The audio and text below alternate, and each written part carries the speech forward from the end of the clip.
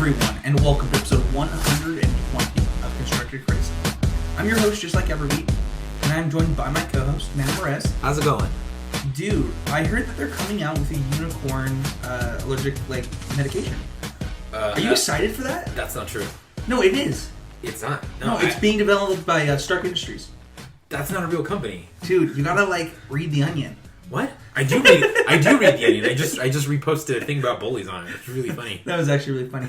We're also joined this week by a guest host again, Casey Bloodworth, former host of the show. What's up, man? Hey, not a lot. How's it going? It's going well. So, for those who don't know, it's set review week. So, we're all sitting upstairs with alcoholic beverages, Jazzed, excited, and inebriated. Yeah, I mean, Manny's already drunk. Not yet. So, for those who don't know, the set review is a little bit more laid back. So, there's no editing that goes into the set review. We're just going to talk about the cards, no editing involved. So, that means that there could be some swearing on this podcast. By could be, it means most likely.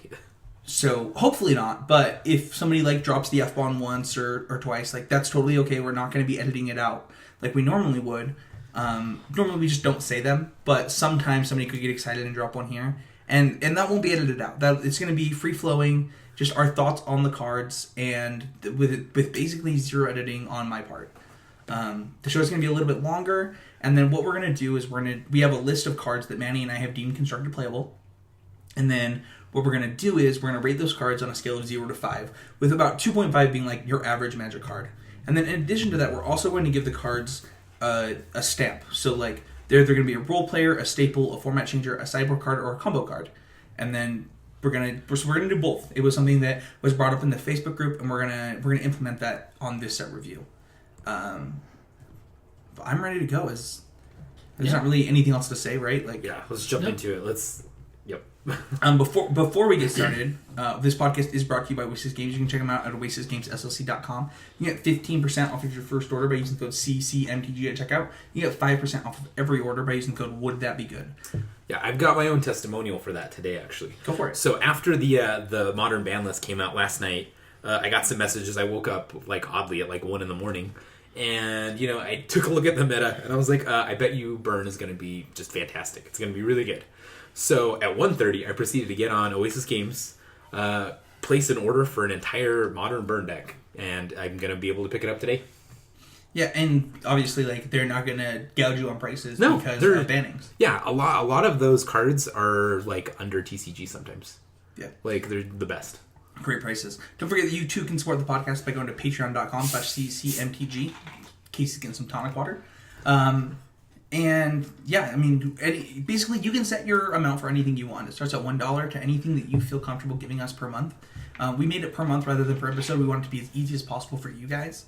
And check it out at patreon.com/ccmtg. Yeah. Also, with that being said, we also, with Patreon money, we are both getting tokens, and we are already upgrading your recording equipment. Yeah, we're getting individual mic stands. We're going to have a real pro setup. Yeah, so I've already ordered part of it with some of the Patreon money from last month. And then with this month, it just came through. We will be buying additional mics, having individual setups, and yeah, it's going to be really exciting. It's all thanks to you guys. Thank you so much for your support. Yeah, and we're going to make this show sound as good as we think the content is. So, and I have a meeting on Tuesday to see rough drafts of tokens. So cool. Yeah, hopefully we can get those out to those patrons who have earned them. So, thank you, everybody. Remember, you can start at $1 a month and go all the way up to, if you win the Powerball, whatever you want. That's true. So, I mean, you could make me quit my job, too. You could quit your job, I could quit my job. Yeah, I mean, everyone gets $40 million, right? I can't believe you tweeted that. What, that? I can't believe you tweeted that everybody would get $4 million. Oh, no, I didn't tweet that. I said, if in a world where everyone would get $40 million, 4 million. It was 4 million. Whatever the number. 4.6 million. Some you tweeted exorbitant. it. No, you tweeted it and you didn't do the math. I didn't do the math because it was stupid to get from the get-go. Right? Just the concept of giving... Manny was upset about the inflation. Yeah. If everyone had $4 million just dropped into their lap, right? Milk would be $100,000. Just everything would be completely out of whack. We'd collapse the world's economy, and, everyone would be beating each other to death over, loaves of bread. It's, the stupidest thing I've ever heard. Well, hopefully, if you win the Powerball, you can kick some this way. You know. It's encouraged. Yeah. We'd kick it to you. Well, no, we wouldn't. Let's not be. Yeah. Don't lie to these people. Yeah. Well, let's get started. So the way this works is Manny and I compiled a list of cards that we believe is constructed playable, and then we're going to rate each of those cards, whether it's on my list or Manny's list or on both lists. We're just going to rate those, and then Casey's going to join in on that. So let's start with Eldrazi Mimic. Why don't you read that card for us, Manny? Alrighty. It's two generic mana to cast. Whenever another colorless creature enters the battlefield under your control, you may change Eldrazi Mimic's base power and toughness to that creature's power and toughness until end of turn, and its original power and toughness is 2/1. Yeah, so I want to give this card role player. Like, I think this card will be a role player in the format. I think that it will see play in this deck. It could. Like, I'm not going to... It's definitely not playable. And so that's my thought on it, and I'm going to give it a 2.5. I think it's, like, totally fine. Like, it could be better than that, though. Like, in the end, I think that it could go up in that kind of value. Yeah, I would give it a 3, just a solid 3. Yeah. And I think, at worst, it's 2 mana of any color for a 2/1. That's not the worst thing in the world. It's not the best. But the fact that you can keep laying on the beats with cards like Matter Reshaper, Thought-Knot Seer, Reality Smasher, if they don't answer that card because they don't think it's worth anything, it could end up being really big for you. Right. It just has a cumulative value in any sort of Eldrazi beatdown deck. Right. Like in a mono red deck, obviously this isn't good. It's not a really good beatdown card in that deck. But in a deck where it's sort of the bottom of your curve, and your curve goes up and up, and your creatures have very high power and toughness, in addition to other abilities, this is just a good guy to fill it out. Like, it's going to apply a lot of damage over the course of the game, and your opponent is going to need to use the removal spells usually to kill your other stuff, the bigger stuff that is big and stays big. In your worst draws with this deck, this card is going to be terrible. It's going to be the worst card in your worst draws, but it's going to be one of the better cards in your good draws. So I think that it's probably about a 3. Yeah, when we were starting the podcast, I kind of compared it to Den Protector, where I'm going to keep this card in against aggro. It's like a 2-drop that blocks their best guy. Yeah, it's doing things. Yeah, and then in other matchups, if you're playing this Eldrazi mid-range deck, can you that curve of 3/2 into 4/4? You're your opponent's man, this 2-mana guy really got out of hand. Yeah, he really got some beats in. It almost does. It's not quite the same type of card, but almost reminds me of Stromkirk Noble, and it's whatever, I don't need to worry about this. Oh, now it's a 4/4? Now it's a 5/5? Why? Sure. I mean, Foundry Seat Denizen is another one that's it's why am I taking so much damage from this stupid idiot? So, this card's interesting, and I think that it could see play. So next card we have on Manny's list and not mine. This is Endbringer. It's a colorless and 5 for a 5/5 creature Eldrazi. Untap it at the beginning of each player's untap step, or during each player's untap step. Sorry about that. And then it's tapped. You can tap it to deal 1 damage to target creature player. Tap it colorless, and it to that target creature can't attack or block this turn. And then pay colorless, and tap it to draw a card. So I didn't have this on my list as much as I wanted to because I love Staff of Nin, but this card is not Staff of Nin. So the reason I put it on my list is because I think it would be a very good EDH card. I think that's a card that you would not mind seeing. That's always going to be very helpful.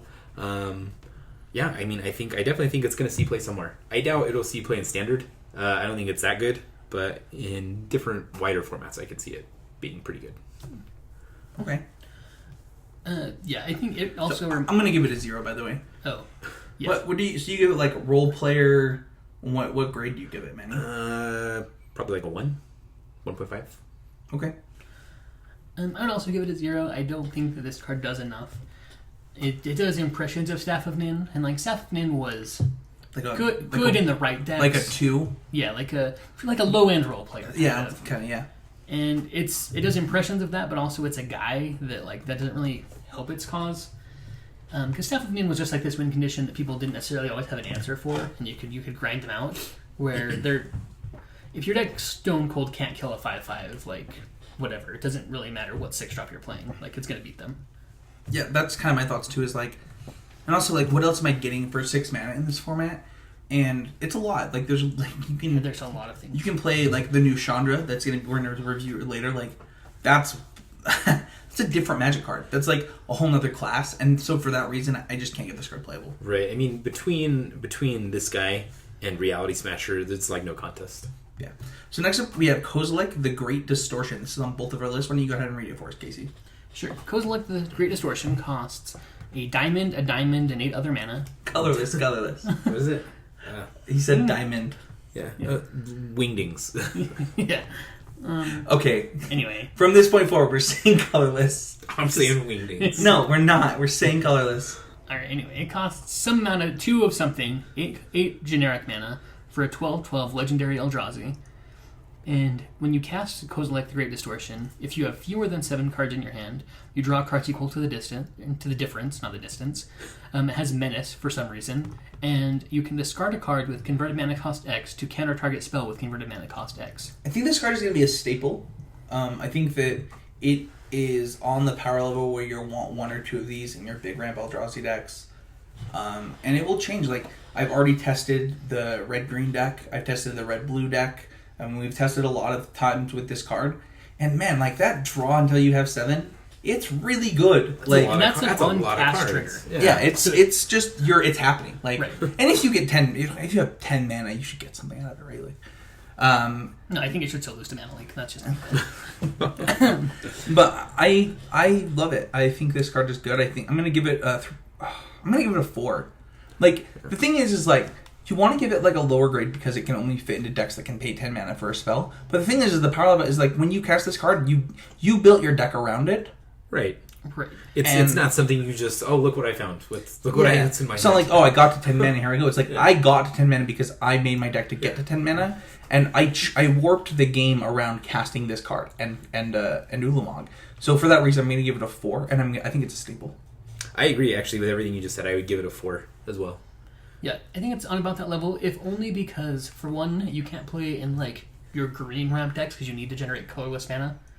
You're not casting this off of, like, a bunch of Birds of Paradise and stuff. The thing is like, all of the ramp decks right now in Standard all play, like, both Kozilek's... the 2 colorless lands. Right, well, the Shrine of the Forsaken Gods. And the addition of Waste being a basic, you're going to be able to get to...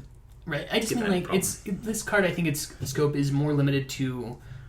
In Standard, it's fine. In Modern, like, it's linked into either Tron or, like, the Eldrazi decks. Mm-hmm. Because most of your value you're getting off of this card is on its cast trigger, you're not playing this in Show and Tell, Reanimator, Tooth and Nail, any sort of that type of combo deck. So as far as, like, big fatties go, its limit is somewhat more... Its scope of power is more limited to ramp decks rather than combo decks. So that is limited a little bit, which makes it a 4 instead of a 5. But man, that card is powerful. Sure. Because like you could like a 5 would be like a multi-format all-star, and that's just not what this card is. I see what you're saying now. Like if I could show it, like if it was an enter the battlefield, draw 7 cards, instead of when you cast it, this would be like one of the better show and tell targets, or one of the better reanimator targets. Sure, yeah. But it's not that. So it's not quite on that level to me. Right. But It's rewarding more of your like fair style of play. Right. But in your ramp decks, I think this might be the best Eldrazi. Wow. Okay. Awesome. Well, let's move on to the next card, which is Matter Reshaper. This card, it's pretty sweet. It's one of mine and Manny's favorite cards in the set. Manny, why don't you go ahead and read it? Bonkers. Okay, so Matter Reshaper is 2 generic mana and 1 colorless. It's an Eldrazi. When Matter Reshaper dies, reveal the top card of your library. You may put that card onto the battlefield if it's a permanent card with converted mana cost 3 or less. Otherwise, put that card into your hand. I think this card is 100% a staple. It Yeah. might even be... Oh, yeah. I'm tempted to put this card under, like, format changer. Like, this and some of the other Eldrazi in this format are legitimately, in this set, I should say, are legitimately that good. I'm going to give it a 4.5. I could see outside of Standard play. Like, I think it's that good. And it definitely will change the Standard format. So I'll give it both format changer and I'll give it a 4.5. Yeah, I would probably give it a 4. I mean, it's not the most busted thing you've ever done, but it's still incredibly powerful. You're paying 3 mana for a 3/2, and I mean, you either get a card in your hand or put one on the battlefield. I mean, that's what formats like Modern are all about, right? Really, really great cards. Electrolyze, Remand. All of these are cards that put you in a very good place in the long run. I think it's really great. I think it's very possible that it might see Modern play, but regardless, I definitely think it's going to make a big splash in Standard. I would be actually somewhat surprised if it so much play in Modern because it does have the colorless requirement. The decks that can play it are decks that can generate colorless mana, which usually have bigger fish to fry than a 3/2 for 3. It's either going to be Tron, which can only cast this on turn 3 when it can also cast Karn. So or the Eldrazi decks, which by the time they're casting this can also be casting 5 or 6 drops also. So it might not be. I would not be surprised if Reality Smasher, Mana Reshaper, and Thought-Knot Seer were good enough to make a new style of like a mid-range green-black rock deck that played like colorless lands in addition and like played like very low requirement black and green cards and then like just kind of change the Modern format a little bit is kind of what I'm seeing. I haven't tested this deck. I have no idea if that's like could happen, but I would not be surprised. I didn't give it a 5 because I don't think it will be a multi-format all-star, but it could be. I think that it could. It is good enough. It is like Kitchen Finks like power level in my opinion. Sure. Yeah. And so to that end, Kitchen Finks is sometimes a main deck card, but often a sideboard card. So it could be on that sort of range where you want to like board it in against other grindy decks. That could be, but then like it does have that high deck building cost.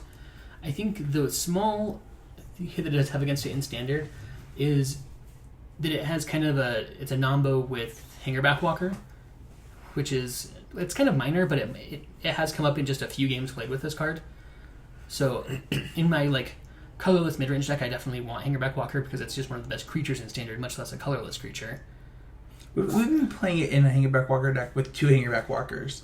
We haven't hit it yet, but like the percentage is so low. It's pretty low, but I played it in a 4 Hangerback Walker deck. I can see how that could be a problem. And it did come up. It came up only once, but it felt so bad. Sure.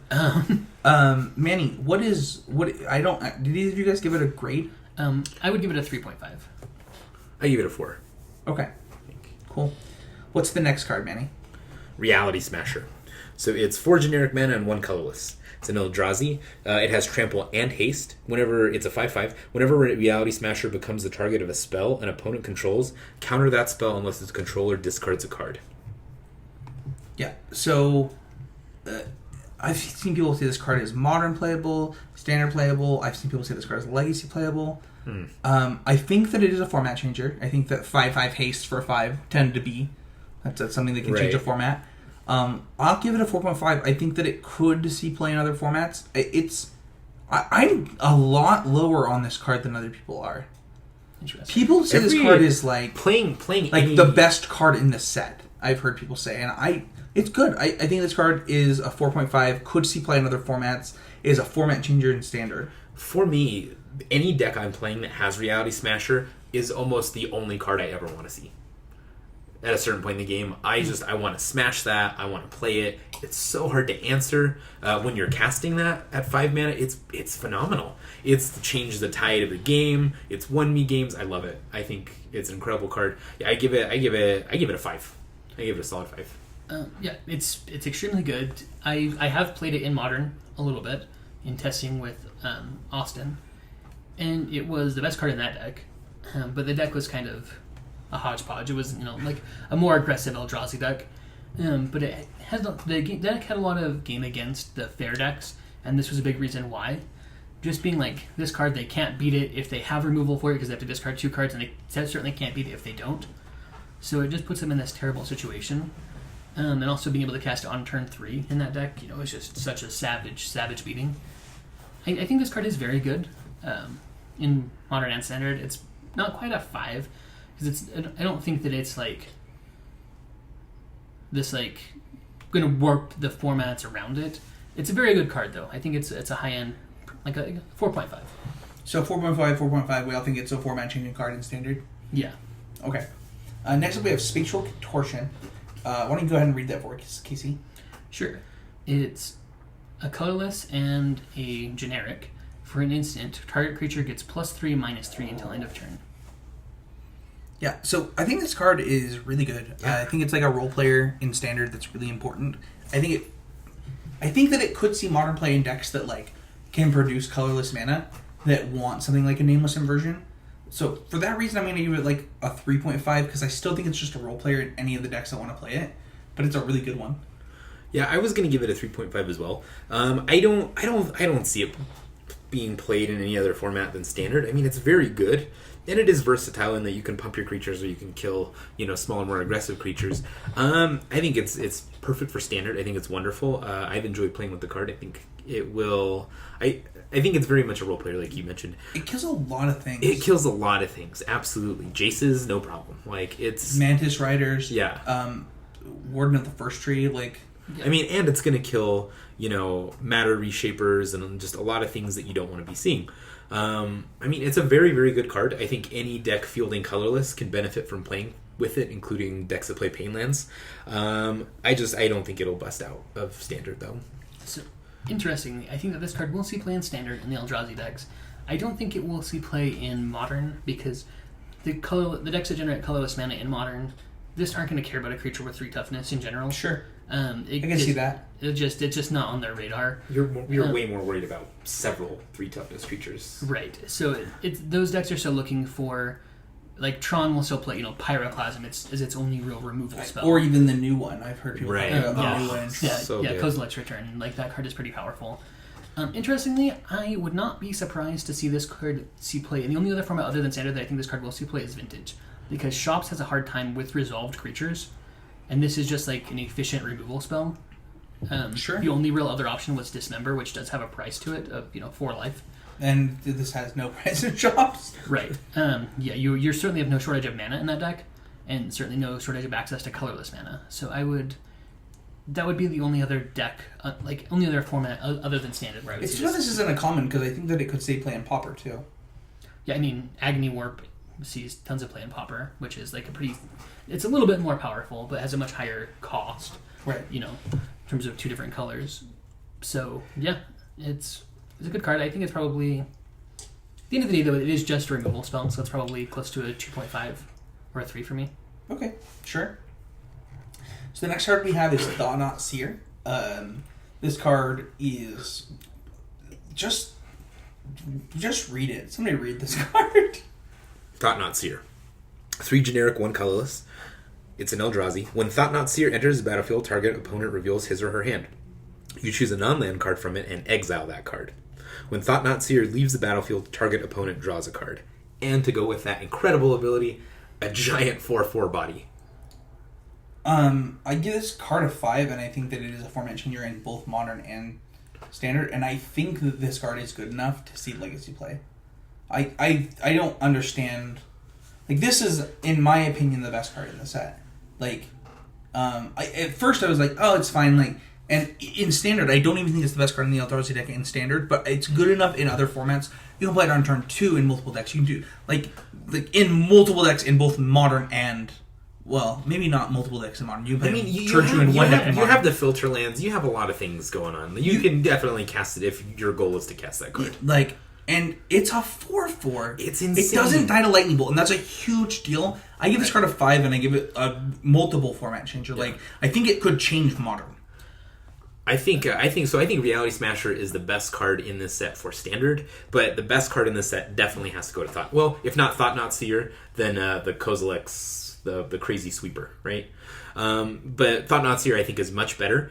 It's so amazing. You're getting a chance to play something close to Vendilion Click that is in much some formats, sturdier. and like this is what I've been telling people. Like in some board states and in some decks, this is a way better than Vendilion. Yeah, absolutely. There are decks that have a hard time killing this card. Like imagine playing this card against Jund in Modern. Yeah. It's like the only thing that they have for this is basically Termagwave. And I was thinking about this. If you're Terminate. If you're playing some number of Terminates. Did you that? But those are so stretched when you're playing a deck that wants this card, right? That like Terminates are like. There's not enough. You want to play. They're the golden boy of your deck at this point. It's really hard to find a way to like gain enough access to them. Even things like Path to Exile, which I believe after the banning has gone up in value. Like, I'm gonna path this guy. Like, what happens when they play something else? Right. And this card is interesting in that it doesn't not dying to Lightning Bolt or Abrupt Decay makes it basically hexproof.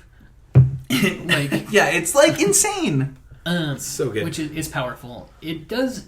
If this card does see play in Modern, it changes the scape of removal a lot that people play. They have to. They have to play Dismember. They have to change what they're doing. They have to play different styles of cards that interact with this, and that's already going to happen. Things are already going to change because of the banning of Splinter Twin, or like your removal package needs to change anyway. You need things like Path to Exile because creatures are going to get bigger, and you're going to need like efficient and like against the decks that you want Path to Exile.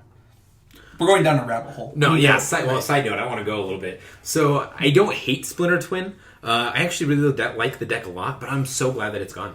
I mean, I'm so glad that Splinter Twin is gone anyway, not the deck. It's interesting. I thought that because of the power level of cards in this set, that multiples of them could see Modern play. Oh, I think so. I thought that they were going to unban cards to match the power level of this. Like, I think everybody did. Yeah, that's what I thought was going to happen. And like, Thought here is one of the reasons that I felt that way, and for that reason, I'll give it a 5. Yeah. Getting back on track, I will also give it a 5. It's incredible. It's going to be a multi-format all-star, I believe.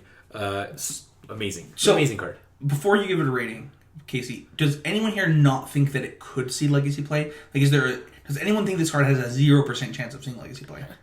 Not 0. I would probably less than 10 though. Oh yeah, it's a low chance. I would put it around 10. Okay, like there could be some deck that wants this card. There's a lot of other things I'd rather be doing than casting a Thought-Knot Seer in Legacy.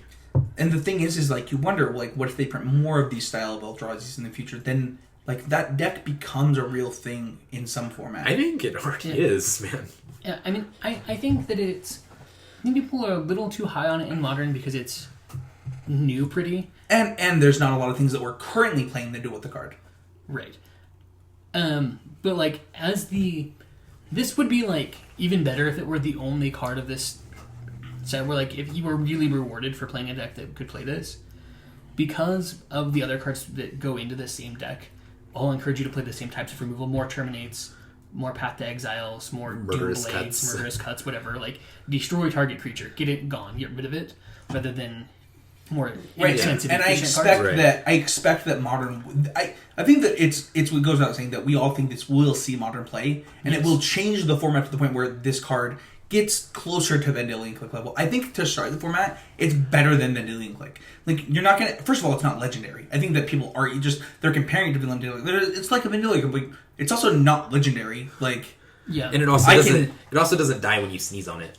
So it has a couple of things. I think it has a similar text box as Vendilion Click, which warrants the comparison. But I think the way the card plays is so much different. Yeah, that's how I felt playing it too. I actually felt like it was better. Well, and you have like the being able to exile target cards like the old Eldrazi. There's no longer a problem with them going in the graveyard and back in the deck. Pretty big deal, which could be a big thing in Legacy. It's funny, you actually have like a very different opinion of me. Like, in playing this card, I every time I've cast it, I've been like, that was better than Vendilion Click. And the thing is like, the downside of it, sometimes being able to miss, where Vendilion Click, you can also choose to miss, you can, like, you have more options, has never come up. Yeah. Like, it will come up. That's what part of the inherent disadvantage of the card. The way that this card is played to me a lot in Modern, in my testing that I've done with it, which is not a lot, but just a little bit, is that it usually dies in response to the trigger, and then you get the best card out of their hand, because they don't oftentimes have more than one removal spell in hand that can kill it, so they have to cash that in right away with the trigger on the stack. So it does play in a powerful way in that regard, but Vendilion Click, like, honestly, it's like 75% 3-1 flash flying and 25% this effect, where this card is relying more on this part of its effect to make it playable. Like, 4/4 is good, but, like, whatever. So I have and it could be just our different play style, because, like, for me, it's like, this is a 4/4. Like, this is bigger than almost every card played in Legacy. Like, this is bigger than every card played in Modern, except for Tarmogoyf and Tassiger. Yeah, I was going to say, in those formats, it is competing with things like Tassiger and But Tarmogoyf. it's not competing. Right? No, not competing, but I mean, the kind of decks you're going to play against are going to play those. No, that's the thing, is, like, that's such a small fraction of the field. People look at this card, they're like, oh man, it just, like, dies to a Tarmogoyf block. But it's like, you don't play against Tarmogoyf every round, and, like, the decks that don't play Tarmogoyf can't block this card. No. They can't. They have to path it. They have to terminate it. They only have 2 Chasters. They only have 2 Gurmag Anglers. You have 4 of this card. You can just take their Tassiger. Yeah. I don't know. This card is pretty tough to rate for me in Modern, because the Modern format of today is... Not the Modern format of tomorrow. Yeah. Literally, we just got the ban list. Literally. Yeah. I was going to say the Modern format of yesterday. Or the Modern format of 8 hours ago. You know, we're in a whole new world right now, or 12 hours ago, I guess. 16 hours, whatever. Time is, relative.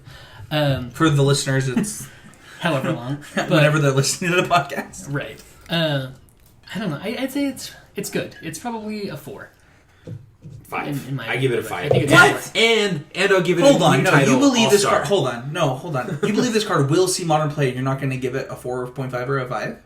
Hey, don't bully him. He's got an opinion. Having played the card in Modern, it doesn't play as powerful as it reads to me. Well, and so, like, by turn 4, a lot of powerful things are happening. But too. I was How also- many decks did you play against with the card? Well, I was not playing the card. I was playing against the card. Okay, how many decks did you play against with the card? 2. One of them is not a deck anymore. And the other one was Affinity. One of them's Splinter Twin, one of them's Affinity. Which, like, whatever to both. So it could, like, and I think that... I mean, Affinity doesn't care about this card at all. Not 0%. Yeah. And I think It's that... by turn 4, you don't have a hand. Right. Interesting. Like, I don't know. It's so hard to evaluate because I think that this card, like, if you can get something out of Tron, because their deck is mostly air, so like if you can take a Haymaker out of their hand, That's one of the things is like... that's powerful. And not even just Tron, like, the fact that you can play this card turn 2. And, like, I was thinking, somebody should do the numbers on that. Like, how often do you have two of your 8 lands within the first 2 turns? And there's actually a program that I'm sure that we will run for that for Pro Tour testing. Yeah, I have it. I can probably do the math later today. Yeah, but it's some number of the time that's greater than, like... And that's the thing is, this is a 4/4 that you can play on turn 2 that interacts with your opponent. And the thing is like, the other cards that you can do that are like that are of that power and toughness scale, are Tassiger and Tarmogoyf for the ones that we go to automatically, right? Right. And they present a clock to your opponent, right? They do something that they're like, okay, I really need to answer this card. This presents the same clock, but also can take the answer out of their hand if they're tapped out at all. Let's slow it down a little bit, though. Casting this on turn 2 is like magical fairy world, right? It's not. That's my point. I mean, it doesn't happen every time. If you're expecting to cast this turn 2 Hold on, every no, game... it happens more than you think it would. That's No, my I understand point. My whole that. point and why I love this card is because it does happen more than people think it would. They think that it's magical. They think it's magical Christmas time to cast the card on turn 2, and it's not. Like, So that's a reasonable draw for those decks. But it's not Kinda, reasonable to but expect that every, like... you have to remember- every You're opener. not expecting it. Okay. You have to remember though that yes, you say there's 8 lands, you only need 2 of them, but you can't have 2 Ayabugans, right? You can have 2 temples or a temple and an eye, but you can't have 2 eyes. That's true. Right. So that is kind of a drawback in that regard. So it's going to be less common than... I'm going to say it'll probably happen for you... If I were going to guess, I'd say maybe 10% of the time. It's probably less than that. I can... Hold on. We don't need to look at Yeah, it. it's fine. Okay. So we've talked... you're giving it a 4. Yeah. I'm giving it a 5. You're giving it a 5. Yeah, absolutely. I think that this card could see Vintage, Legacy, Modern, and Standard play. I will give it a 5. What's up next? Warping Whale. All right. 1 colorless, 1 generic mana. It's an instant. Neither of us had this on our list. Something is wrong with your list. We both missed it, yeah. No, there's something. You did something wrong. Yeah, maybe. Or we both missed it. Anyway, Warping Whale. We didn't both miss it. I know it was on my list. I copy and pasted it. I'm going to pull up my list right now. Okay, moving on. So, Warping Whale. Choose 1. Exile target creature with power or toughness 1 or less. Counter target sorcery spell.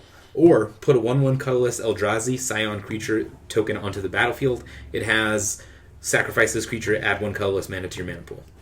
So, I mean, multi-formats, right? Like, this has to see Modern play. This is so good. If you were playing Affinity, you no longer are worried about rats. It's not a thing that's going to happen to you.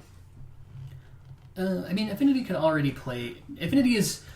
It's a artifact deck, but it's actually a 5-color deck, right? Like, you have, tons of... You have access to colors of mana. But so I mean, that's no issue. But this card You already had is so negate. versatile, right? You This would card rather actually play went this. down a lot for me with the betting. Yeah, I actually think that I was impressed that you guys were able to take it off of your list since the ban list came out, because I think this card is not playable without Splinter Twin in the format.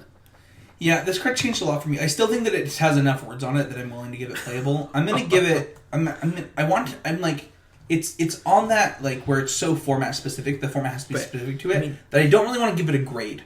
Like, if the format is right for this card, it will see play. It doesn't matter if it's Legacy, Modern, like, any format, if the format is right for this card, could play it. It's a charm. Exactly. It's a charm. Right, like, but I mean, we've with speculation on a lot of Kiki core decks coming into the fold. Why would you... That doesn't matter. It does. I think it this does does. nothing to any card in that deck. It exiles the creatures that they're wanting to do things with. What are you talking about? No, it doesn't. It wants to do like Restoration Angel. 3/4 or their No, 3/2. not those ones. The early ones. Sure.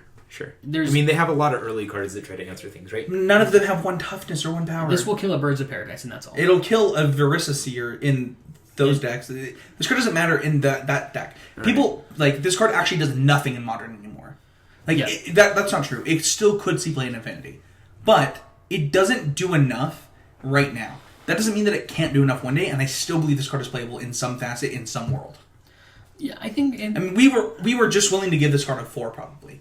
Like, Oh, wow. a day ago. Right. I thought that it was a 2 a day ago. Less than I think 13 it's less than hours that ago. now. Yeah. No, I thought this card was like the third best card in the set a day ago. And I still think that in certain worlds, it's that good. I think that like it turned one of the most lopsided matchups in the history of Magic into slightly less lopsided.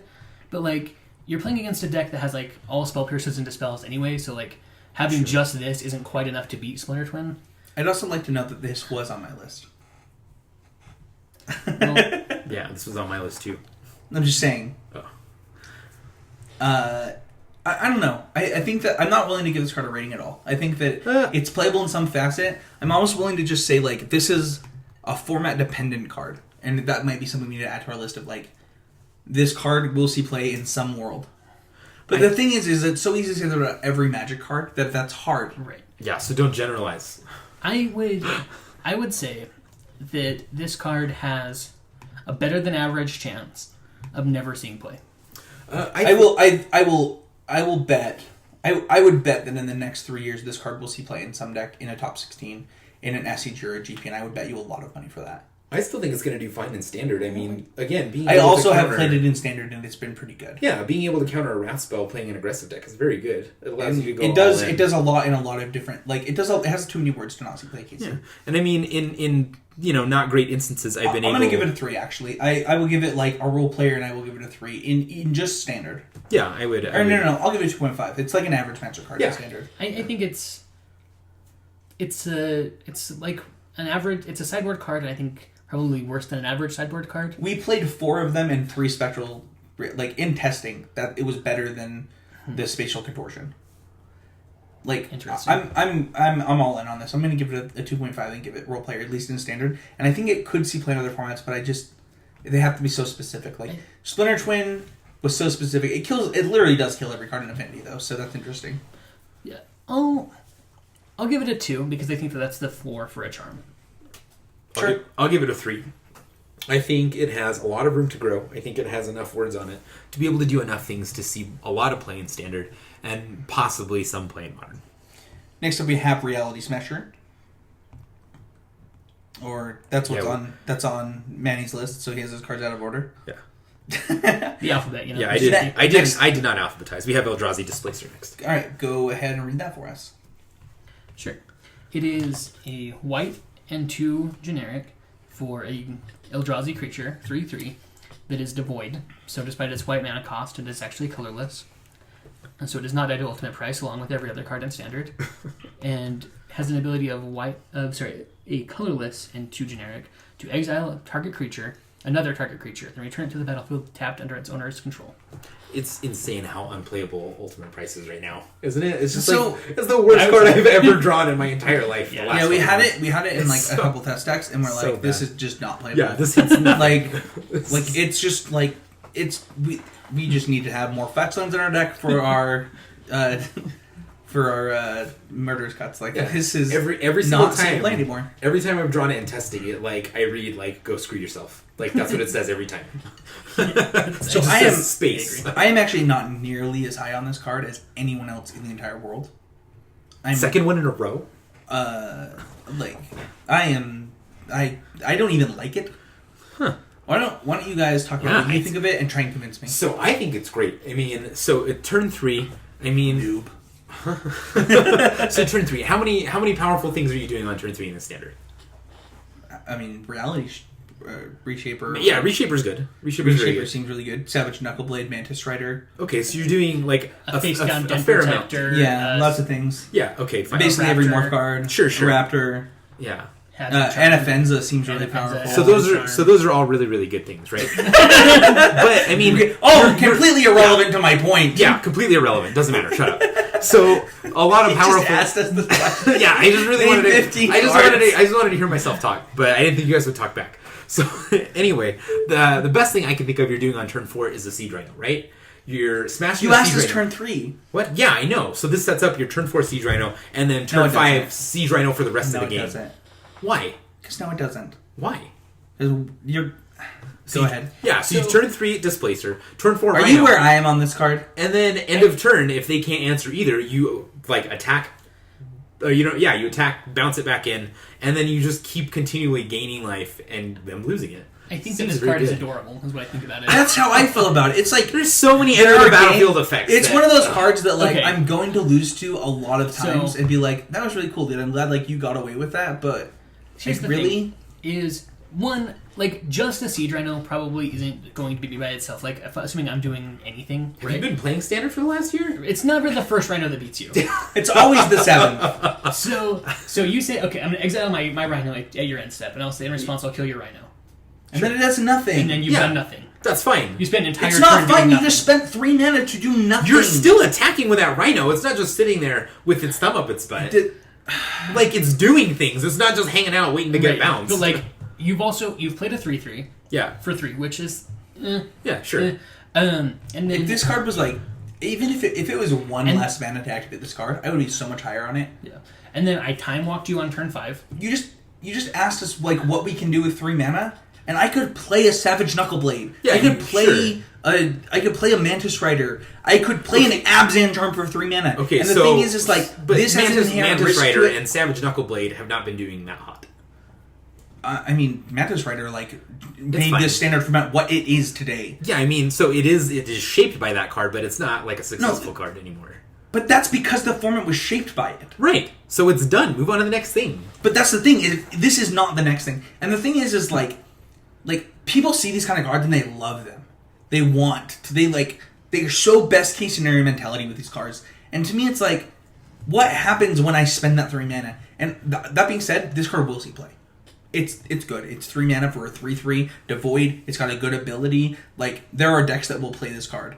But I think there's a lot of decks building your deck around this card is insane to me. So I don't think successful decks will do that. I think successful decks will they're add it into the synergy of what they're doing. That's not true. People, you have already commented on people's decks inside of our testing group that are about building their deck around this card, playing more Ringmay Rocks, playing more Siege Rhinos, playing Me? things. Yeah, everybody in our group is high on this card, and it's fine. It's totally fine. It's a 3 mana 3/3 with an upside. That's great. This card will see standard play. I'm just I'm already sick of people talking about how they're going to get people with their Siege Rhinos and all this kind of stuff. It's not going to happen as often as you think. 3 mana is a lot of mana. I can play the best card in standard Abzan Charm for that exact same mana cost. I think firing off Also, I can kill this card with Abzan Charm. Sure, but I think firing off one time on Wingmate sounds pretty hot. Sounds good. You have to fire Yeah, I get it. I get it. I don't know. I like it. I like saucy. I like the games. idea The games where this is going to work are games you are already going to win. So, sure. Exactly. This card, it kind of does impressions of Restoration Angel, but Restoration Angel was surprise, right? Okay, do I spend my life playing around Restoration Angel or do I kill the Thragtusk? Kill the Thragtusk. Okay, I lose. That's on me. Or but if you don't, it's not that, right? Because it's on board. You're not going to lose to the on-board trick as much as you're going to lose to the flash creature. It's just not going to happen. Casey, is this I'm the in green no version way. of Asphodel for us in the stat? Because we're not going to give it a 0, so obviously it's not that. Yeah, it's not that. I'm not going to pick this hill to die on.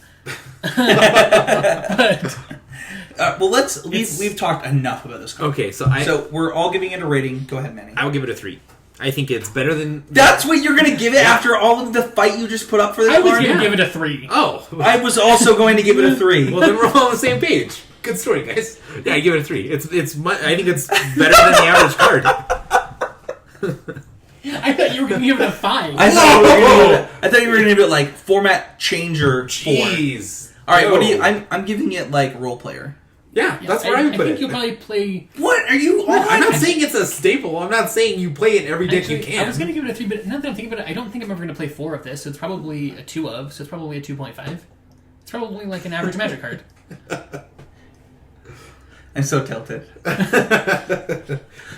Manny Merez, I hate you. That's okay. Moving on. We're on the road again. So wait, hold on. Yeah. We need to give it. What style of card is this? Role player. Role player. Role player. Okay, go on. Immolating Glare. This one costs a white and a generic. For an instant, destroy target attacking creature. Super good, super relevant, great sideboard card. So Possibly main. Right? this is one of those few formats where like people are saying, "Oh, it doesn't kill Jace," but like you have other cards. Like you already build your deck to kill Jace. You already kill Jace. You have, like- I want to move back a second though, because Okay. I want to be very clear that none of us put, and I don't believe Casey would have put Call of the Gatewatch on their list. Oh no, I would. No. I would like to give that card a 0, even though it's not on the list. I could see it finding play if we get more powerful planeswalkers and there's some There kind of super is friends. some deck that could play this card, but yeah. I'm not willing to talk about those decks. No. Because it's a very They don't niche exist. scenario. Well, yeah, they don't exist. My right? thoughts are they're that far from it. Planeswalkers are powerful, but they're usually blunt instruments. They don't lend themselves well to a toolbox strategy, which is where you would want tutors. I'm not going to play 2 Gideons, 2 Nisses, and 4 of these. I'm going to That's play like 4 when do Gideons, you 4 like Nisses. you're paying 3 extra mana for your planeswalker is what you're doing, and there's just not planeswalkers you want to do that with. No. Maybe in like blue-white Tron you could play one of these as like your 5th Karn, but that would I seem still- weird to me. So Yeah, for I that still reason, like it. Yeah. Not super relevant, but that deck doesn't even usually play Karn. Like, there you go. it's more of like a Platinum Angel of nonsense deck. So Immolating Glare, I think kills almost all relevant creatures. Yeah. because all the relevant creatures in standard attack, and people are like it doesn't kill Jace, so that's creature in standard. I'm like it's not really a creature. Like Yeah. we use creature removal on it, It's but like let's be clear here. it's a really we're incredible- we're just like trying to get lucky, and like there are times where they if a smart Jace player plays, they like play it when they know you don't have removal. Yeah. They're like play this, and you're like I lose this game. Yeah. The first So- one is a lamb to the slaughter. The second one beats you. Right. That's Yep. usually the way it That's works. how I And play it. for that reason, I think this is like, man, is it like could this be the best 2-mana removal spell? And could it make like blue-white control decks playable? I don't know. We played it in Esper control. It's been really good. I think that this card is a 3. I think it's like one of the best removal spells in this standard format. For the reason I'm willing to give it above a 2.5 or a 2. And it's 2 mana. We just don't get that anymore. And like, there's not a ton of cards that are just activating abilities that aren't attacking. And like, people are like, "Oh, you just play around Immolating Glare." It's like, no, How do you you play can't around play attacking, around. right? You can't really play around that. Just like you used to play around Azorius Charm, right? By losing. Yeah, it doesn't make sense. It doesn't work, and it just kills it dead. So I'll give it a 3. And I think I'm still gonna give it role player though. Like I don't think it changes the format. Maybe it's a staple. It could become a staple. I don't know that it's ever a 4 of. I think it like 3 of 2 of range is close to where it is. That's what I would think. I would think 2, maybe 3 the most, but I think a solid 2. I definitely think it's a staple in that regard. I mean, almost any deck. That could be true. Like it's a removal spell you're gonna It's play. very most of your good. decks. I'll give it a staple. Someone wants to hurt you, and you're gonna stop it. Yeah, I think that it will be a staple. I think that it will not see much play until this coming rotation when Wingmate Rock rotates, because as of right now, I really want to be killing creatures before they attack, not after they attack. But I mean, this also takes a niche against highly aggressive decks too, right? Yeah, I still think you'll be playing 2 of them in most of your decks. I think that's a great point to why that's Why you the want same reason more. why I don't want more than 2 or 3. Right. But if you think about it, like there are decks that you want this against, and the thing is it competing with things like Stasis Snare and what's the other one called? Silk Wrap. Silk Wrap. Like, and the thing is like Valorous Stance. Valorous Stance. I think Valorous Stance has pretty much just gone from the format right now. I don't think so. I think that card is very good. I think that you could look at the top 16s of the last like 12 events, not that many, but like 4 events, and you would see 0. Sure, I mean it's gone right now, but I think it's going to come back. I just said, quote, I think it's gone right now, and you said I don't think it is. Oh, okay. I thought you meant like it's gone right now in relation to the set that's currently being released. Right. I think the Valorous Stance will see a resurgence due to cards like Reality Smasher and Thought-Knot Seer. Like That could be true. efficient I removal. mean, this could be competing against different things. I think this card is also very good against Reality Smasher, the same way that Valorous Stance is. I think that I'm going to stick with my 3, and I think I'll go with Manny on 2. Like, I mean, we can't just base everything upon right now, right? This card is good enough where it could be a format staple. Yeah. I think that it's relative to, one, how good blue-white control is, because usually if in your Esper decks, I would hope you'll have a better removal spell than this, otherwise why are you playing Esper? So it's relative to how good blue-white is. I mean, they're kind of getting crapped on with Ruinous Path, so Yeah. you take what you can get. Yeah, that's not untrue. So it's kind of, it's relative to that. It's also relative to how good that type of deck is in general and what other removal spells are printed. So it's probably kind of a role player. It could be a staple of the format, but it's really format dependent. I think it won't be good now. It'll depend on what's printed in Shadows over Innistrad, what those creatures look like. So it's probably like a 2.5 range to me. Manny? I'd say I give it a 3-5. I'm very confident. Whoa! I'm very confident this card is going to see quite a bit of play in Standard only. I don't think it's going to see play in any other format, obviously. But I think once it gets going, I think it's going to be very good. So, like, you think it's like a full grade above an average Magic card? Yeah. Oh, yeah. Oh, wow. I mean, I would say that it's like only a little bit better. So in a format where we're used to having like really bad removal and just, very expensive and a lot of conditions need to be met, a 2 removal. This is still conditional removal. It is, but it's not as much as conditional removal as it used to be, as creatures attack way more often now. Right. I'm not thinking of a game I'm losing where I'm not being attacked. It's very rare. Okay. What's up next? Next up we have Linvala. Next up we have Isolation Zone. Manny has... Oh, no. I changed my mind a bunch before of the podcast. 5s and smiles and hearts written around it. I don't know. No, that card is... I don't think it's playable.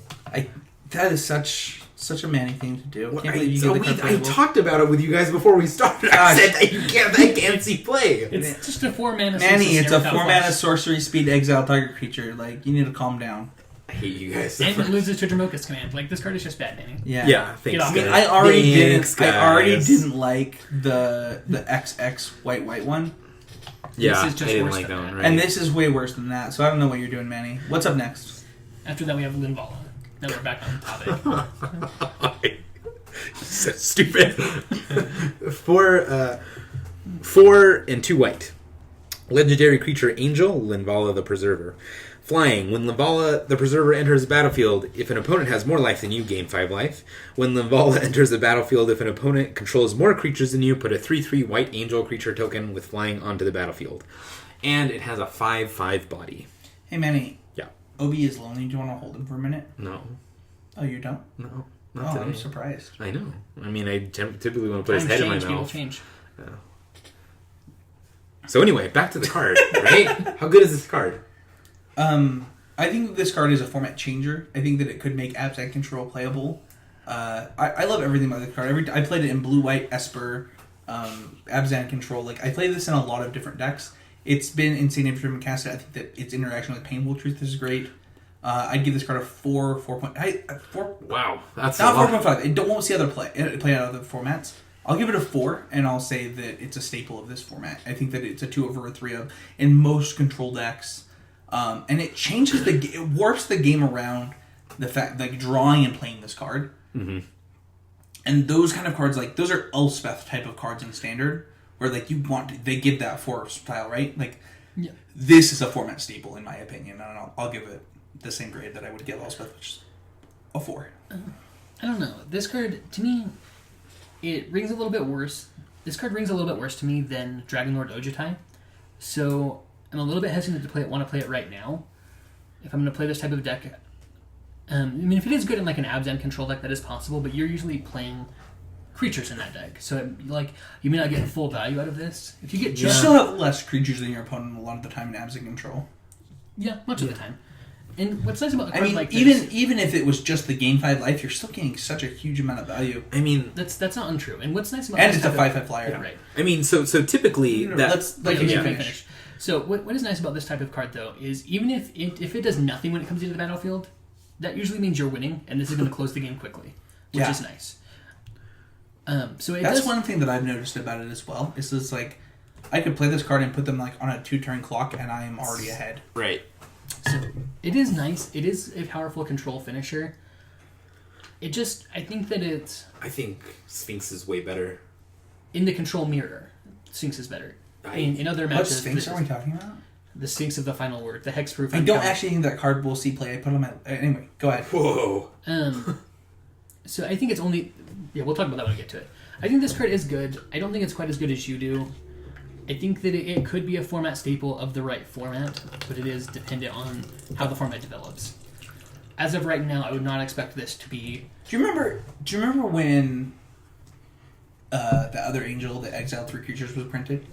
Angel of Serenity. Yeah, and like, for me it was like, this card is clunky, this card is weird, and that's how I felt about Linvala reading her. But then I remembered, like, what happened?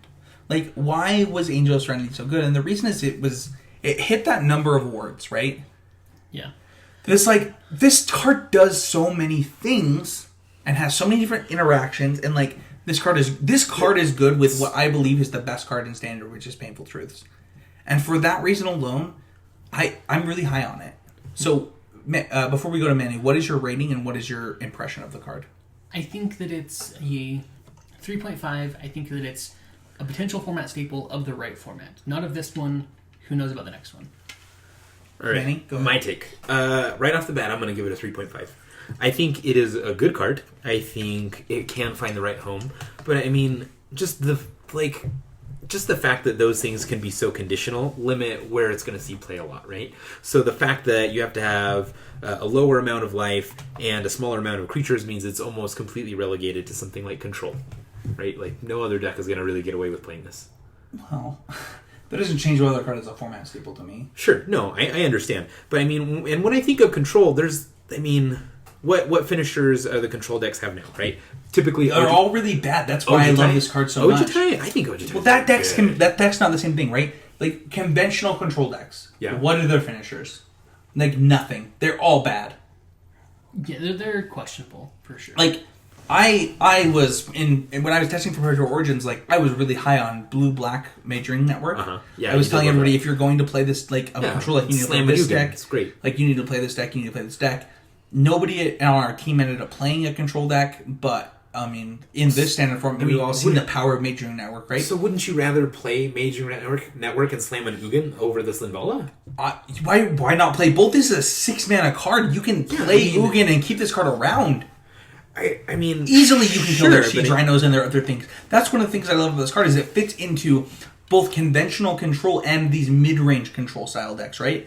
That is why I love this card. I just feel like if you're casting this on turn 6, there's a lot of the time in the conditions where it's going to be the most powerful. I want to cast this thing on turn 12. You're already make losing. them hate their lives. So what I'm thinking about now is if I look back to like the Abzan decks of last season, in the mirror match, I would want this on the draw, not the play. When you're behind, like when you have to be more of the Control deck, when you're usually going to be behind on creatures because you're on the draw. Right. So I think that this card is good in those situations, but it's not Baneslayer Angel, right? It's not like, well, now my life is over. Where am I going to eat for lunch after I drop from this tournament? It's not that. I'm obviously much higher on this card than you guys are. Let's move for on to the next one. Hold on. For what it does, I think it's very good. I just don't know if you're going to want that all the time. I don't see a matchup where I set this card out in either Abzan Control or Esper Control or Blue-White Control. I mean, when it gets to even in the stroked, what? When it gets countered, like when it gets. That's any finisher you have. That's a terrible argument. All right, sure. I just think that there's. That's like actually the worst argument I've ever heard. Okay. Dice to Essence Scatter is true of most. That's like oh no! And I control that my card got disable stroked. I just think with a finisher like Ugin, right? No, I want to understand something. So you said running out Ugin against disable stroke? No. So what are you winning with? I mean, something that doesn't die to common removal. Like Ugin. This puts a 3/3 into play. It doesn't die to common removal. That still doesn't seem very powerful to me. I could go on for a while with this. We should move on. That's fine. Time will tell. What's up next? Oath of Gideon. Awesome. Let's go. This one is a white and 2 colorless for a legendary enchantment that when Oath of Gideon enters the battlefield, put 2 1/1 white core ally creature tokens onto the battlefield, and each planeswalker you control enters the battlefield with an additional loyalty counter on it. Man, so I think that I had this on my list. I don't know if you had it on your list. I did. You did? Both of you knuckleheads did. It seems very good in combination with Gideon. Like, it's so weird of a card to me. Because, like... At face value, it seems bad. Like, I think that it's playable. I want to give it, like, a role player and a 2. Yeah. But there are formats where this card will never see play. I mean, all of them except Standard. But no, I'm saying, like, there are standard formats where this card would never see play. Oh, sure. Yeah. It is good to know that this does work with your flip planeswalkers because they exile themselves and come into play as planeswalkers with that loyalty. Okay. Right. So it works with both. But there are so many formats where this card just does nothing that I don't even want to give it a 25. I don't even think this is an average Magic card. I think this is very specific to specific decks, to specific formats, and for that reason I'll give it a 2 and a role player. Sure. I think with Oath of Gideon, like, you're having to meet such specific deck building requirements that it might not be worth it, right? Like, you could be doing a lot of powerful things at 3 mana, like we talked about. I mean, if you're playing Abzan, right? You'd much rather have an Anafenza than this, and then just cast Gideon next turn, just at face value. So, the only deck that currently anybody plays in Standard that I would play this in would be like Esper Token style decks. Sure, yeah. And I think that is the worst deck I've ever played, and I don't think that this card changes that. So, yeah, I mean, ultimating your Gideon and still having it be alive is really good. So that, yeah, but like that's actually a real thing. I agree with Manny. Like the like fact you spent that like 2 turns making two. I mean, No. you do get 2. What? You get 2/1. That's not right? what happened at all. It You is- have a permanent effect in the form of Oath of Gideon that puts planeswalkers with plus counters. You have a permanent effect in the form of Gideon's emblem. And you have a Gideon and 2/2/2s. Yeah, which, by the way, 2/2s are real creatures in Magic. Like, that's to the point where creatures get real. So, I disagree with that point of it. I still, like... I still love it. So, yeah, while I'm not on the I love it phase, like, I don't know that what you said is true. I Like, don't love it. Don't. Oh, I don't love it. But I think that 2/2/2 is a Gideon emblem, Yeah. and what's left over from the effect of this in a deck that has more Gideons. With 2 blockers, And at least obviously 2 you blockers. probably want more planeswalkers in that deck. Yeah. That something is happening, right? Like some kind of Bant deck. I don't know that they would print these rares, these oaths, if they didn't actually think that deck was playable. Like, I'm gonna give Wizards the benefit of the doubt to think this will be a role player in that style of deck. And I don't know what else this card is good for. Yeah, I mean, I would give it... It's not even an average Magic card. No, I would give it... It's between 1.5 and 2. I mean, I personally would never play it, but I can see it. 1.5 is like where I see like those very weird sideboard cards. Yes, yeah. This card will like see Hollowed Moonlight, where it just gets him if it gets That's him. a but doesn't. 0. He hates that card a lot. Whatever. Yeah, I would say I'd give it a 1.5 and say it's relegated to role player. I would never say that it's going to be a staple. Watch that shoot me back in the face so hard. No, I even think if this card it is a sees 0. oh wow. Oh. 0. Oh, not even So a 0.5, huh? even if it saw play in that one deck, Yeah. like even if that deck was great, I would still not say It that still that's- doesn't count, right? That's still not a staple. The 2-turn sequence you just described to me, which I think is the best case scenario for this card, Absolutely. sounds like a really ineffective Well- use of 7 mana in 2 turns. Yeah, I was going to make a case for the new Nissa, but I mean, even that's a 3 convert mana. Interesting. I think I disagree on the use of 7 mana than you do. Because all the things that I still have left over from that is enough Yeah. for me to think that's I mean, good. if you have a Secure the Waste... Over that same sequence, I played an Anafenza and a Siege Rhino. Who's winning? Me. Yeah, definitely. Because my deck is built to abuse the card Oath of Gideon, otherwise it wouldn't be my deck. Right. So over the course of the game, my 2 effects that are in play permanently are going to outvalue your little thing that you just did. It's happened to me so many times. It's Yeah, like, I think that you it's are horrible. underestimating the value of synergy if you think that you are favored in that game. Whenever I play that, it feels very bad for me. I don't know. I could be wrong. I think that this card is really bad, and I think that I will probably do a silent fist pump to myself every time my opponent plays it. Well, next up we have a card that Like it. you'll have to do a silent fist pump every time you cast, because I think this card is pretty sweet, and that's Searing Light. Why don't you talk about that card? Yeah, Searing Light costs 1 white for an instant. Destroy target attacking or blocking creature with power 2 or less. This is like another... We've said this in like the last couple sets. Like, I think it started with Dragons of Tarkir all the way to this set. Like, we've always talked about like, this card is really good in blue-white control. This card is really good in blue-white control. This card is pretty good for blue-white control. That enough of these cards are going to, like, turn into a blue-white control, like, eventually. I hope. They're all marginally better than other cards. So, like, you have to find a format where these cards are good in them, right? Where you want to play blue-white control. But this is another thing that, like, blue-white control wants. I think it's a role player, and I'd give it a 2. Yeah, I think that this is most likely going to be a sideboard card for mono red. I don't think that you in general want this in your deck, but I think that it's pretty good. When it's good, it's going to be pretty good. Yeah. Costing 1 mana being so much less than 2, I think makes it better than Immolating Glare It's most half of the as time. much, actually. Yeah, Pretty wild. yeah, a significant decrease. Makes it enough better than Immolating Glare that I'm willing to play this over that in that slot for mono red. And then I could also... Oh, just have the interesting. value. So, like, I see this as, like, maybe sometimes you sideboard it, maybe you have it a 1 in your main deck, kind of depending on the format. But I actually see this as a sideboard card. I'm actually going to switch my rating now that I'm talking about it. I'm going to switch it to, like, a 2 in sideboard. I think this is a sideboard card. Yeah, I mean that's very much how I feel about it. I think it's just like it's an upgrade to Immolating Glare with a little In bit that of matchup damage. where you want Immolating Glare in your main deck. Isn't Immolating Glare the one that destroy target red or black creature? No, you're thinking of Surge of Righteousness. Surge of Righteousness. You've already replaced it in your mind. It's the better card. Immolating Yeah, Glare that's is the the new one one we just talked Yeah, about. that's That's what what we're we're gonna attacking attack creature. for two. Immolating Glare is better than... I was thinking of Surge of Righteousness. Yeah. Which is So already dead too. So I want to be specific about this, because if we're talking about Surge of Righteousness, I might have times where I disagree with you, because Surge of Righteousness kills both Siege Rhino and Mantis Rider. So in Siege Rhino and Mantis Rider formats, you actually want Surge of Righteousness a lot more. Yeah, I don't know. Having played approximately 8 million Mantis Riders in my life, I don't really care about Surge of Righteousness at all. When people play it against me, like, it's just kind of whatever. It's just your writers. Well, the thing is that sometimes your decks are all white creatures, and then it also happens to be... So I can see that. And, like, likewise, Siege Rhino, like, it's also, like, it kills Anafenza and Siege Rhino, but, like, in general, you would rather have... So when you're... Fighting it them on sounds like you're on the same different page as me. Like I think this is a sideboard card. That 2 sideboard card kind of range. It's actually a really good sideboard card, which is why I give it a 2. Yeah. I think it's very good when you want it, but it's not like... I'm not, like, rushing out to play 4 of these in my main deck ever. So absolutely not, but, like, it's one of those cards that you're like, man, I'm really excited I get to play this 1 mana removal spell. Yeah, so as a sideboard card, I think I'd give it a 2.5. I think it's a perfectly balanced and reasonable and average Magic card. I think, again, yeah, it's relegated to sideboard duty, but when you grab it, you're very happy you have it. Cool. So next up we have Stonehaven Medic. This card is 1 and a white. Stonehaven Outfitter? Outfitter. Stonehaven Medic is not even close to the same card. Stonehaven Outfitter is 1 and a white for a 2/2. It's a core Artificer ally, which we haven't been reading the creature types for some reason.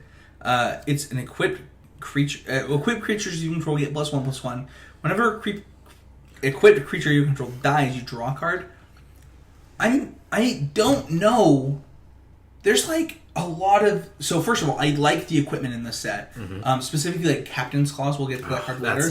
I actually think that card is really good. And I think that Bonesaw is good enough in this standard format, whereas with Complex it might not have been good enough. I mean, it definitely wasn't good enough. And the thing is like... I don't know. Like, I see this card being good enough to see play, but in that deck it would just be a role player and I'd still give it like a 2.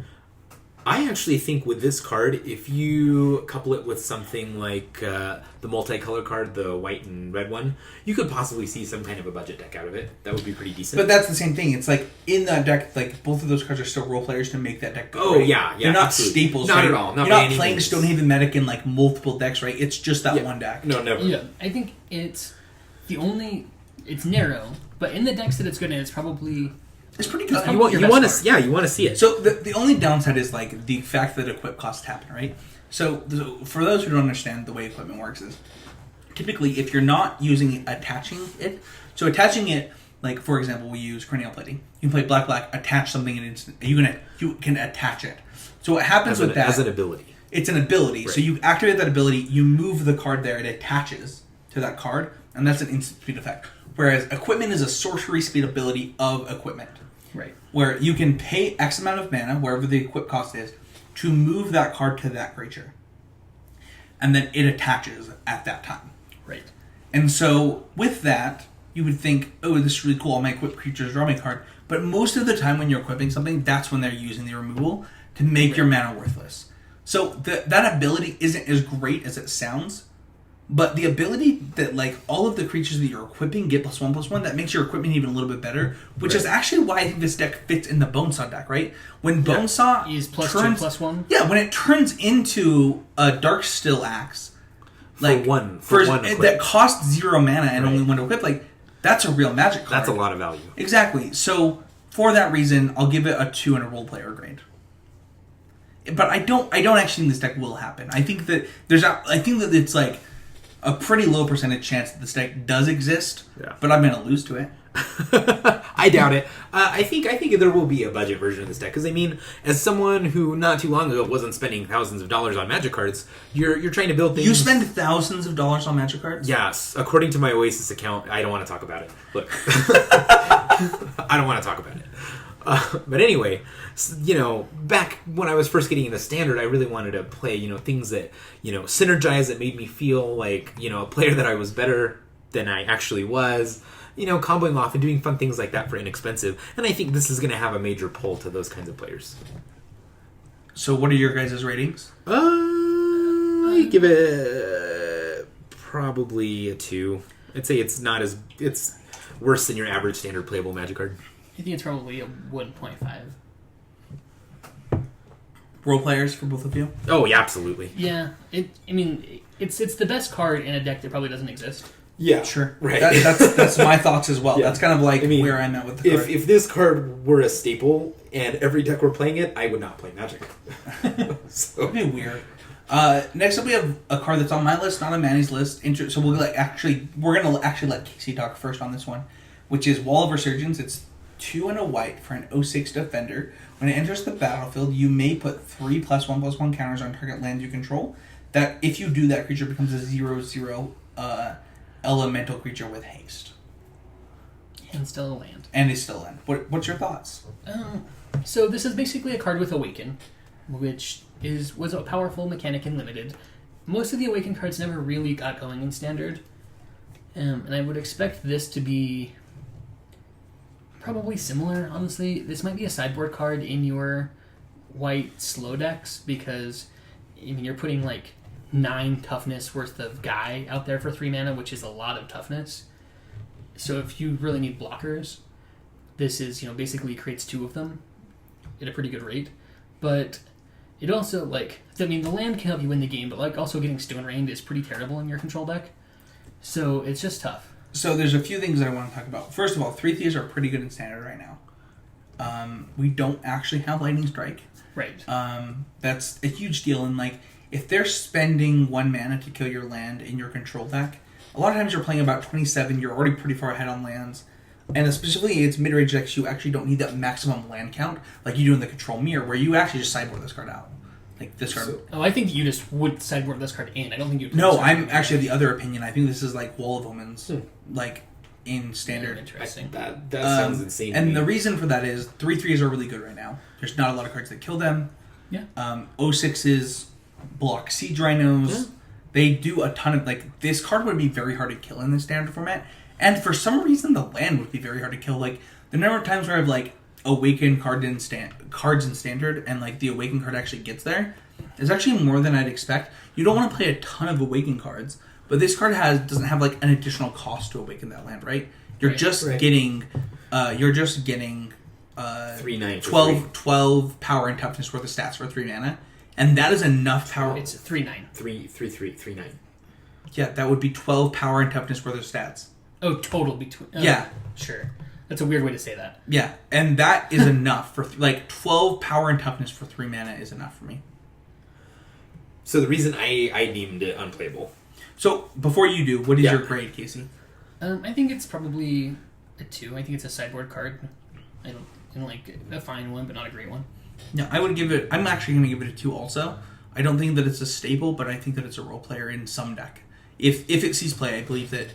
I mean, I could be wrong. It could end up being just some type of card, but that is so many words for 3 mana for an 06 wall that it was enough to it could see some main deck play.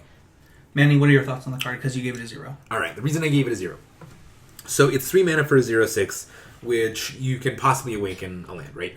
So in my mind, you can if you want to awaken right? a land. Yeah, possibly. Right, it's a possibility. You choose the may ability, right?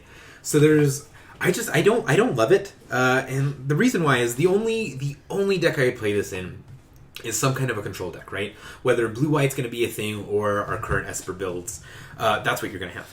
Now, with it, yes, it seems very good against mid-range decks, and like you said, maybe having mana isn't the most important, but I mean, I feel like if you have this in the control mirror, it's such a bad card. It does nothing for you. It allows them, I mean, obviously you're not going to awaken the land, but if someone was foolish enough to do that, then they kill your land and set you back even further. It just seems like such a niche role that I wouldn't like to have it in. And I mean, if someone's swarming you with, a buttload of tokens or a lot of creatures, number one, they're going to kill that land. That's super easy to do after combat damage or what have you. But then all you're doing is stopping one creature. It doesn't seem like it can go wide enough to keep up. Right.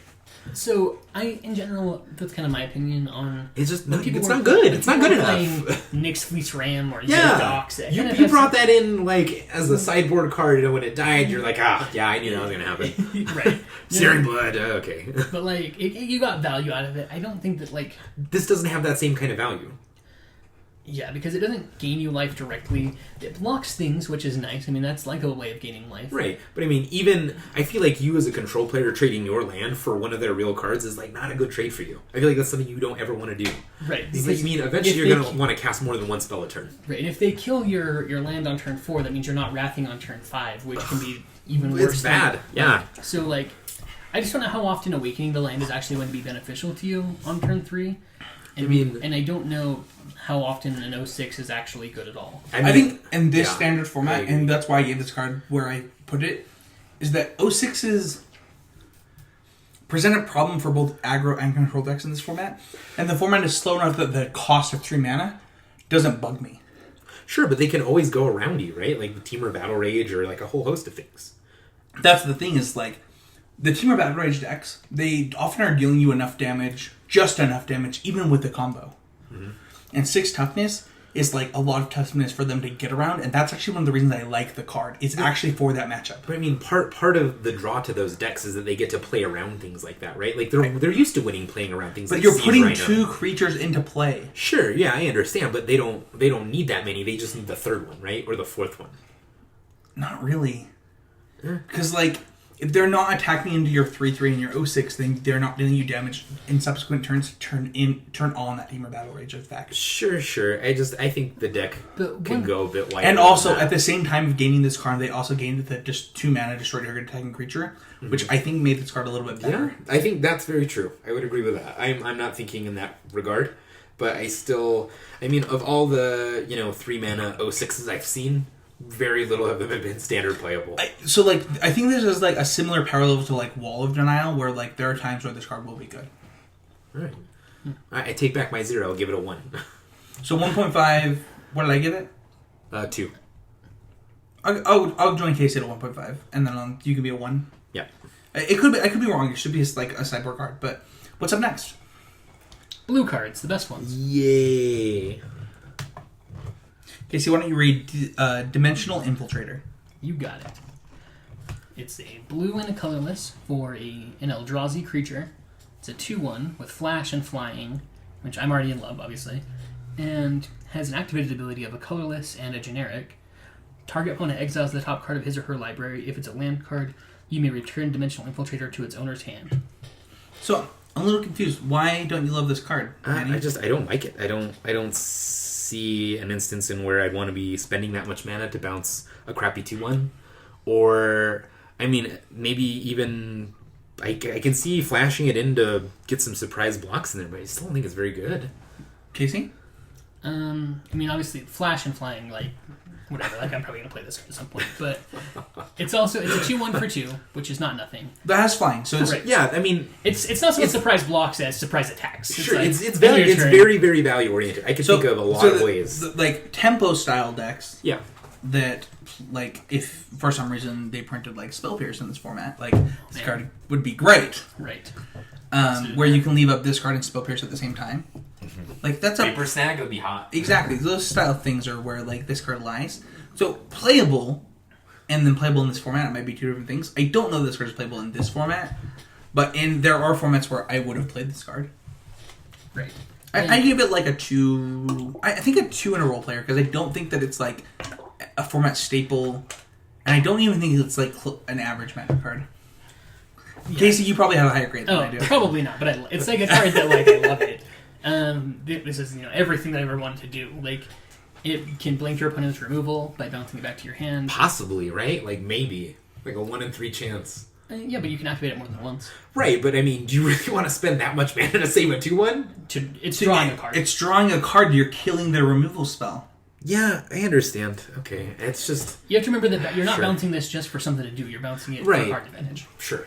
And for that, it has enough words on it, right? Like, right. Sure, yeah. And 2 of them are flash and flying, which, like, man. I feel like we're the only podcast, like, I listen to a lot of Magic podcasts. I don't know that anybody else has the words on card rule like we do. Like It's got so many words it has to be good. like that's the only reason Great Merchant of Acid saw play. No, the only reason it stopped play was because of Underworld Connections. yeah. Yeah, that's true. Or maybe. So 0 to I give it a 0. 1.5 for me. Zero. Yeah, I'll probably 0. give it like a 2.5. I think that like it's good enough. I think I said 2 originally. I might stick with that. I think that like it's good enough to see play, but I don't think it will see play in this format. And I think that if it does, it's just like some random role player. Yeah. But like usually like in those type of decks, in a deck that would want this, your deck is all random role players, right? Sure. It's a hodgepodge bunch of like weird counter magic and bounce spells and threats that don't do anything. Yeah. And just a good time. So then the next card we have is allegedly not on my list, but on Manny's list.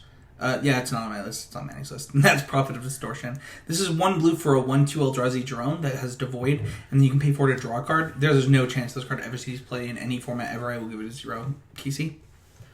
It's not great. It's I could see like There was a 2/1 version of this card for 2 mana that saw play that didn't work with that rule, that let you play a blue and 3 to draw a card, and as your mage saw play for like 35 seconds. Even that card, I don't think it was that great, and I'm gonna stick with a 0 on this card. this card is weird in that like it would have been like a really played card back in ancient times. Yeah. Where like now I just don't know, even in like the grindiest control deck you can afford to be screwing around doing stuff like this. I don't think you played this in a control deck. It's not. It's like Well, you would think you play it somewhere. So go ahead. This card was for me between a 0.5 and a 1. It was like very much on the edge of like never ever being said by me ever in history. So I don't think you'll ever talk about this card again after this moment in your life. That's exactly how I feel about it. This entire set, this was the card that I looked at the most, and I was all like, This is the moment. I was like, it took me 5 minutes to decide This is my if this favorite was part anything. about my dog is that he is currently trying to dig a hole to sleep in. Hey, In a- idiot! That's in a- not dirt. That's a blanket. In a blanket. It's the best. It's so fun to watch. Right. So it's a blue Eldrazi drone, 1/2, devoid, 3 colorless, or no, 1 colorless, 3 draw a card. I mean, it's perfectly vanilla. I mean, it's not great. It's not bad. There's never going to see play. There's not. I mean, you're not doing. Give it a rating. Hold You're on. done talking Okay. about it. You've No, spent way too much time on this I'm card. not done. So I'll give it a 1. I'll give it a solid 1. And the reason is because in this format, you're not doing anything on turn 1. You could just play Fathom Feeder. That's a turn 2 play. You see where I'm getting with this? No, because No. you're not activating this card till turn 4. Yeah, but I mean, it could pay dividends later in the game. Is what I'm saying. For what? It's never blocking. That's why it's rated a 1. Right, if this were like an 0-4, man, what a time to be alive.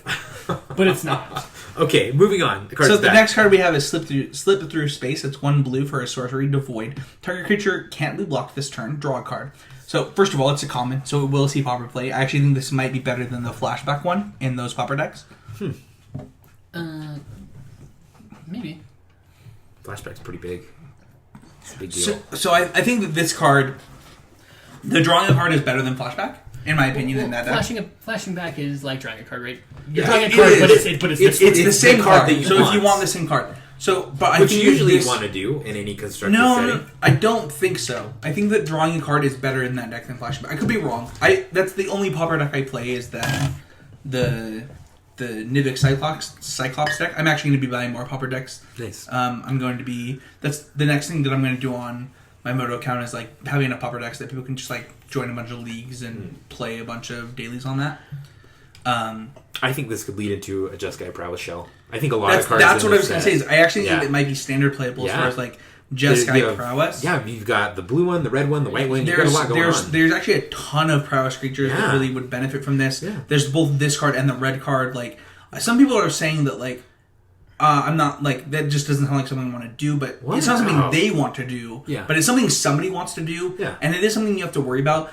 The number of times that I have said that these like weird synergy-based aggro decks aren't playable and have been wrong about it is 100% of the time. Right. So I'm just done saying it's not possible because it is. This and the red Expedite card are good enough Well, to make some kind of Jeskai Prowess deck playable. I think that this deck card, these two cards might be what Jeskai Ascendancy needed to be playable. That Yeah. could be true too. Like there's tons of things that all add up to this card might be playable. Right. I'm going to give it a 2, and I'm going to give it a role player. And I actually think that it's really good in Pauper. I think that it might be better than the flashback spell. Yeah, I'll give it a 2.5. I think as far as Magic cards You go... think this is an average Magic card? Yeah, absolutely. I think it's... I mean, so things like Defiant Strike, right?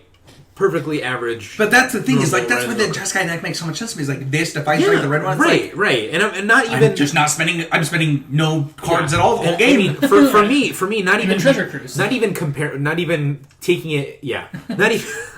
So not even considering... You can't it laugh with at my those cards. facial expressions at the podcast. That doesn't make any sense. They don't need to know about it. So not even also considering can't this... talk God about damn it, hands. let me finish this! Ah! You've had too much I feel like I'm Manny. stuttering Stanley right now because I keep trying to say the same thing. Stuttering You Stanley? Stupid assholes will shut up. Manny, Yeah. calm down. Okay.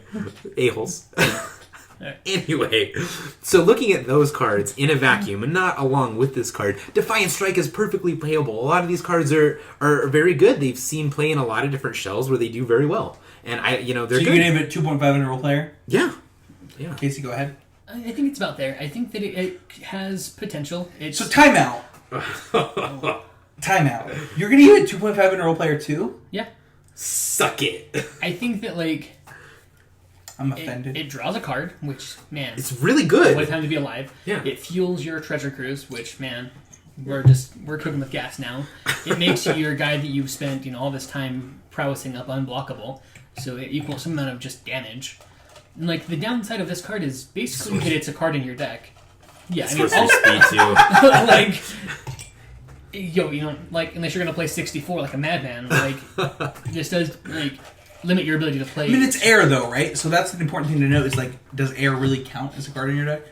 Right. It almost allows you to play a 56 card deck. Right. It's almost Jataxian Probe E. Right. I mean, it's so not near the same power level. But the very first That time deck costs like $12, which is important too, right? Like, we can play Jeskai Ascendancy for nothing. for like literally Monastery Mentors are like $30. I'm gonna buy this deck. Not I can Mentors, just own Swift this deck. Spears. I mean, like the land base might be a little bit expensive. No, because not even. Limited strands don't cost nothing. I own all of that stuff. I own foils. Okay, so just because you already own it doesn't make it not It expensive. means it's free. it's for free. Bunch of lunatics. Yeah. Anyway, this card is pretty good. I don't know. So we actually all think this card is playable. I actually thought that Casey would be. Casey was on my team. You lost. 2-1. I'm gonna rate this card as the card that I'm least likely to remember the name of out of this set. Also, Yeah, slip through space. 100% spatial, whatever that card is. I will end the 18 months down the line. I will still not remember the name of Spatial Contortion. I will. Next card. Void Shatter. One generic. Man, that's really messing me up with a generic and colorless now. yeah, Anyway. basically makes these set reviews impossible. No, it's fine. We've only been saying it for like No, because ever. we're never gonna have to say it again. Yeah, it doesn't. It's not gonna be like it's not an ever. We'll still. I think we will still say generic after this point because it I is still won't. different. I'll fight it just like I fought Sultai and Teamer and all that BS Yeah, nonsense. we now call them that. So What? No, we don't. When we're talking to each other, we say rug and bug. We never say anything. so rug but. and bug we say, but we don't say were. We say just guy. But we don't say whatever we could have possibly said. Obzon. I like Obzon. Obzon's I nice. say think that's Obzon good. instead of junk, and I say Well, junk was like, come on, that's not. that was the best deck name ever. Anyway, Void. What are we talking about? So Void Shatter Oh, yeah. is blue one be one generic for an instant. It's devoid. I was started. I want to finish. Counter target spell. If that spell is countered this way, exile it instead of putting it into its owner's graveyard. Seems sweet. Seems really good, right? I mean, like this card is just seen standard play. Yeah, It's actually seen standard play as a 4 of before. Yeah, twice, two right. different times. Well, this card it's been called Dissipate the other two times. It's devoid Dissipate now. last time it was printed saw 0 play though. That's It's been, true. Dissipate's it was been in printed. it was against That's right. It's Resolve. been printed 3 times and it saw 0 play the last time. Yeah, it lost That being Resolve. said, I'm going to give this card a 2.5. I think it's an average Magic card, and I think it's a role player. Yeah, I mean, it's fairly relevant right now against Den Protector, right? Like, Yeah. you want to use that card against things that want to get Den Protector. I back. see the future of Magic being every set has some kind of graveyard interaction because it makes Magic more interesting 100% of the time. I don't see another time. I mean, and that's been true for about... I think since about Return to Ravnica, we've had some kind of graveyard interaction for the entire time of Standard. And I think that Wizards has discovered that it has become... It's fun. It's an interesting part of Magic. Well, it's returned around because then it was definitely Innistrad, right? Because there was Infinite. That's true, Innistrad too. So it's been a while since we haven't had some kind of graveyard interaction being relevant in Standard.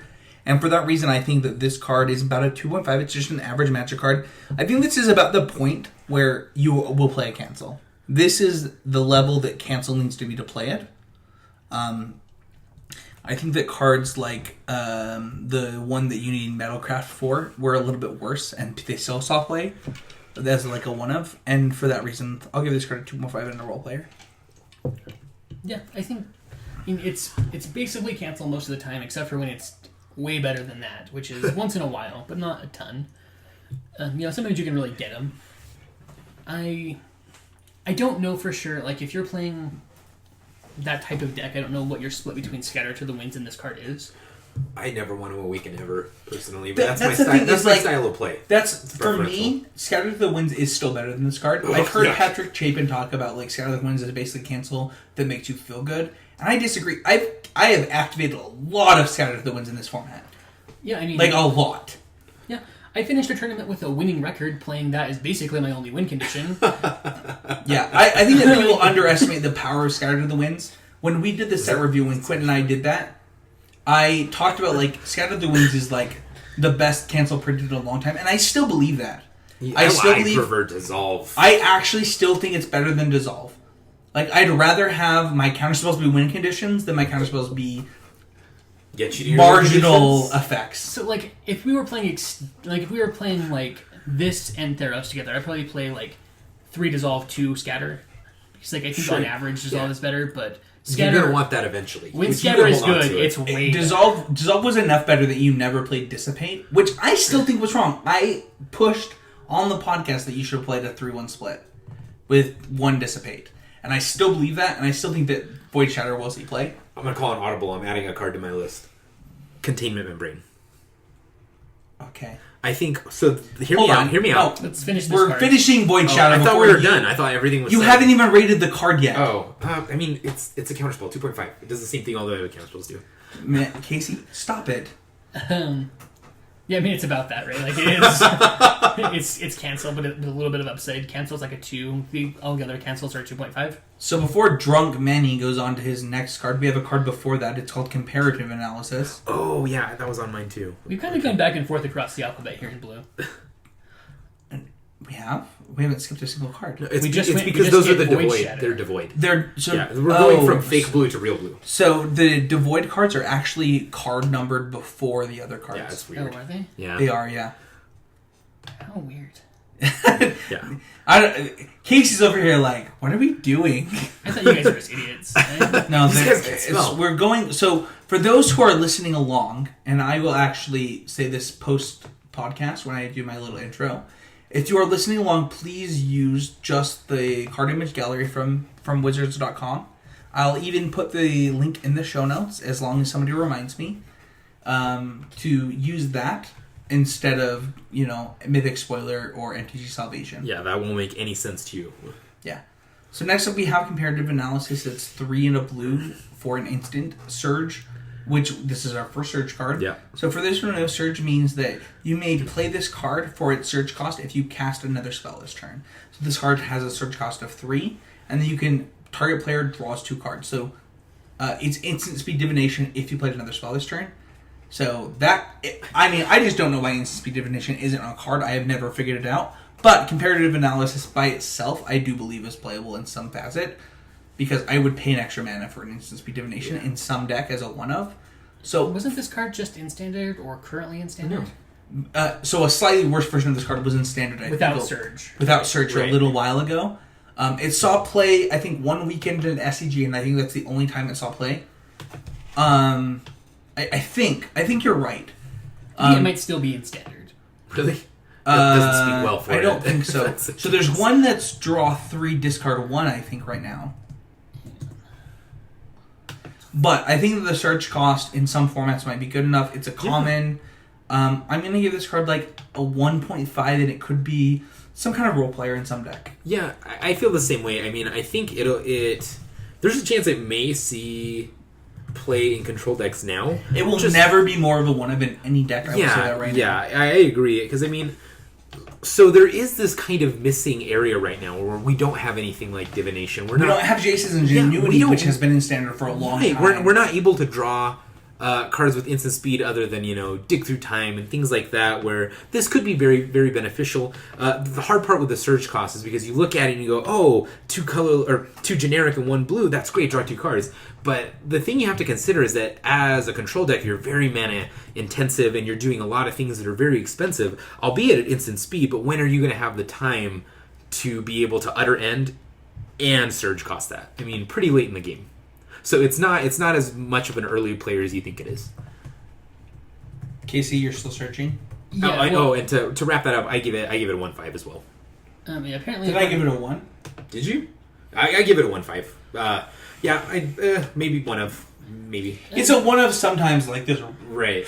This random role player. I'll join you on 1.5. 1.1. Sorry, let's take a big. Pinocchio over here. I'll join you at like a 1.5. I think that it will never be more than a one of. Where you had Jason's Ingenuity as like this sweet card. I mean, there were times when Jason's Ingenuity was first printed. I remember you saw play in like Splinter Twin decks. What? Yeah, I'm glad I didn't see that. That's ridiculous. In standard. Yeah, okay. That's standard. That's okay. Right. And so it was like this card that you played because you were playing all these flash creatures, and people thought like, oh, this card's insane. And then it never saw play again for like another, however long it would be, 18 months? No, more than that. 15, I want to say? No, it was before that. No, I mean the last time it was reprinted. The last time it was in standard, it saw play as a 2 of a lot. Yeah. Okay. Yeah, but the first time Jason's Ingenuity was printed, it didn't see a ton of play. So this card has 2 printings in standard currently. Weave Fate. Draw 2 cards. Blue and 3 colorless. It's printed in Cons and Origins. Okay, yeah. That's what I thought. I knew that there was I knew that there was a card that saw this play. And it was also in Return to Ravnica. So something happens. I actually, this is actually a great time to bring this up. Something happens when a slightly better version of a card that's already in standard sees printing, is that we realize we might have been missing something. Like, that has happened before, where we're like... it wouldn't be unprecedented. The like, wait a second, why aren't we just playing Weave Fate? Why didn't we play Weave Fate as a one-of for 2 weeks? Like, what? There were times where Weave Fate probably was playable in the standard format, and it never saw play. I mean, it's plausible. It's definitely something that probably could have happened. The thing is like, the search cost in this card does make it so that, like, there are times where you can just play this as a divination. Like, sorry about that. What I'm hoping for is that it's like, okay, counter your thing, then cast this thing on That would be great, right? Yeah. Where you have like 6 mana where you leave Turn a counter 6, draw spell. 2. Exactly. And where like that's a great turn for you. For that reason, I think so. You're on my spot where it's like this 1.5 that could be a one of role player sometimes. Yeah, I think the problem is that Weave Fate was in the same set as Treasure Cruise, and that makes both of these cards look embarrassing, obviously. So it's just kind of in a tough spot. It could see play. I wouldn't be like stunned if this card ever saw play. Okay. So the next card that we have is what you know you have a rating. Probably a 1.5. It's so like, we're all on the same page. It's fairly below average. Yeah. But like it's below average, and you're never going to play 2 of it ever. No. I mean, not in a deck. It's not worth it. It's not worth the risk of having 2 of these in your hand at any point in the game. So the next card we have is Containment Membrane. Manny wanted to audible to this card being on the list. There's actually one that I've thought about, so that I didn't put on my list because in the end, like, I just don't believe an Encrust is ever playable. So let's read the card really quick. So it's 2 and a blue for an enchantment aura that has Surge 1 blue, that being. Enchant creatures untapped and gets control on tap step. So, I could be wrong. This card could see play because it's a common in like something like Pauper. Sure. But I 0% chance believe this card will see play in Standard, Modern, or Legacy. I think this card is measurably worse than Cursive Chains, so it's not going to see Pauper play. So the reason... I think it might be just worse than Vapor Snag. So hold on, you guys. Let me make my case. So in my mind, this is never ever cast for two generic and 1 blue. Not ever. Not once. Not in the history of Magic. So in your mind, why is this better than Vapor Snag? Let's just use that as a... So it's 1 blue, and in so Vapor Snag is better than like 60% of the cards. I know it's not. That's my point. Is why would you play? Vapor Snag is a common. Why would you play this in over? standard? Hold on, you Vapor guys. Snag's not in standard. Yeah, in standard. We're going. Hold on. So, because of all of the things we just talked about, or we didn't talk about, but Expedite, Defiant Strike, things like that, make casting this card impossibly easy for 1 blue. And I mean, that advances your game plan while pumping your entire theoretical prowess team. I think this could very much see play in a Jeskai Ascendancy deck. So the problem 0%. The problem that I have with that, and I think what you're overlooking, is that it only keeps creatures that are already tapped. It doesn't tap the creature. Yeah, sure. So I mean, if the creature's untapped, it can continue blocking. Man, if this card tapped the creature, I mean, it still seems very good. If it tapped the creature, it would be good enough. Without tapping the creature, I don't think it is. Okay. That's where I am. I'm gonna give it a 0. Yeah, I think it's 0. Manny? I audibled to a 1.5. Okay. Next up, we have Gift of Tusks. This is 1 blue for an instant. Until end of turn, target creature loses all abilities and becomes a green elephant with a base tower and toughness 3/3. So interesting note. This does not stop a creature from attacking. So one thing that I've heard a lot of people talk about is, this stops their attacker. Well, you don't want it to. Well, ideally, you have something that would eat it. But Yeah, Right. that's So for that reason, this card is playable just on the fact that it changes the power and toughness of a creature to a more manageable creature. For 1 mana, it does something Right. at instant speed that warps the game around the card for that moment. I think it's terrible. I give it a 1, and it could be a role player in some random deck. I mean, but it is bad. I give it a 2. bad, B-A-D. I give it a 2, so slightly worse than the average card. And the reason being is it's so versatile, right? You can cast it on an Anaconda before its attack step. You can cast it on a Siege Rhino during combat. I mean, it's very versatile. It can do a lot of things, and as long as you have something bigger than a 3/3, I mean, it's a very good card. You want to see it. You want to see its effect on your opponent. Yeah, I don't know. This card is I weird. mean, you could even inverse it, right, and turn your 1/1 into a 3/3. Yeah. So that was the style at the time when rapid hybridization was in standard. You used it on your own stuff as much as your opponent's stuff. Insanity. Doesn't make sense to my modern years. Well, I mean, this was only a couple years ago. Yeah. It was in Mono Blue Devotion. Yeah, I know. So it's like, okay, I'll kill your guy. In response, I'll kill my guy and make it 3/3. You big idiot. Yeah, And this card sure. doesn't do that. Yeah. It doesn't trigger your evolve. So rapid hybridization was not a playable card, but like none of the cards in Mono Blue Devotion were. It was a hodgepodge. It was one of those things that maybe like a linebacker from a terrible college got his chance and he did well. Right. They were all. I wouldn't even call them role players, right? No, have you ever it was seen an accident. Have you ever seen the movie The Replacements? Yeah, It was kind of like it that. was exactly like Guys that. that really weren't good enough. Yeah, But they together. I played prison ball once. Exactly. Together, they formed a team. That's what Tidebinder Mage was to me. Right. Like, what? You can't play that card. That's not a real card. Yeah, all of them. Yeah, all of Frostburn them. Weird. No, Cloudspin I Raptor. think Frostburn Weird was a great card. Dude, I was championing Frostburn Weird like for thousands of years You were before the guy? anybody. Okay. But nobody believed me, and then Sam Black invented it, and he was a genius. Right. But this isn't that. So I think that this card is measurably worse than a rapid hybridization, which is really saying something. I mean, I like the combat tricks a lot. I like where it allows you to go. I like the lines it can allow you to take. I think it's, maybe not a good card, but an okay card. I think it's all right. It's a 0.5. It's like well below average, but it's no. I'm rounding down. It's a 0. It's not playable. Okay. All right. Well, that does that. All right. Next up, we have Gate. No, we have Grip of the Royal. Not on either of your lists. It should have been. I swear I put Oh no, it is on your list. Yeah, Okay, it's never just mind. out of order. Okay. Okay, so Grip of the Royal. It's 2 generic, 1 blue. It is instant speed. It has a surge cost of 1 colorless, 1 generic, 1 blue. Tap target creature. It doesn't untap during its controller's next untap step. Draw a card. The exact same case that I made for Containment Membrane, except it's better. Yeah, it's. I mean, together they're a combo. Yeah, indeed they are. I mean, no, because you still have to have a spell to cast first, right? Yeah. Yeah. Between that, the one that makes your guy unblockable, then you tap down their guy forever. Yeah, Only 3 cards. Infinity. No, this just kidding though. But like this card is I mean, this is a limited All-Star, but it's not constructed playable. I mean, not even in a deck where you have 30 cantrips. Oh man, what a time to be alive! No, there are that many cards though that allow you to draw cards. No, there's not. No, I mean if you're playing 4 of all of them, right? So like the only way that I'm playing 30 cantrips if it's like brainstorms and ponders, and this card's probably not making the cut in that deck. Sure. Yeah, definitely not. No. What card are we on? Grip of the Royal. Grip of the Royal. Oh, okay. Did I put this on my list? I know Manny did.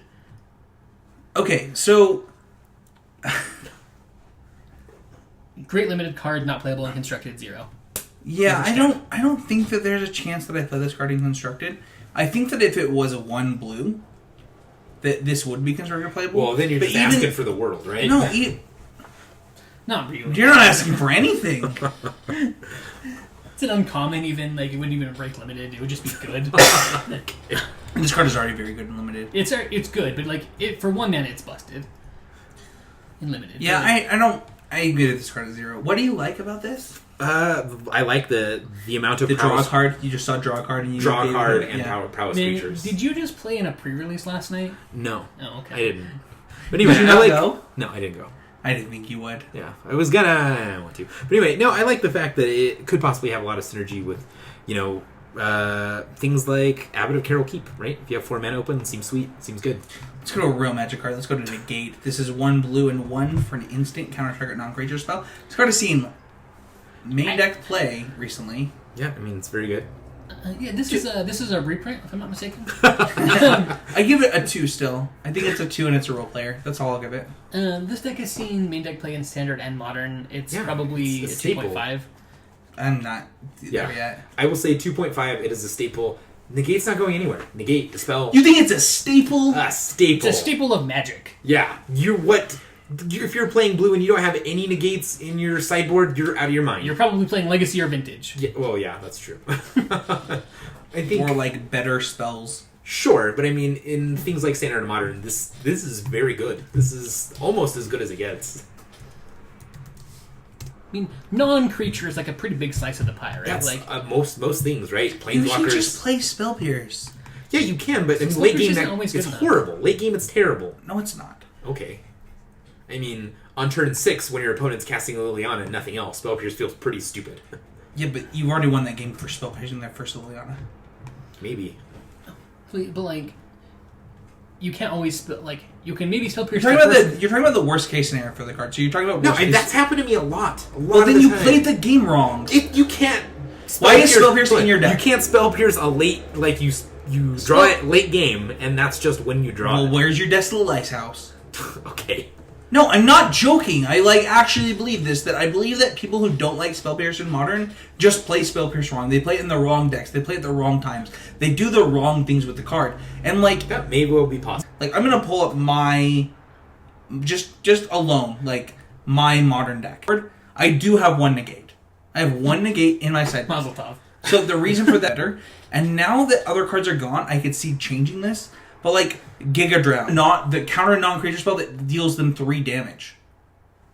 Why are you? What card is this? Doesn't that card cost 5 mana? No, it's blue-black. Blue-black counter non-creature spell. Oh, counter squall. Yeah, this card is 2.5 seems so high. I'm gonna give it a 2. I'm gonna give it sideboard play. It's whatever. I think that the fact that it's a pretty consistently played Modern card makes it at least average to me. Yeah. A below average card doesn't As creature spells get better, we're all raising the power of negate. I mean, Planeswalkers aren't going anywhere, man. They're going to be something you have to contend with until probably the day that you die. All right, you guys are both giving it a staple in 2.5.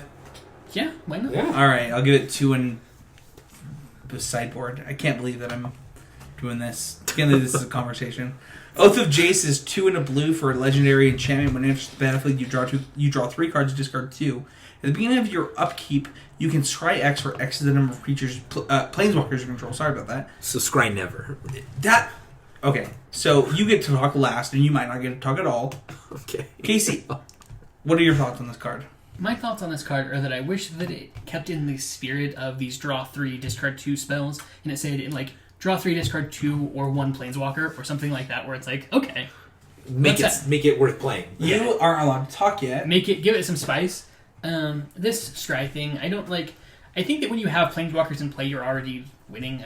Scrying is whatever. I don't know that that's true. So when you've got like enough, so like when you have 3 planeswalkers in play, if you have a flipped Jace, you're not really caring about much of anything. You're just this feeds Jace. This flips your Jace.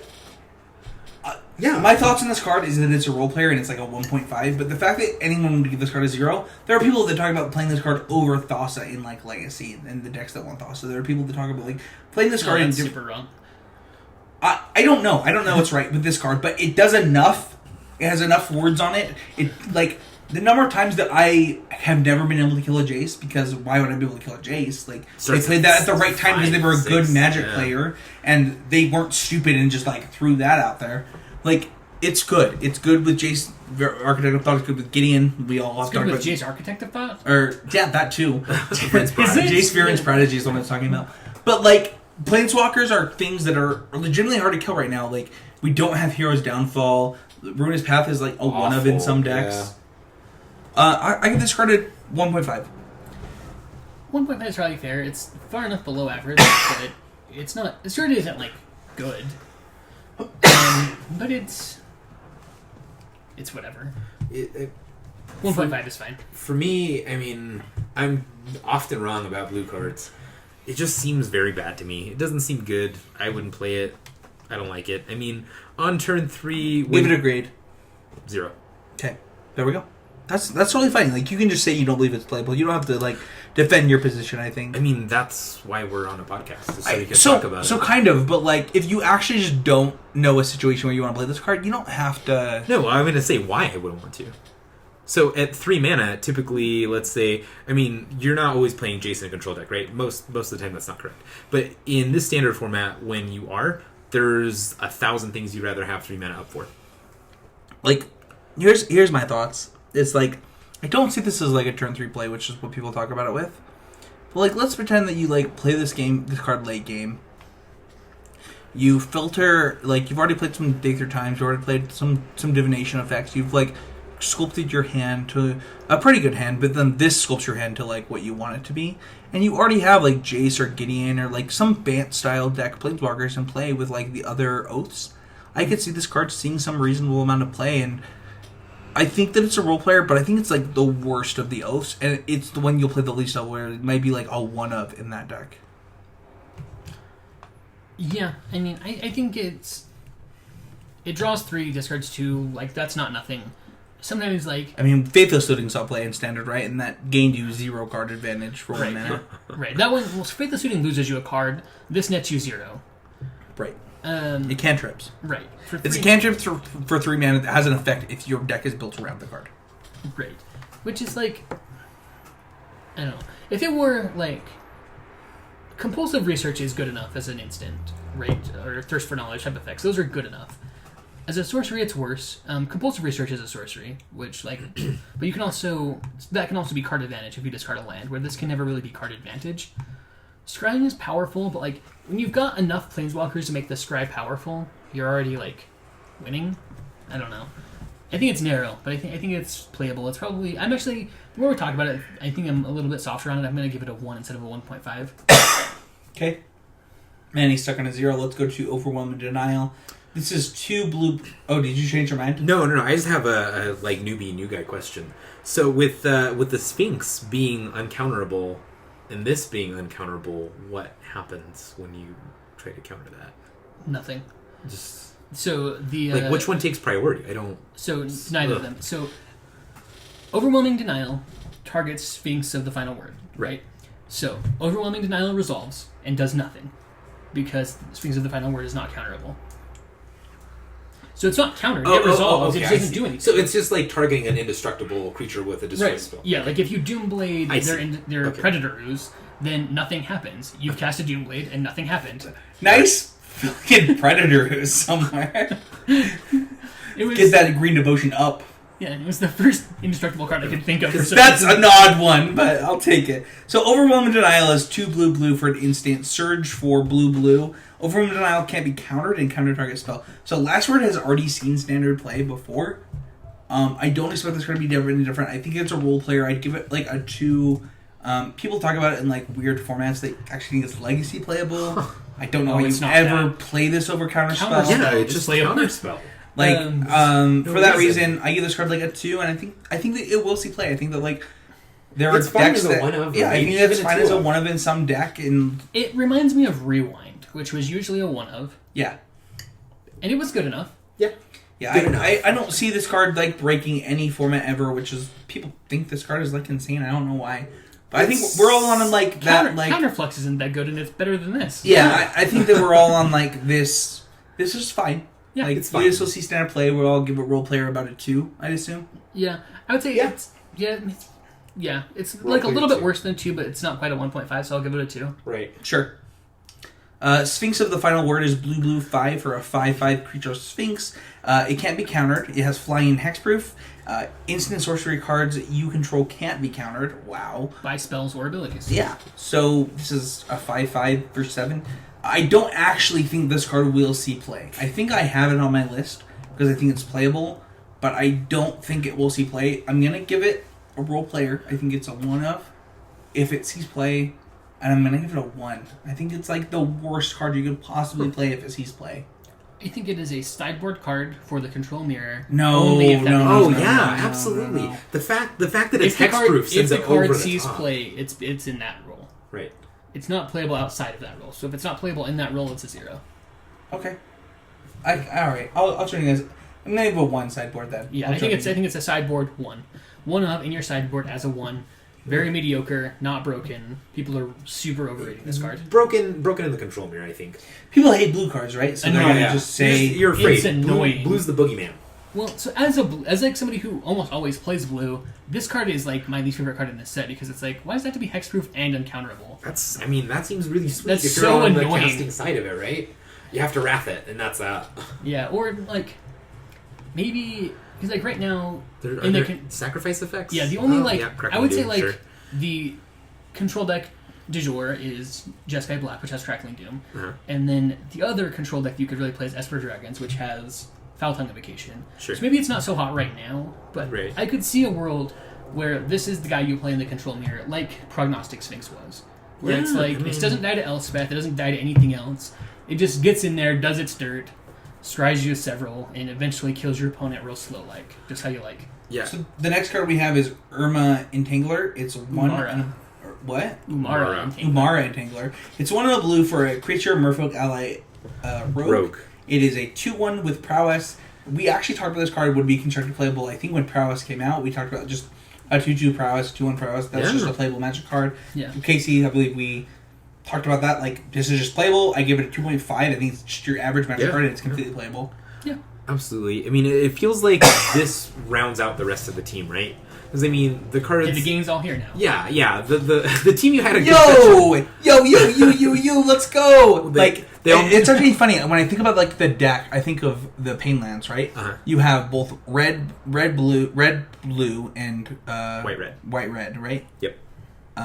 So red's your common color, so you can play the 1 red haste creature. Yeah, monasteries, abbots. Yeah, monasteries and abbots are pretty good in this deck. Then you have this and Seeker of the Way. Mm-hmm. Maybe some Jeskai Ascendancies, some of the cards that we're going to talk about. Yeah, this could be like the final piece missing of the Jeskai Ascendancy for value. Yeah, this like Jeskai the non-combo Jeskai deck, right? Like this creature is the reason I've raised my scorings of those other cantrip spells.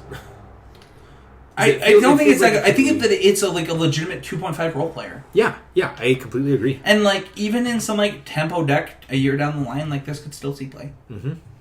Yeah, I like it. Everybody give me the same score as me. Yeah, 2.5 role player with a possible future being a staple. Possible. Well, I don't know that it's never going to be a staple. It only sees play in that deck. Yeah. Okay. And like it's probably because Prowess is evergreen now. I would expect that this card will always be buried under cards that are just better than it. Sure, yeah, definitely. Like, I mean, you put this against Abbott, right? It's like, not tomorrow, right? That's the point, contest. is that tomorrow this card could see play. Yeah. Right. It depends on how many creatures you want, right? Because if there's not enough... There's a diminishing point of diminishing returns on prowess creatures. Right, exactly. Yes. So because you have Seeker of the Way, Abbott, and... Swift Spear, like, you might only want 2 of these, if any. Because who knows? Maybe you want to fill out your deck with the 2/2 lifelink guy, right? Right. Yes, Soulfire Grandmaster, Right. Monastery Mentor. Yeah, there could be times where this card isn't good enough.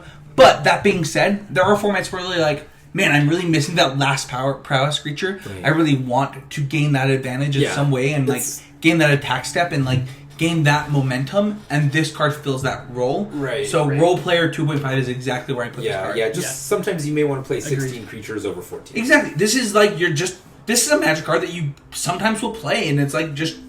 Oh, It's a fine It's card. never great. It's always fine. It's a fine card. Whereas like Seeker of the Way is the opposite, right? Like that card's there are so times good. where like in matchups where oh man, if I like have my turn to Seeker of the Way draws, it's unstoppable. Yep. And you think like oh this card is so close to that, but like lifelink and non-lifelink change that so much. So much. Right. And like Seeker of the Way, like if you block a Seeker of the Way with like if you have 2/2/2s and block the Seeker, double block Seeker of the Way, you're a big idiot.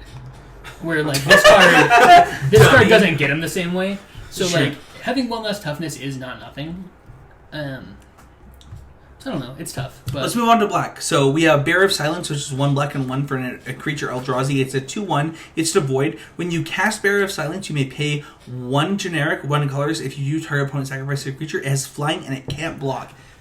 This card has been very, very good at testing. Yeah. agreed. I'm willing to give it like a format changer almost. Like I believe this card could change the format a little bit in standard. I'm willing to give it a 3.5, almost not quite a 4. It's close, but not quite a 4 for me. And yeah, that's where I'm going to add in this card. I think that it does so much. Like Yeah. it's like kills your guy and then deals you 6 damage, and like that's a reasonable thing to pay for 4 mana. And sometimes you just play as a 2/1 against like control decks that you don't need to use that effect it's a on. modal spell. It's very versatile. Very, Both very modes versatile. are very relevant. Mm-hmm. Having it's a 2/1 flyer for 2, like Windrake type or Welkin turn rather. He's like There you go. just good enough sometimes. Yeah. Like, Welkin Turn has literally seen standard play as top 8 at SEGs, like which we would have never said 3 years ago. But like that's kind of where Magic has gone. right. It was Faberkin, right? Because it was Sure. it could be pumped. That was under- actually a pro tour that it top 8'd. yeah. Why did you remind me of that? Yeah. It was a force of like and like that this card's better than that. Granted, we just got finished. Manny and I just went on like a long tirade during Clash of Tusks about that mono blue deck, but this is like this is good enough. I think it's. I think not quite it's a 4. better than good enough. I would definitely. So I agree with Spencer on giving it a 3.5. I mean, the reasons for that is because It's not quite there at a 4, right? Like Yeah, No. it's just exactly like as a 2-drop, it's good enough. As a 4-drop, it's good enough. It's not quite. you probably great. don't see it and don't want it. Is the thing I like about it. Right. It's not just good, it's good enough. Like, it's good enough all the time. There's never a situation where I'm like, man, if only I'd drawn something other than Bearer of Silence. It's always good enough. Yeah, I think that we've kind of said it. We're all on like that 3.5 role player or not even role player, like maybe even format changer range. Yeah, it's just a hair below a 4. I would not be surprised to see this card be like, if we were doing a retrospective in a year and a half, I would not be surprised if this card was a 4. Sure. Next we have Flaying Tendrils. Why don't you go ahead and read that for us, Casey? Sure. Black, generic, sorcery, devoid. All creatures get -2/-2 until end of turn. If a creature would die this turn, exile it instead. So there are decks, I believe. A lot of people are trying to like, oh, this card's insane in Modern. I think it's Modern playable. I think that it will see play in Modern. Like, you've played Infest in Modern. This is just better than Infest. But it's just worse than Drownansar, right? I don't think it is because of the decks that see Modern play. So you think that, like, against... I think Exiling is better than Stray 1 100% of the time. Interesting. Yeah, absolutely. I mean, how often that's relevant, not only with delving and just returning things from your graveyard with Mulligan's Command. Yeah, and I think this also fixes those Esper deck sideboards where, like, what do you play against aggro decks? Like, how many are Irrational Clerics versus how many other things? The only thing... I give this card a 3.5. I give it a staple. I think that it is, like, it is a sideboard card, but it's a staple of sideboards. Absolutely. Yeah. And for that reason, I give it, like, and I think that it will see Modern play sometimes, depending on the format.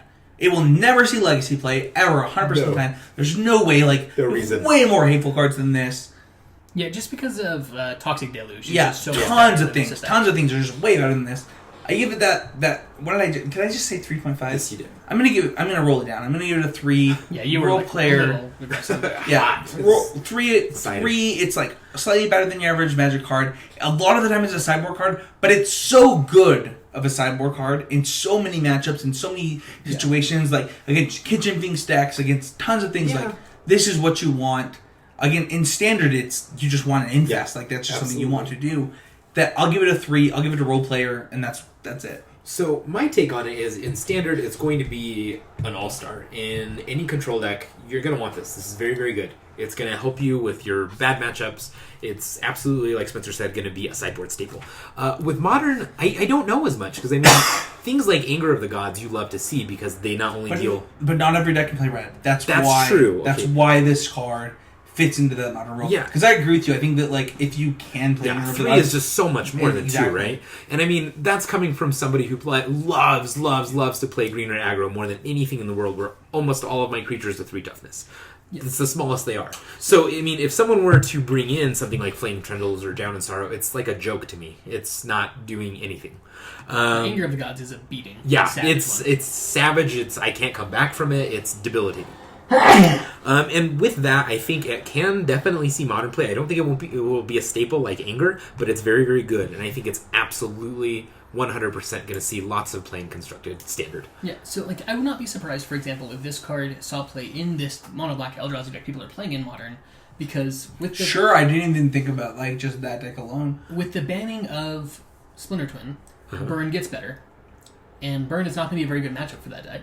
No. So, like, being able to swoop up Goblin Guides and Monastery Swift Spears and other garbage like that. So, the tough thing is, I mean, with a Goblin Guide, if you hit him for 4, Money Town. No. Magic City. I think that, you still need some way to answer multiple creatures. And yes. Yeah, I think that, like, you're happy that you're spelled out 4 damage to them. But, like, Burn decks have gotten enough to the point...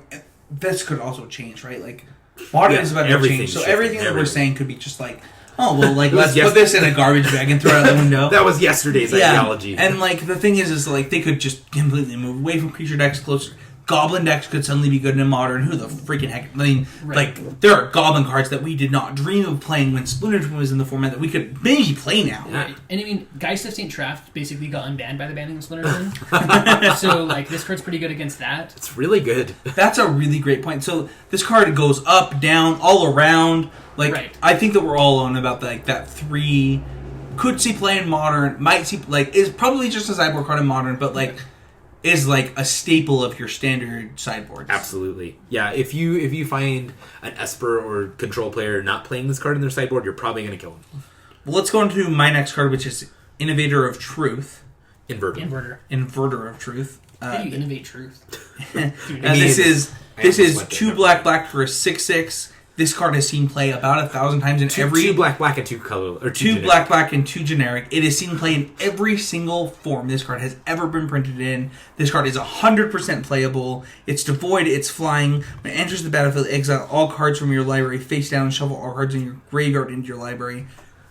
It's a fast enough clock that, like... It's very good. No, like, it's just always seen play. Somebody's gonna break this and, like, play in some stupid, terrible... worthless deck. We're gonna lose to it. I'm gonna lose to it. I'm not giving it unplayable. It's this like totally average standard Magic card that we'll never see play out of that. It's 2.5. I think it's a total role player. Casey, go ahead. Yeah, I think that of this cycle of 6/6/4/4 flyers in black of this proud lineage of black, and 2. Manny's literally never played against this card other than Desecration Demon. Yeah. Which is why I don't know how you didn't rate this card. Hold on. We'll get to it. Alright, go ahead, I Casey. do think that of that proud lineage, this one has the biggest downside. Because, like... Does it? Yeah. We'll get there. Let him talk. That can mean, like... It means you have 7 draw steps. In some way, but you get to build your deck around it, which is why I don't know. Sure, but I mean you have to build your deck again. Yeah, around as far as I know, there's no way... Demon, the deck building cost of Desecration Demon was 0. nothing. Yeah. It was either the Abyss, great, or he was better than that. Like... and... Which is funny, because it saw, like... It only saw play against the mono black deck, whereas Abyssal Persecutor saw play in, like, multiple decks. Right, when I was going to say, Abyssal Persecutor was, like... Yeah, This was the same core! Granted, you literally couldn't win the game with Abyssal Persecutor. Right! You had to kill your own Abyssal Persecutor to win the game! Which is card disadvantage. Explain. Abyssal Persecutor literally has the text, you can't win the game. For what? So their life would just go It's to a negative? 6. Yeah, it's a 6. literally you would attack them to negative 32 sometimes. Like, Until you found a way to kill your Abyssal Persecutor, and then you would win. so you could bounce it with Jace the Mind Sculptor. You could Okay, kill it with alright. Yeah. Gatekeeper of Malachor. You could bounce it with That's whatever you were insane. playing. Alright. So, Sure. and that card was like one world, I think. If I'm not mistaken. Like, Yeah, that card saw all kinds of play. Desecration Demon saw all kinds of play once. It was like its first year in standard. It was is. like It pretty is the hostile worst. to it. I agree with you. I think it's the worst. Like, I'm giving it like a 2.5, right? Where like Yeah. Abyssal Persecutor and Desecration Demon were way better than Yeah, that. those are both 4s. This is like a little bit worse than that. Yeah, I'm gonna give it a 2.5. It's a role player. Casey. Maybe I don't know. I can't sleep on this card. Not again. It's You gotta can't. be You a can't say no again, right? Like you've been burned so many times by 6/6 flyers for 4 that like, there's no way I'm gonna die to this card. Like, oh my god, how do I kill this 6/6 And flyer? Then you're like, oh, this kills me in 2 hits. It doesn't matter they only have 4 draw steps because I can't. Shut up. Okay, I can see. Right. Did you change your mind? Or are you gonna make it playable? No. So this is You're why gonna be wrong. Hold on. I know I am. I know I am. But this is where I'm coming with it, right? If you're dropping it on turn 4, like ideally, like best case scenario, you have like what 5, maybe 6 cards in your graveyard. You are sleeping, man. like 5 to 6 draw No, steps. you're right? playing this in your control deck. You have like 15 cards Yeah, in your that's graveyard, way- and oh, they're that's- all spells. You They're have all spells good. for the rest Yeah, of the game. They're all the ones you want, right? Yes. Okay, Yeah. so I can that's what I was gonna say. Is that in mid-range decks and control decks, you could very well see this going very late Man, game. dude, if this is like But I a mean, full finisher and I have nothing but counter spells and how- removal spells left in okay. my deck. No, yeah. Man, like if you didn't hear that, Casey was literally like, Yeah, like he's rubbing his dreaming hands. of that scenario where he has like where he has 6 lands in play and nothing you're of still- his deck I is feel left like- for removal spells and I feel like counter you still spells. have to cast the inverter, right? At which point it's liable to get removed. Because both you And your deck is nothing but spells? Yeah, but you and- and your control opponent have so much removal because you idiots didn't understand that you had to kill creatures before the game started. Then what? How many counter spells do you have in hand? What's your rating, it just Manny? seems so iffy. It's either a 0 or a 4. I don't know. I can't. Manny's decide. never rated a 6/6 flyer for 4 So before. here's the thing: is what you're not. I think what you're missing is that you don't play this on turn 4. No. I You get play it that. on turn 15. You just Yes. said that. Yeah, I'm saying if you're in a shell where you're forced to do that or you're dead, right? Because that happens. That stuff happens to you. No, it doesn't. You're either like, I have a big body or I'm a dead guy. Also, this card doesn't. I did like. If you play this as a blocker, you're already a dead guy. Yeah. So that's the So, the place that this can put you instead of something else. Black creatures That's can't so. block. Think of it. So it's true of this creature as well as all the other ones Sure, that actually it's say not it. supposed to. It It, can't might block. as well. It's just I don't know. What if someone gets you? What if they exile? Manny, rate the card. We've talked about the card for like 3 minutes. Go. 1. Giving it a 1. What are you giving it, Casey? I think it's a 4. I think it's going to be good. Like, the more we talk about it, it's that good. I was 3.5 a couple minutes ago, but that's a 4. I talked to I'm you. gonna stick with a 2.5 and give it like this like. And I'm going to kill you with it. All right. So next up we have Reaver Drone. Reaver Drone. What's that, Casey? Alright, it's a single black for a creature Eldrazi drone. It's a 2/1. At the beginning of your upkeep, you lose 1 life unless you control We another keep surface. getting this card playable. We keep getting Savannah Lions in black playable. When's the last time you got killed by a black Savannah Lions? What are we doing here? Yesterday. Yeah. When Did was you? Yeah, What about Bloodstone that's- Champion? I don't ever die to that card. What? I kill people with it all the time. It's so annoying. It's just the You worst. may not die to it, but it dealt you 6 damage, Yeah. which makes whatever else. Right. legal. All right, I'm gonna give this card a 2.5. It's just like just your average Magic card. Yeah, Yeah. I mean it's a It's 2-1 for 1. It's a role player in your black aggressive deck. 2-1 for 1, 2.5, perfectly average, normal, every day. Good. What's next? Moving on. Sifter of Skulls. This card is 3 in a black for a 4/3 creature Eldrazi devoid whenever another non-creature you can Non-token creature. non-token creature you control dies. Thank you. Sorry about that. Put a 1/1 colorless Eldrazi Scion creature onto the battlefield if it has sacrificed this creature. Add a 1 colorless mana to your battle. So it turns all of your guys into Blister Balls. Yeah. Yeah, I don't know. This card is weird in that It's 4 mana. Yeah, it's so it is playable. I If just- it was a 3 mana 3/3, it would be better because first of all, you could get it off of your collected company. Sure. But at the same time, like, it's still playable. Like, Yeah. I'm gonna give this card like a 2.5 role player. It's definitely playable, Yeah. but I didn't give it playable because I hate Rally so much. I can't. Also, this card doesn't go into Rally. It You don't goes think into, so? like, once Rally rotates. I mean, it's going to be the same. Right? Isn't that how you feel about it? I actually this could be like the linchpin to like a weird combo deck. Because like most of the sacrifice outfit, man, I hope there's not a blown Splinters deck that I lose to starting tomorrow. Like gaining life, your opponent losing life, and getting 1/1. No, it's not even that. Like the drawback to a lot of the weird, like the sacrifice engines that can actually kill your opponent. The downside of them is usually that they cost mana, which this fixes that problem. Right. So like if you have like something that's recursive and then this fixes your mana problem, this could 4 mana is like infinity in that type of deck, but. This could be a thing. I think it's not super powerful. It doesn't, like... Making your... Blister Pod is not good. Making your guys Blister Pods isn't good. No, Blister Pod is good. That's why I gave this... Like, that card is totally playable. Gwen and I both gave it playable last time. It wasn't good enough when it was Doom Traveler. It was good enough when it was Doom Traveler. That's the point. Shut up. It hasn't seen play, so how can you say that's not true? Doom Traveler has seen play. Every version of Doom Traveler has seen play. It's a weird magic card. I don't know why it's good. It doesn't make sense to me. What are you rating it? Everybody go. 1.5. 1. You just said it wasn't playable. You gave it a 1.5. I said Doom Traveler is not playable. I changed my mind. It can see play. I think that like this, if it's playable, it's probably like the linchpin of a terrible combo deck. All right, I'm gonna give it a 2. I think it's just like this average role player that like you're like, oh man, I'm gonna die to this 4/3, but if I like kill anything else, I have to kill this 4/3. Also, I just spend this murders kind of thing. I give it a 2.5 in role player. Let's go to Visions of Brutality. It's 1 black and 1 for an enchanted aura. It's devoid. It has enchanted creature. Enchanted creature can't block. Whenever enchanted creature deals damage, its controller loses that much life.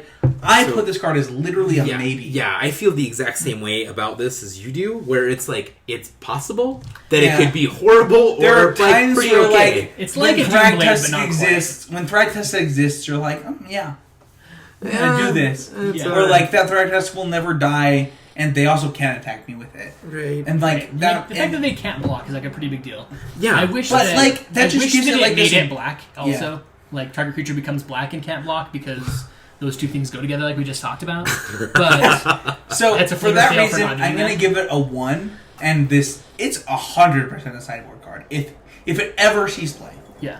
It's like a little bit worse What than do a you Doomblade. cast it on? What's the target? Thrag Tusk. I just told you. Shut up. In standard. There's not a card in standard, but this card will see play for 18 months. Sure. Yeah, it's just. I mean, it has potential. The It's so 6/6 hard. flyer. Gotta win the game somehow against that sort of thing. Gotcha. And nothing already can block, so right. So 1. Yeah, 1. Well, 1. I mean it can block. Possible sideboard duty. 1.0.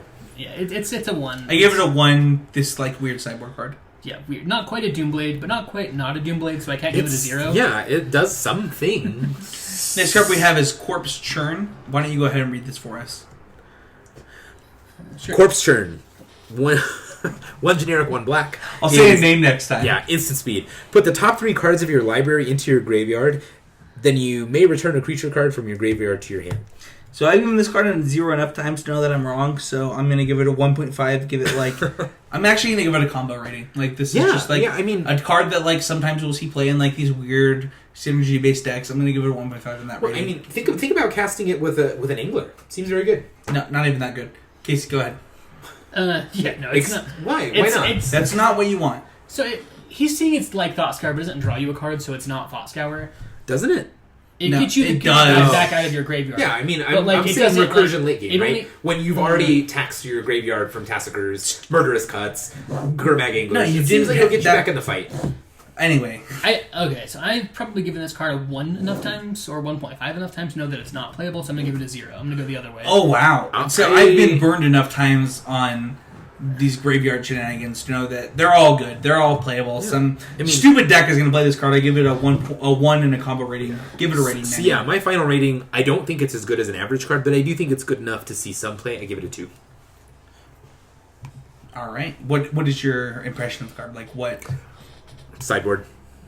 I think... Your sideboard or niche play, right? Like, if you're building a graveyard strategy with this in mind, it works perfect. Okay, so I It's think not ever going to see play on a sideboard. You're going to play this card in your main deck. it's either going to be a 4 in your main deck, or it's never going to see play, and I don't Sure. think that it's good enough. I just don't Sure. think it holds up. Okay, then in that instance, I do think it's good enough still. I would say it's his main role play. I'll give it like a 0.5 as a combo card. but I think it's like really bad. Like if you're playing this, your deck is bad. Maybe the best card in it. Or is the best card in this terrible metagame? Yeah, I understand what you're saying. Next up, we have Grasp of Darkness. This card is black for an instant that gives target creature -4/-4. It's a reprint. It's seen play before. It's going to see play again. This card kills a lot of things. Once Siege Rhino gone, it makes it a little bit better. I give this card a 2.5, and it's just a role player. This card is good against Siege Rhino. Yeah, you block it with anything. Your Rhino's dead. This card influences combat. So good. That's true. It does do that. I'm still going to give it a 2.5 in like just this role player role. In my limited testing of the card, I think it's a 3 or maybe even a 3.5. Yeah, I agree. It's pretty limited, but like, man, has it been... I think that this Snap replaces... By the way, I think that Snap replaces Ultimate Price in any deck you've been playing Ultimate Price in. Yeah. Which, like, already you shouldn't have been playing Ultimate Price, so this is like just like a free upgrade, where it's like, hey, listen, man, get your shit together. I mean, with black... So, we don't need to go into like this removal spell, right? Like well, black is a real cost, and we can all agree absolutely on that. But I mean, we did it with Bile Blight, right? It was absolutely worth it. That was a different format, but yes, it was. But I mean, it was a format with much better removal than we have now. Was it? Oh yeah, totally. What was the Hero's removal? Downfall at instant speed? Shut your mouth. That was better than anything we have today. Is it? Yeah. Is it? Yes. Planeswalker, go. End of turn. Kill it. Thank you. Well, there was Lightning Strike, which was a big one. Yeah, Lightning Strike was in that format, and that's better than every card we just talked about. Sure, yeah. There was a lot of... I think that both Lightning Strike and the 4-mana red spell that deals 4 damage. Strokes of Flames? Strokes of Flames are both better than every card we have in Standard right now. Okay, so case in point, it was better. Right, so you just...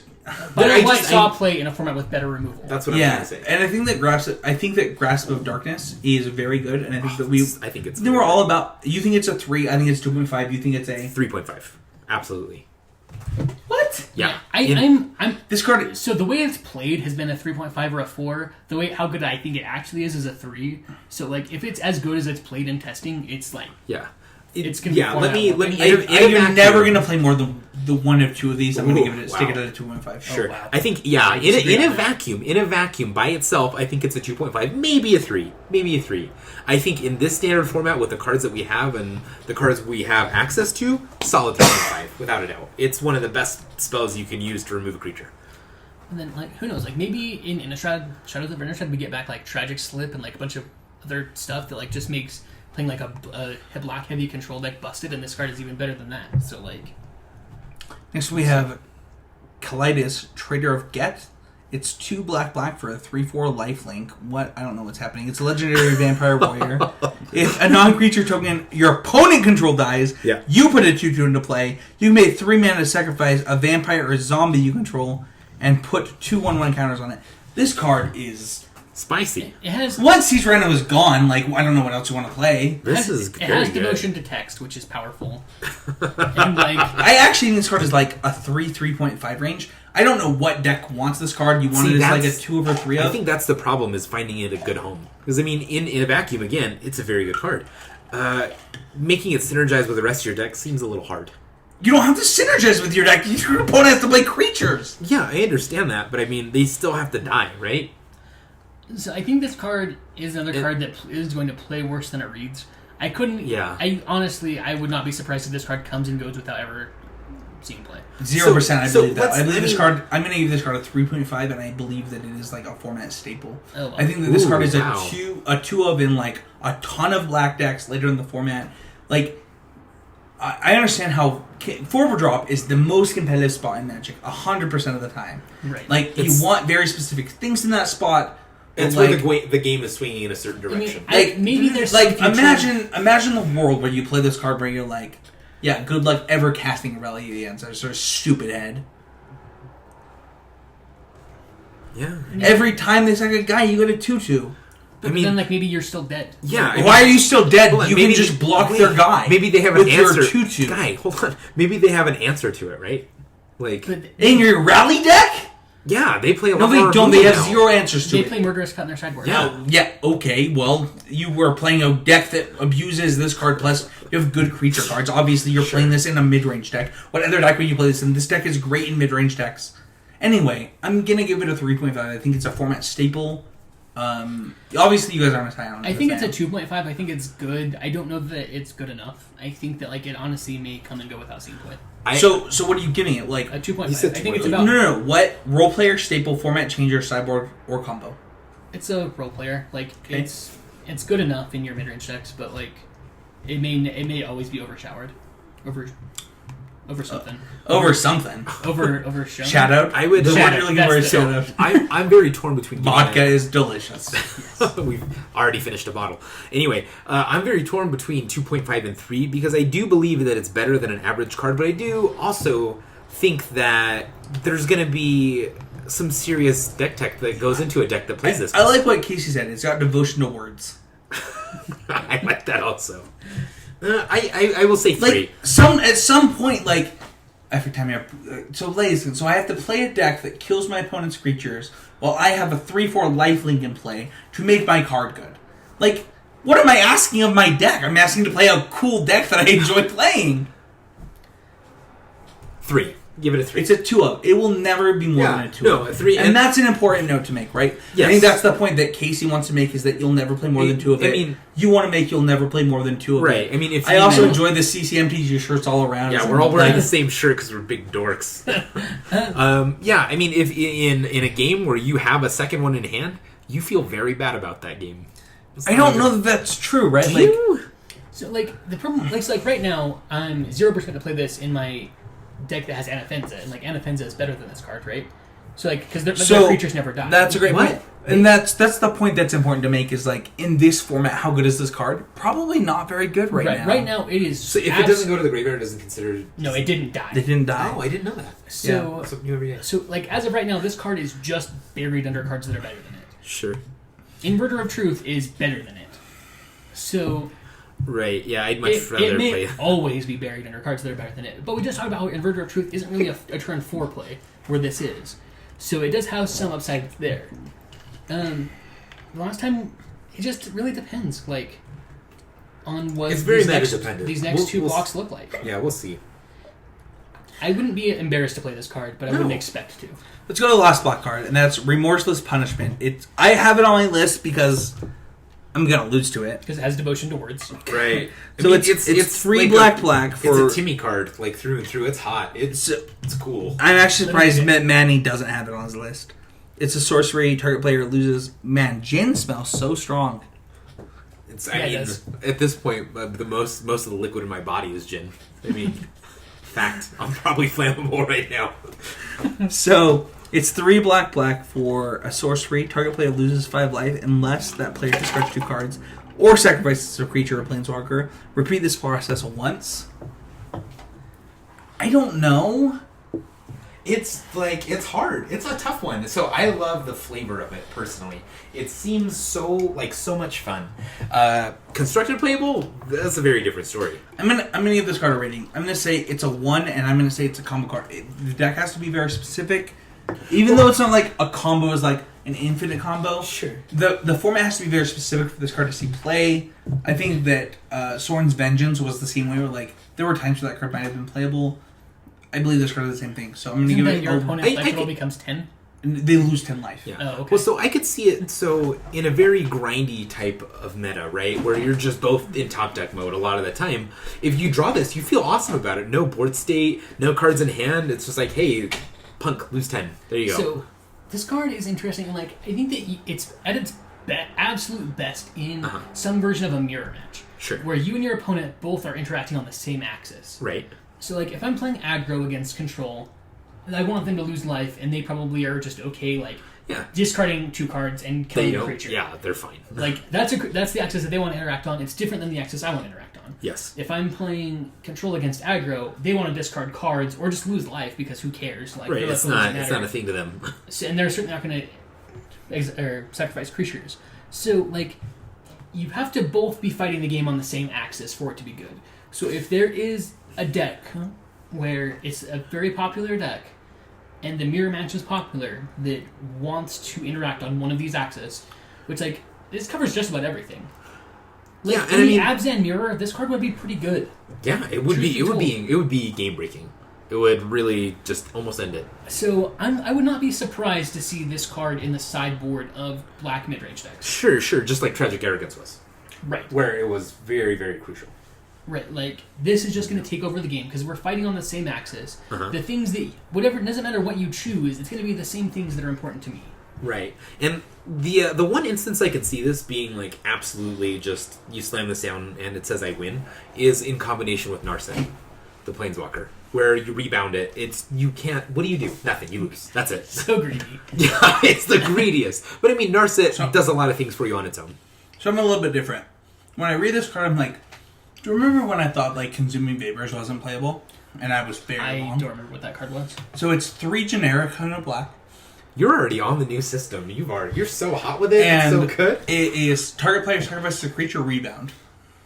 Okay. It's very good. And it's like, this card is 4 mana, my opponent has to sacrifice a guy, and then I get a rebound. Like, that card's not good.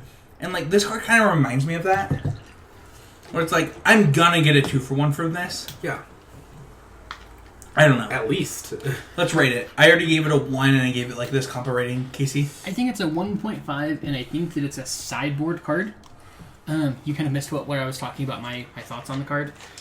But I think that it's at its best in a like a mirror match. Like a Tragic Arrogance type card. Where you and your opponent are both fighting on the same axis. If you and your opponent are thinking about the matchup in different terms, so you're both fighting on different axes, this card is not good. Because they're going to make it matter on an axis that you don't care about. If you and your opponent are both fighting on the same axis, then, like, in the Abzan Mirror, this card is great, right? Because if they lose that much life, like, that can be enough to beat them. I think in the control... Again, well, that's the same kind of thing you were just preaching, but, I mean, in the control mirror, it seems very good if it can resolve. So I want to be clear. I actually think so in the you control mirror... choose what happens with this card, right? What? What? So, target opponent loses 5 life, discards 2 cards, or No, sacrifices... target opponent loses 5 life unless they discard 2 cards. So the Or default mode sacrifices a is they creature. lose 5 life. so they get to choose. They They choose, choose yeah. the other ones. Yeah, Okay. it's a Punisher. If they That's don't, fine. If That's they fine. don't have 2 cards to discard or a creature to sack, then they lose 5. Jeez. There's enough in Why there. did you need to move the gin? There's enough I thought, gin in there. I thought I man. wanted gin, but I want. It tastes good. All right. I mean, I can. I had a change of heart. Nobody else has had that. I've like finished that bottle. No, I had a fair amount. Oh, you did? Okay, good. I bought this knowing I would drink none. So I know. Oh, I got the rum So, downstairs. so one, I give it a 1, you give it a 1.5. I give it a 2. I think that it's a fun card. It'll see sideboard play. It does what it does well, which is punish people. Just punish it. Right. Hell out of them. It hurts. It has a Punisher mechanic. Yeah, It's called remorseless punishment. Yeah, you get a lot of value out of 5 mana for that. Let's move on to the next card. So, It is. the next card that we have is Eldrazi Obligator. It's 2 and a red for a creature Eldrazi Devoid. It's a 3/1. When Eldrazi Obligator and when you cast it, you may pay 1 and a colorless. If you do, gain control of target creature. Until end of turn, untap that creature, it gains haste. So, I mean, this card is... Where this got me is Eldrazi... Time You out. missed it. Eldrazi Obligator has haste itself. What? It has haste. It does. Yeah. You actually didn't put this on your list. I didn't? No. Oh, I meant to. So, I the don't know how reason missed that I it. believe this card is playable is it's just a better version. You actually both have this on your list, but Manny Yeah. has another card first. He has Consuming Sinkhole. Yeah. We'll come back to it. Oh, okay. Yeah. I apologize. You just put your cards out of order. No. No, You just didn't have that technically one. mine are alphabetical, right? Well, no. They're both devoid, and Sure, Consuming Sinkhole is devoid, so, like... Yeah. Oh, I just skipped You just Manny's didn't do it, cards. yeah. Well, I'm sorry, Manny. Thank you. I appreciate the recognition. Well, I want to talk about this card. Let's talk about this card that we have in front of us, which Yeah. is basically just a card that's already seen a But- ton of standard but play and better. zealous conscripts, but is... I agree with Manny. I think it's better. It's better. It's just better. I mean, a 3/1 haster. In addition to that, wow. Oh, you're talking about Zealous Conscripts, right? Yeah. Yeah, so it's the same thing as Zealous Conscripts, except But better. has 2 less toughness, but the Act of Treason part is uncounterable. Yeah, I'm all in. Yeah, this is better. Just good. I think this card is like role player. I'm gonna give it a 2.5. I think it's like just gonna see standard play. I think the fact that it can't take Planeswalkers makes me hard to like call it like better than Conscripts. Because Zealous Conscripts was like Sure. pretty good. Like was at its best against Planeswalkers. Yeah, I mean, like, there was this time in, like, SCG coverage where I took a Tamiyo and, like, recalled, and people, like, left comments in SCG calling me stupid for doing that because I didn't kill his Tamiyo, and so, you know, I'm just going to disagree with you. Okay. Not really. Sounds like there was some pain there. No, it was rude. It was like they just didn't understand like the point of the game we were at. I'm so happy that all of our listeners are so nice because I thought they're just gonna be mean to me all the time, but they're not. They're all sweethearts. Every one of them. They're so great. Our listeners are pretty great, but I do think that like the taking the Planeswalker thing. I mean, at that point, like if I couldn't have taken that Tamiyo, I would have just been so far behind. Just lost. Right, and even though I didn't kill his Tamiyo by minusing it to draw 3 cards, like. Those drawing the cards was more relevant. The single most... To put a 3/3 into play with haste, attack my opponent, draw 3 cards play, was really good. I don't know why people told me I was wrong for doing it. Sounds fine. I don't know. Yeah, they wanted me to kill the Tamiyo. Yeah. Ooh, did you have the opportunity to then ultimate you Tamiyo? draw 3. I don't know. What? Did you have the opportunity to ultimate Tamiyo? No. Oh, okay. Then, Okay, so Eldrazi... Okay, let's rate it. You said 2.5. I will say... 2.5, and I think that it's like... Oh, I think it's a 3. A staple. Yeah, I was going to say I'd give it a 3. I could give it 2.5 staple. So the reason I give it a 3 is because Unnatural Aggression, right, is the exact same card, but much, much worse. So definitely not that card. That card. That's a fight card for 3 mana. Oh, is it? Okay, which is the one I'm thinking of? I have no idea. Active Treason? Active Treason. Yeah, that's it. Active Treason. Same. It was the same cost, but for much less. This just seems so much better. Yeah. Well, see, that card, Active Treason costs 3, this costs 5. Did it? I thought it was a 5. No. Oh, you're talking about Active Aggression? For, like, with Phyrexian mana? No. I was thinking of Active Treason. I'm just talking. Active Treason costs Well, there's red the one that gives trample. No, it's the gain control of target creature gains haste. And untaps, yeah, that's Active Treason. That's Active Treason. Okay, yeah, I thought it was more expensive. So this card doesn't do that because it costs 5. But it's Zealous Conscripts, which was it's also Zealous really Conscripts. good. Yeah. Zealous Conscripts was a 3. This so card, we're giving 3. Yeah, give it a 3. It's close. I can't give it worse than a 3, and I don't think I can give it better. So it's a 3. But you're giving it what? So I'm giving it a eloquent. 3. But in I think it's Role probably player. it's a role player. Yeah, that was mine. Role player. I give it 2.5 role player. Let's go back to Consuming Sinkhole real quick. So do we have to? Yes. So it's 3 in a red for an instant to void. Choose 1 target, exile target land creature, or it deals 4 damage to target player. I give this card as 0. There's 0% chance. I didn't RTF it. And I thought it just said exile target land. You're like, exile target land. So, done. I'm that's as far as I got. That is 100% stone cold unplayable. 0. Okay, let's move on. Cool. Good talk, yeah. What's next? Land creature. What? Who would print that? What kind of? That's nonsense. That's a nonsense. Kozilek's card. Return is next. Kozilek's Return is 2 in a red for Hot an fire. instant. Dynamite. Explosive. Manny. Okay. You can't say that. He can say fuck on the podcast. All It's right. fine. We already told them we'd say the F word on this I haven't podcast. said it. I'm so proud of myself. You should be. You're really drunk. 2 in a red. It's an instant devoid. It deals 2 damage to each creature. And then in our testing, we never did this, even though we did this like 7 times. A lot. I actually believe that like red-green Eldrazi was like 100% in testing if we had played this card correctly. Yeah. Oh yeah. And that's whenever you cast an Eldrazi spell with converted mana cost 7 or greater, you can exile this card from your graveyard and deal 5 damage to each creature. I believe this is actually a format teacher. I believe it's the best sweeper in Standard right now. So I give this card good. a 4, and I give it like format changer. Yeah. I would also give it a 4. Maybe even 4.5 when it comes to Tron. Right? I don't actually think it will. I think that it will be worse than Pyroplasm. It's incredible. I think you agree, right, man? Right, I don't know. Casey? It's no.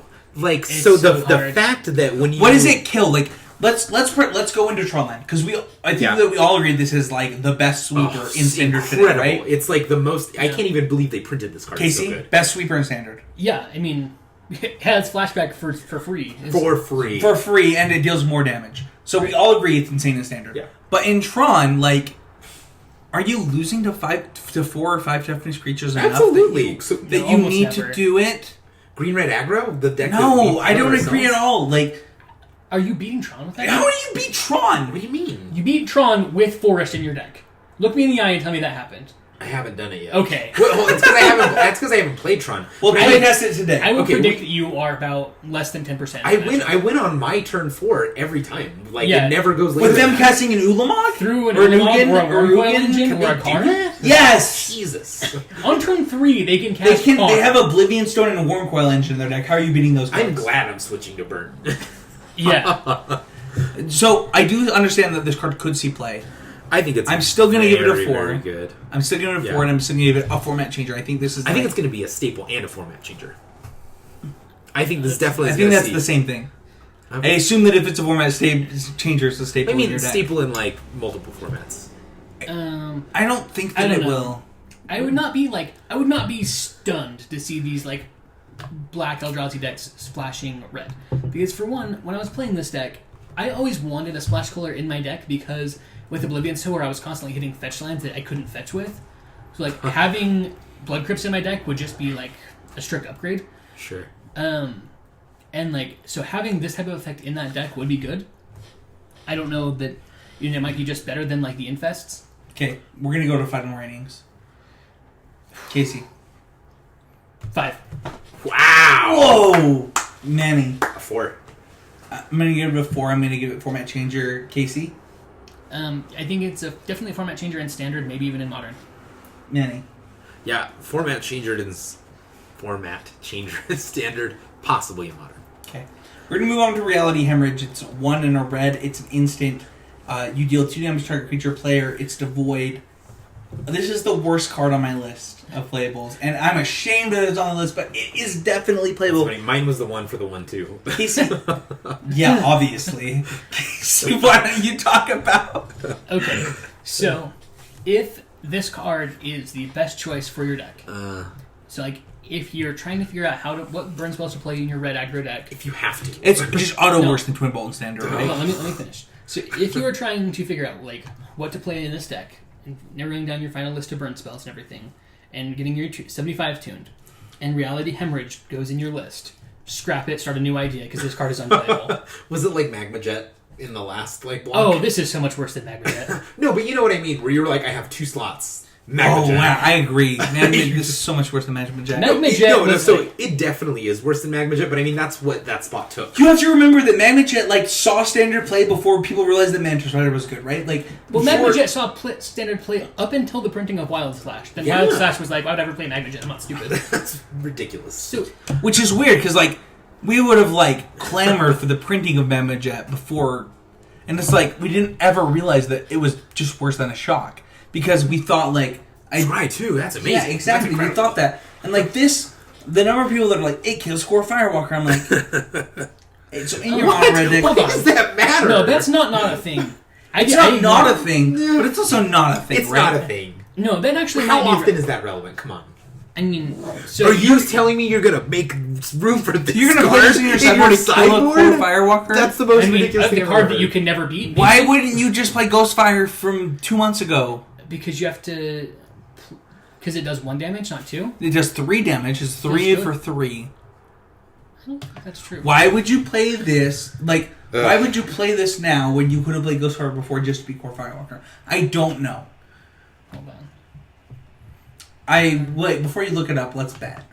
You're probably right. I mean, you used to work at a magic store, but I'm not I did. sure That's not what card fair. it is. I did used to work at a magic store. You learn things not because you want to, but because you've seen it so much. Because it costs 3. No, I actually thought that Ghostfire only did 1 damage. Okay, if Ghostfire wasn't seeing play, this probably isn't good enough either. Yeah. But 2 I'm gonna is give a lot less it than playable. I think that sometime it's so funny because I give it a 0.5. in this block, this is the best price. Yeah. So At 2 mana it is. Playing this in Standard I guess I have to. is wrong. If you want a shock in Standard, because we don't have a shock in this block. This entire block, we don't have a shock. Why? right, I know. No, that was in the last block. Oh, yeah, I know. That was but actually I mean, 2 so you're blocks saying ago in the from- future when it rotates? So once In Wild future league. Oh, 3 months. Once yeah. Wild Slash and Fiery Impulse have rotated. What do you do? I mean, Fire Impulse. you will still be don't play standard this for card. this You card for still 18 don't months. play this card. There's no way. Then either you want Oath of Chandra, which only hits Okay. creatures, not players, or you want to play a different deck. This card is not playable. You can leave it 0. Firm 0. Manny. 0.5.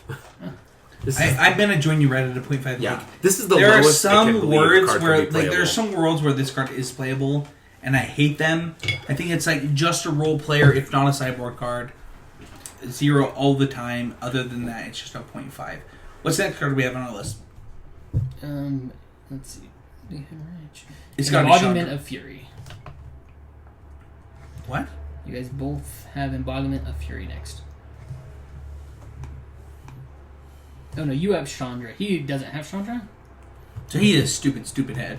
Um, We just talk mad crap at him while he's gone. So let's go into Chandra Flamecaller Okay. that Manny doesn't have on his list. So this is 4 red for a Planeswalker Chandra. You can plus 1. It comes into play with 4 loyalty. You can plus 1 it to put 2 3/1 red elemental creature tokens onto the battlefield. Exile them at the beginning of the next end step. You can pay 0 to discard all the cards in your hand and draw that many cards plus 1, or you can minus X to deal X damage. So, Casey, why doesn't Manny have this on his list? What? Several I reasons. don't. Not the least of which is because he's stupid. We already It's because I somehow insanely impossibly missed it. No, it's definitely playable. So while Manny doesn't have this on his list, Casey, like, what's going on? You guys are turds. I hate you both. I'm never coming back here again. So I actually am. I'm a little bit lower on this card than other people are. I'm super high on this card. I think that once Siege Runner rotates, this is Wildfire, and I love that card. I disagree. I mean, so a lot of people are very, very excited about this. I'm pretty mad about it. A lot of people would like to compare it to, like, Elspeth Sun's Champion. I don't think it's anywhere near that power level. Not even close. I think that's exactly where the power level of this card is. What? Casey, go ahead. So 1. I don't want any Hellspark Elementals. I don't want 2 for 6. I don't want none of that. He doesn't want them. The 0 ability, Hot Fire. That card, man. Or You that would love that ability. Yeah. Very good. For less than 6 You would mana, also love the minus X ability, though. it's fine. I mean, For 6 mana, that's a lot. That's a yeah, lot. I feel like I was You going to get say... a Planeswalker left over. But it's... I mean... No, it's not your turn, it's Casey's turn. But this is a round table. We're talking to each in other. order to kill anything that I'm going to care about, I have to make Hellspark Elementals, which I don't want. Right. Which, like... But that's only because Siege Runner exists, right? If Siege Runner exists, you'd be like, No. what? I can kill anything I want! Here. We just talked about how good that card is. This card kills Thought here and everything else they have in play for 6 mana. I mean... Hold on, you are... It hold on. dies. It's You my said turn. you use 6 mana, kill Thought Seer. Taking over. Taking over. Yeah. So for 6 mana, if Siege Runner doesn't exist, I can easily wipe my opponent's board for 6 mana. Reality Smasher. That... I just mean, like, in order to deal 4 damage to everything, that's so much What if I have mana. a Gideon's Oath in play? That's fine. I mean... I think that this card is the power level of Elspeth, but it might not fit the format of Elspeth. So... I no. That was a firm no. So, not only would, like... Think about it, this card would straight lose to Elspeth in a fight. Yeah. No, it wouldn't. Yes, it would. What are you How talking would about? it use Elspeth in a fight? It makes 1/1s, it poops them out, and you net 1/1/1 while your stupid asshole guys are gone. So, you come up, kill all the tokens, I make more tokens, you make... No, Hellspark because Elementals. the Elspeth decks are built around different things than this card would be built We're around. saying in a vacuum, Right, head-to-head. like head-to-head. You play a Chandra, I play an Elspeth. Okay. I'm gonna win. That 100% of the time I'm gonna win. 1,000%. There's no sequence between those two planeswalkers where Elspeth But we're also loses. talking about different formats. Right, but you're saying it's on the same barely. power level. And Yeah, it's I just think not- it is. that's what we're I think it talking is. about. I But, don't think like, this card can take that's over the not game. that's not a fair argument. You can't say that's not even fair because are it- Bloodbraid Elf and Jace on the same power level? Because Bloodbraid Elf beats Jace like 99% of the time, but Jace is a way more powerful card. So your argument is completely Hold on, void. no, So that's then- not true, because, I mean... No, it is true. They're both Hey, 6 whoa, mana planeswalkers. whoa. Right? Like, Getting it's a excited. creature, a haste They're creature. both 4 mana spells. Okay, but like spells is a wider category, right? Like, Right. No, I completely Well, I disagree. mean, that's the whole point of this game, right? Rock, paper, scissors. That's my point. You're agreeing with me. I am. No, I'm not, because when you I think compare Elspeth Chandra would and be better in Elspeth... every matchup. than Yeah, this. Chandra No, versus you're Elspeth wrong. Sun's Champion. Elspeth is so much You're better. 100% Are you kidding? wrong. Her board wipe effect was insane. Her board wipe effect is insane. It's ridiculous when you need to kill itself to do 4 damage to things. Why can't you just deal 3 damage to things? Because that's not good enough sometimes. Yes, that's what God. Only because Siege Rhino exists. And Thought Not Seer and a million other That's things not that are going to be happen. true 100% of the time. You're only Okay. going to play that could be the same thing against oh my goodness. You boarded out Elspeth against aggro decks all the time, even though it put 3/1 into play. It was just finding your main deck because it put 3/1 into play. I think that this card is a 2.5. I think it's fine. Yeah. Okay, so you're both. What are you giving it as far as like 2.5? I will give it actually a staple. I think this will see. I think it'll pretty see play all the time. It'll never be a 3-of even. No. I think it'll be a 1 to 2 of. Yep. That was the same thing that Elspeth was. People played 4 Elspeths. Yeah, not They all were the time. they were wrong. They were. But like a lot of people played 3 Elspeths, and I think that playing 3 of this card is insane. Yeah. I'm going to give this card a 4, and I think that it's a format change. A 4. All right. I think that this will warp the format around this card. You have to be able to beat this card. Interesting. Yeah. I think it's the second best card in this set. All right. Embodiment of Fury. 3 generic, 1 red, creature elemental. Trample. Land creatures you control have trample. It has landfall. Whenever a land enters the battlefield under your control, you may have target land you control become a 3/3 elemental creature with haste until end of turn. It's still a land. Power and toughness 4/3. So I gave this card playable because of the words rule. I don't know what deck wants this card, but I know that like it has enough words to be playable, and for that reason, I give it like a 2 and like a role player. I deemed it playable as well. I give it a 1 and a role player.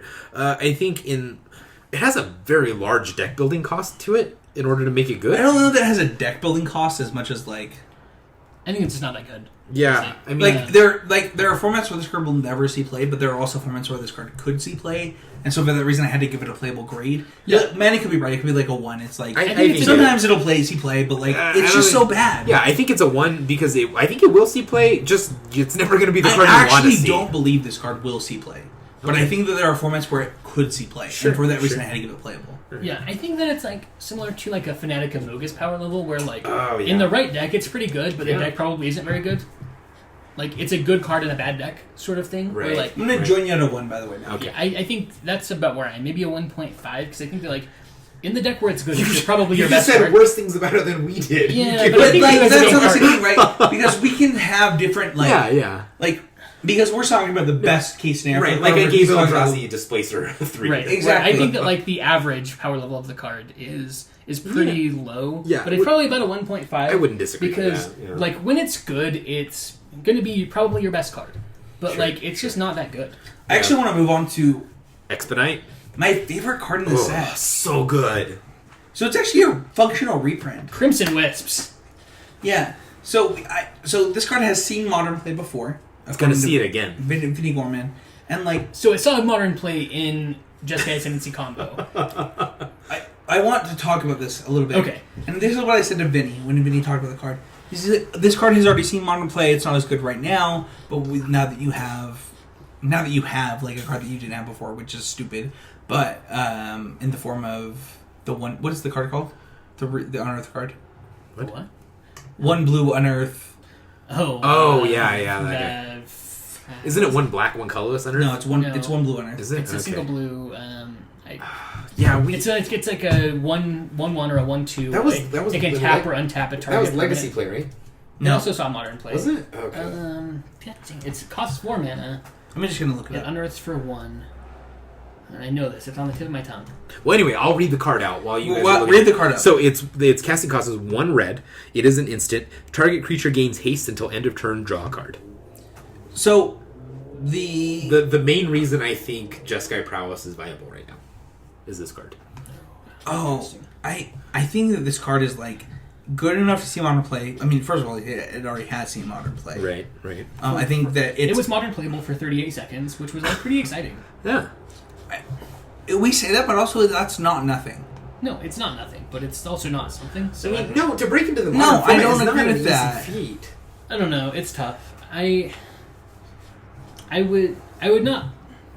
I don't think that like. I would not be surprised to ever see Expedite or Crimson Wisps again in Modern. I would not be stunned for that to happen. I mean, is it something that you can't? I would be surprised to never see them in Modern again. So I certainly don't want 8. I don't want 4. And I don't want 8. So I mean, I haven't seen the deck run, but I mean, with something that's very clutch to your strategy, you want to see it as much as you can, right? So what? So let's talk about like. First of all, let's talk about why the card is bad. Casey, why don't you talk about the reason the card is bad? Well, for one, it doesn't really do anything, right? Like, it gives a guy haste, which is not really like it's nothing. It doesn't do anything. It's something. Like, if it's your only... Like, if you already... Like, if you top deck it, and you already have your guys in play, it doesn't do anything other than draw a card. No. But drawing a card is, like, one of my... It's the best part of Magic. It's the only reason I play it. It's my favorite part. Picking a card up off the top of the deck. Yeah. It's the best. It feels great. My favorite is when your opponent draws significantly less than you. Yeah, that's my favorite what's part. important. That's why you have to play cards like Treasure Cruise to make sure that happens. Right. But, so, it's a cantrip, which is, like, by itself not nothing. Most of, like...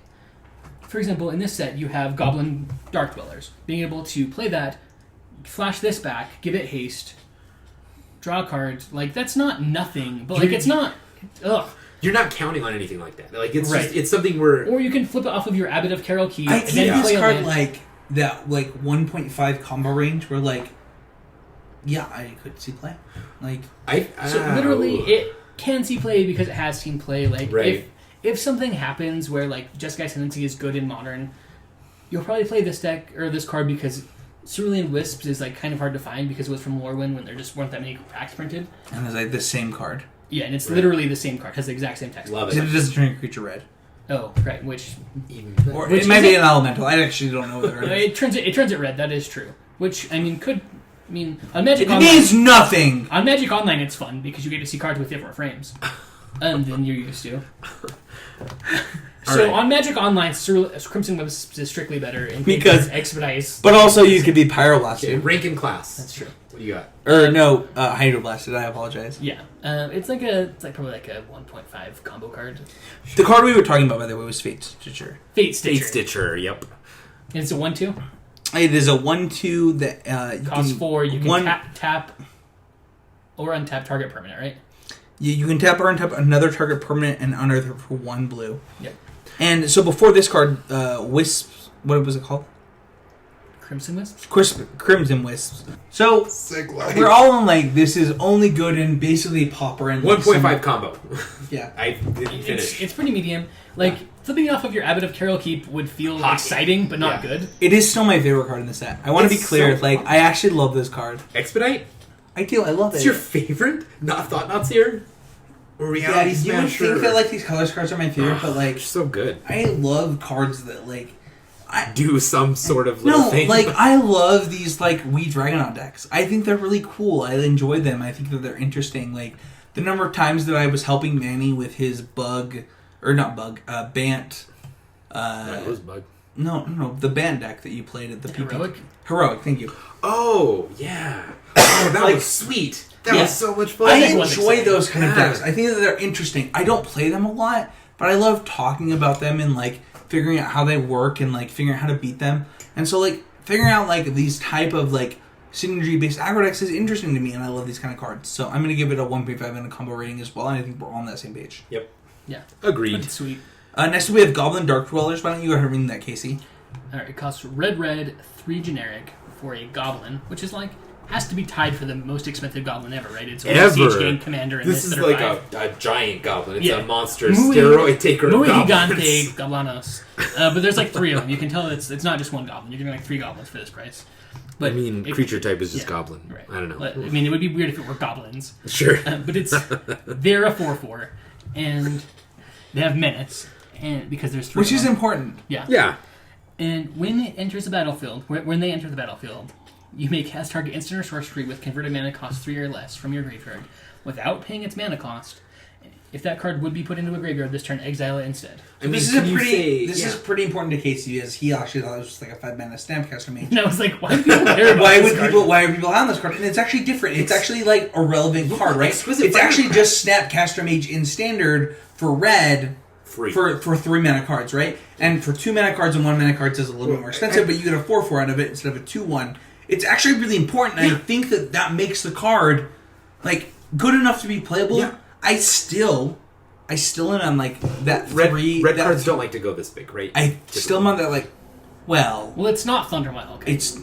I still am on that like that 3 range and that role player range, right? Well, where like it's the kind of card that like it's a very good card. It's like a 2 or 3 of in my deck. Yeah. But I have to build my deck to want this card. Right. And for that reason, that's where I'm at on it. Yeah. What is your rating on it? So I would give it probably, I'd say 2.5.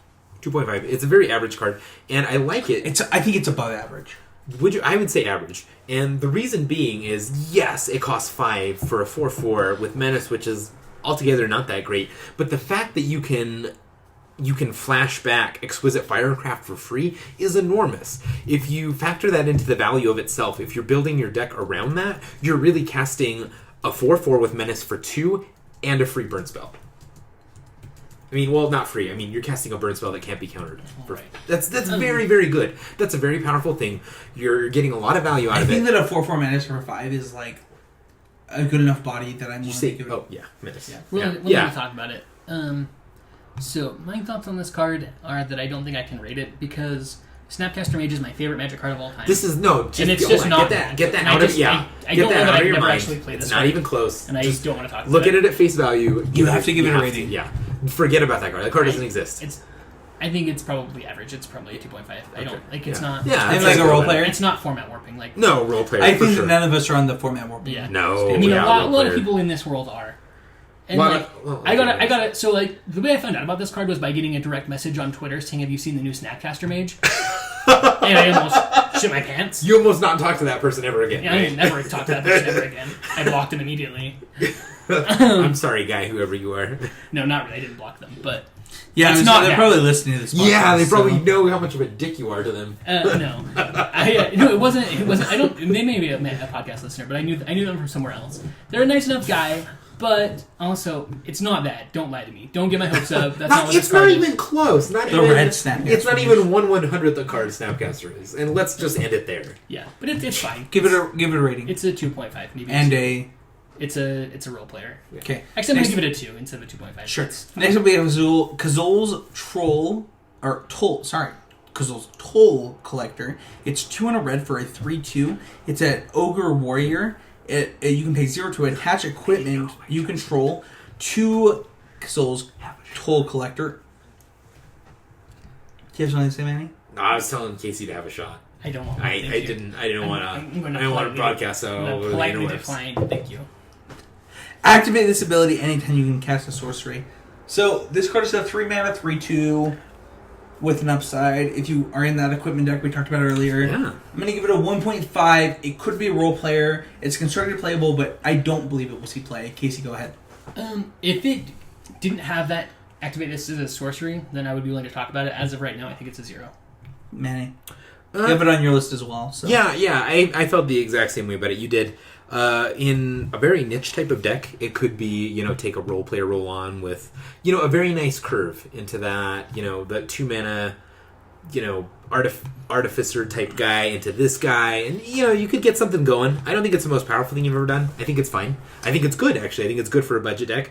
I'd give it a 1.5. Yeah. Okay, so we're on the same page there. So we have Elfis Starter next. It is a 1 and a red for a legendary enchantment. When it enters the battlefield, deal 3 damage to target creature and opponent controls. At the beginning of your beginning of your end step, if a planeswalker control entered the battlefield that turn, under your control, you may deal 2 damage to target opponent. To each opponent. Sorry. Man. So Seems fine. Can I just say this is like everything I wanted Draconic War to be in this standard format? Yeah. And for that reason, I'm willing to give it in this standard format, like a 2.5. I think you're insane. I think I'm going to give it a 2.5 in role player. Casey? I think it's being a source. Like, burn spells that are sorceries are enough worse than instance that, I think it's actually just worse than Draconic Roar. It's probably like a 1.5. I don't feel that way about it, because I feel like I play enough Planeswalkers to make it better. So, but you can all, in your deck specifically, sure. So in these, but other decks that play more dragons. In any red deck I'm playing, I feel that way. I don't know. No, that's not true. Yeah, I feel like that's not true. There's a lot of conditions that have to be met. I've played way more dragons in red decks than I have planeswalkers. So what do you give it? I think it's like a 2. Yeah, that makes sense. Yeah, I would give it. So two role player, 2.5 role player for me. Maybe 1.5. Whoa, that's a little low for it. I don't think so. I mean, you don't have Lightning Strike right now, dude. I know that's why Draconic Roar is better in my opinion than this card. I think that there are decks that want this better than Draconic Roar. I agree, but I think Draconic Roar is a straight across better card than this. I think on average Draconic Roar is better. Even that's legitimately. Well, next up we have a card that just wants to beat decks that play Draconic Roar. And I believe that is Reckless Bushwhacker, if I'm not mistaken. Yes. So, first of all, we did say... So, first of all, the first thing I want to state on this is that none of us believe that Pyromancer's Assault is playable. So, if you think that you can play that in Storm deck, you are wrong because it doesn't do what you think it does. Storm? You need to read that card again. So, and we're going to move on. Shock. We need to move on. The first time you look at it, you think in the back of your mind, you're like, maybe. No, because you think that it does something different. You think that every spell you cast after the first spell does that. Right, but it's not. But it doesn't do that, so read the card again. Let's move on to Reckless Bushwhacker. This is 2 and a red for a 2/1 haste. Whenever Bushwhacker enters the battlefield, if its surge cost was paid, which is 2... 1 colorless, 1 red. Yeah, which is 1 colorless, 1 red. Other creatures you control get +1/+0 and gain haste until end of turn. I've heard people want to play this card in Modern. Yeah. I've heard Matt Kling say this card is like his least favorite card of the set because it reminds him of the other Zendikar Bushwhacker. In the end, I think this card is playable. I give it a 2.5 role player card. I think that there are some decks that could want it in other formats, but in the end, like, I think that like your Burning Tree draws into this are a little excessive. I think that in the end, it's just a role player and a 2.5 average Magic card. Happy to play it. I don't know why people are down on it. I don't know why people are up on it. Manny, go ahead. All right, going into it. So this card I think is perfectly fine. I believe it's a 2.5 playable card, constructed.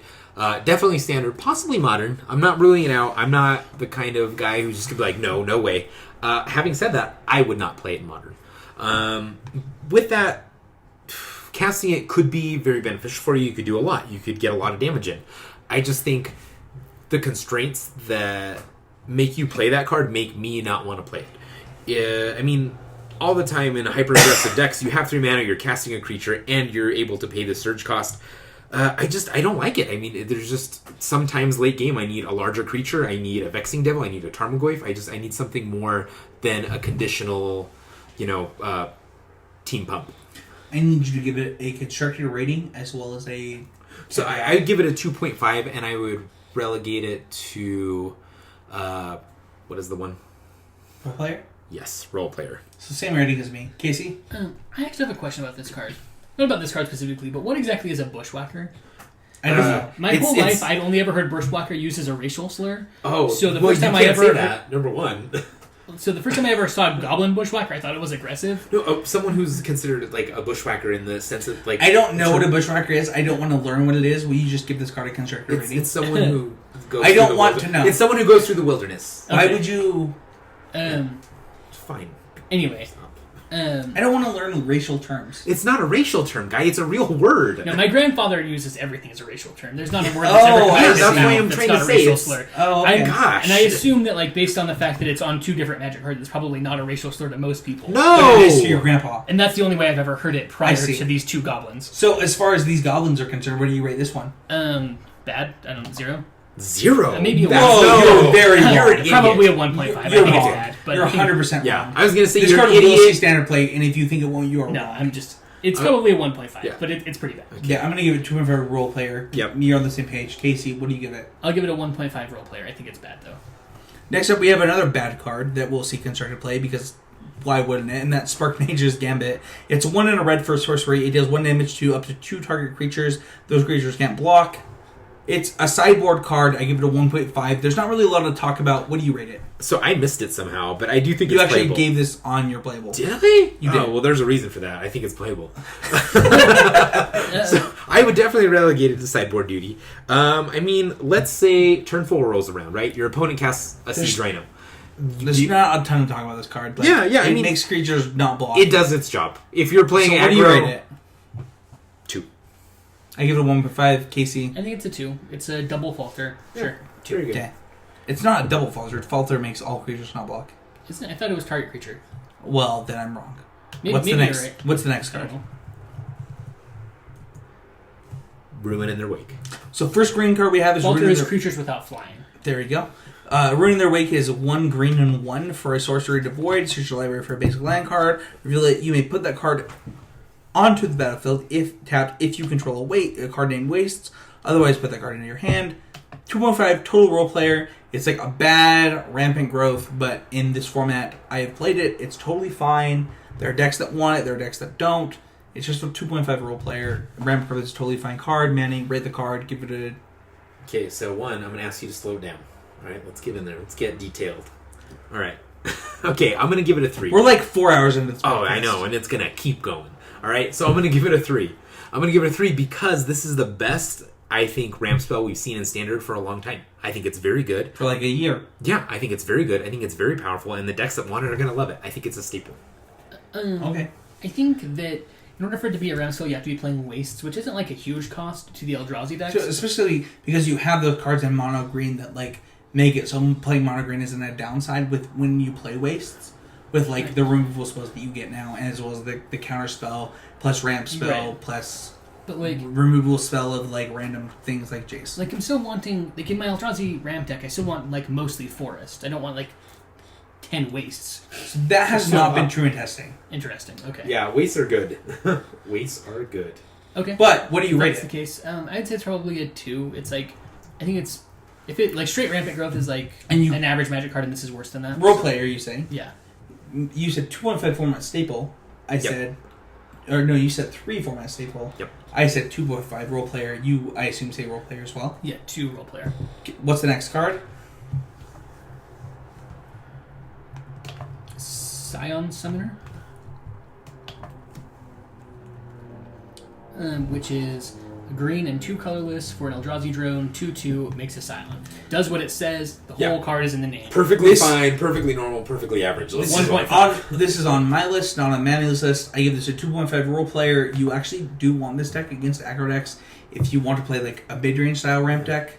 2.5 total role player. It's the only deck you wanted. I would actually go down to a 2/4. Casey, you said 1.5. Yeah, I mean people play blue-green Eldrazi now sometimes, and nobody plays Eldrazi Sky Spawner, which is a better card than this.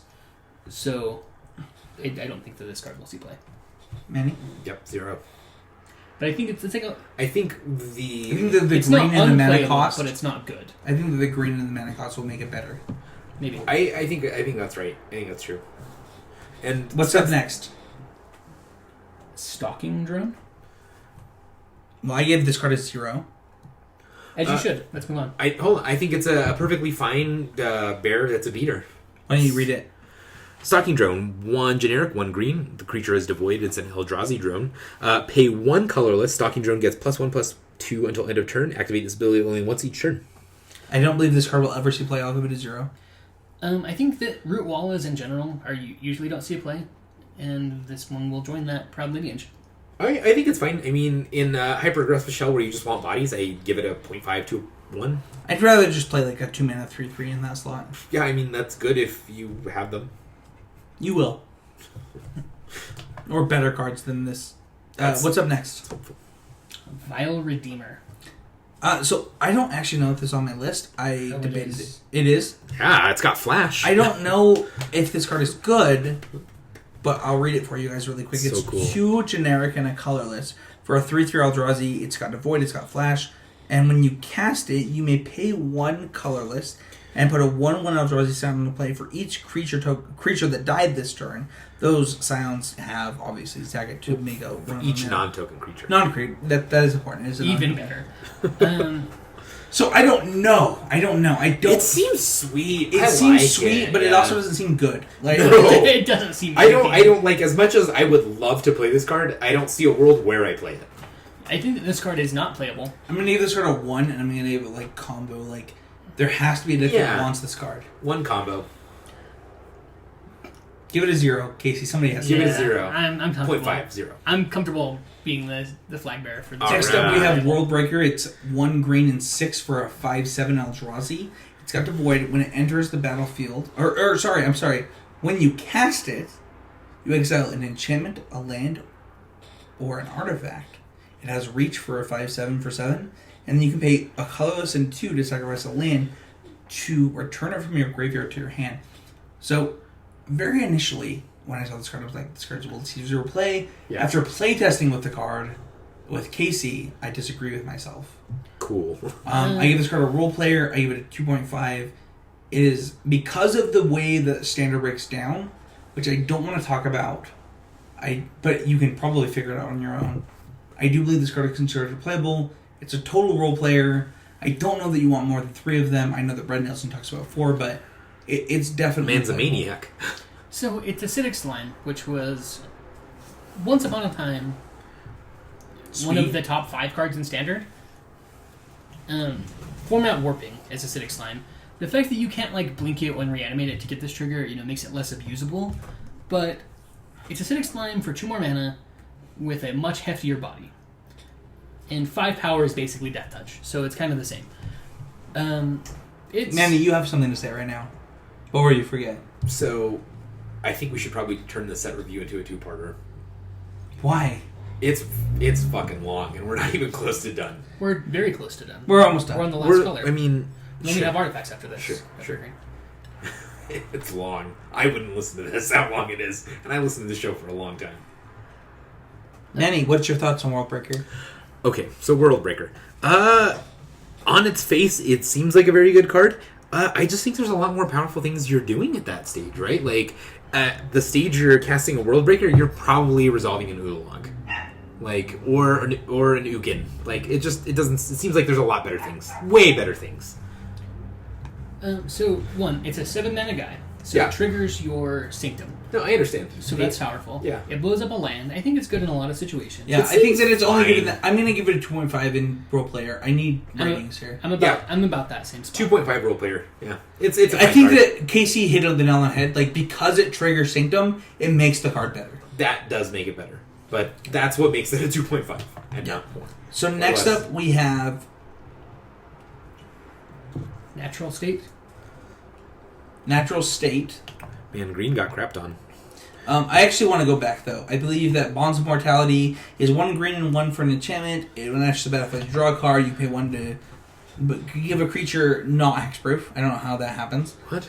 But I believe that card is a sideboard. Bonding it with mortality. I see. Oh, right. So I believe that card is a sideboard card. I give it a 1 sideboard, and I think it's terrible. And I don't think it will ever see play. It's just like the Spotlight, whatever it was from Gatecrash or Dragon's Knees. This all played for like 2 seconds. Yeah, people played it in their sideboard once, realized it wasn't good enough because the deck they wanted to board it against wasn't good, and they never played it again. The only way I see this scene play is if you're in a meta in Modern that has tons of boggles. Right. So much boggles, like you're up to your effing So then you eyes. should play Natural State, which is our next card, which is 1 green for an instant. Short target enchantment with converted mana cost. Artifact or enchantment, with converted mana cost 3 or less. I've seen people say this card is like better than natural, or not. Sorry, not natural. What's the Naturalize? No, the gain 4 life one. No, yeah. Oh, sure. What is that card called? I don't know. I could have told you had you not. Can I not put you on the spot? Had you not been like seated in natural and then said the wrong word because it's not natural. Anything. It's not natural anything. But anyway, I think this card is playable if in a format where you don't care if the card costs less, like 4 mana.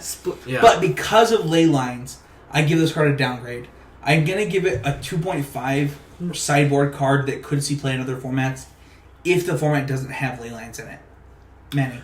I think that the Splinter Twin getting banned makes the card better, but in my opinion, that's an interesting point. So, still, even acknowledging that Splinter Twin being banned makes the card better, I would still just upgrade that to 2.5 for that reason, and I would roleplay. So why would you say that? Because most of the artifacts and enchantments will be 3.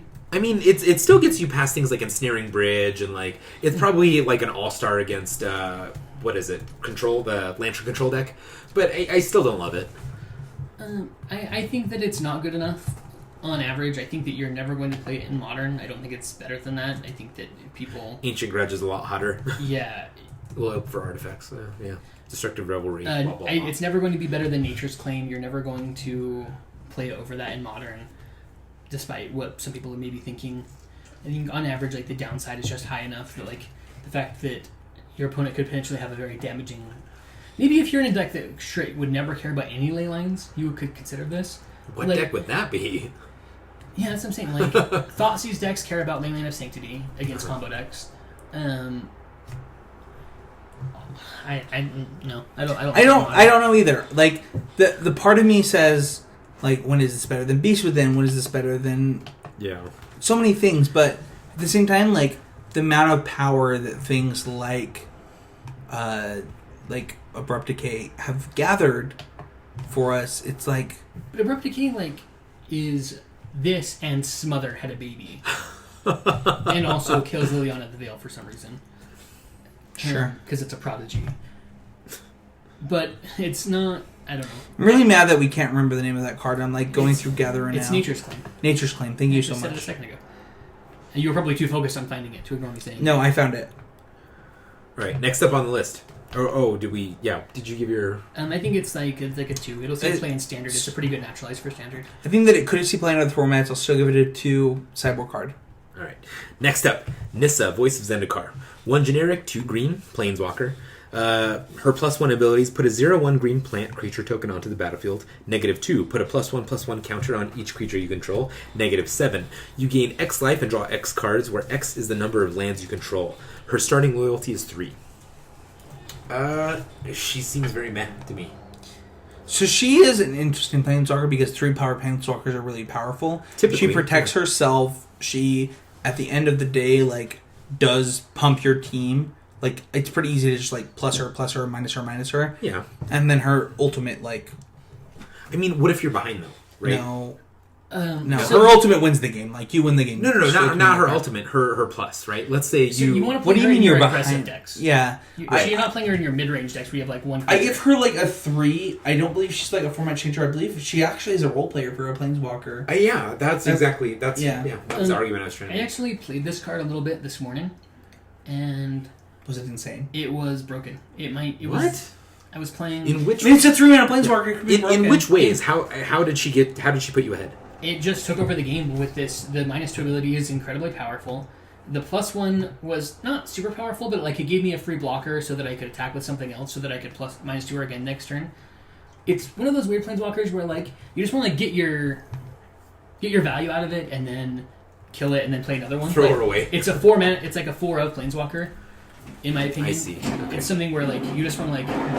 So you would not feel bad -2ing rather than playing another one. No, not at all. Okay, I see. Well, okay. Looking at it from that perspective, I can. See where you're I think it's a 4. I thought the card was busted. I won 2 matches solely on the back of the power of this card in a deck that was very mediocre. Yeah. I was playing a green-white tokens deck that was like very underpowered, and this card like green-white tokens. That will never be a thing. It was a Craig Lesko deck. Okay. And it is the best card in that deck by a huge margin. Not surprising. And it was so powerful that I think that like playing that just like in your Den Protector Raptor decks or like your just general aggressive. You think that it's good in those decks? I think it's great in those decks. Ugh.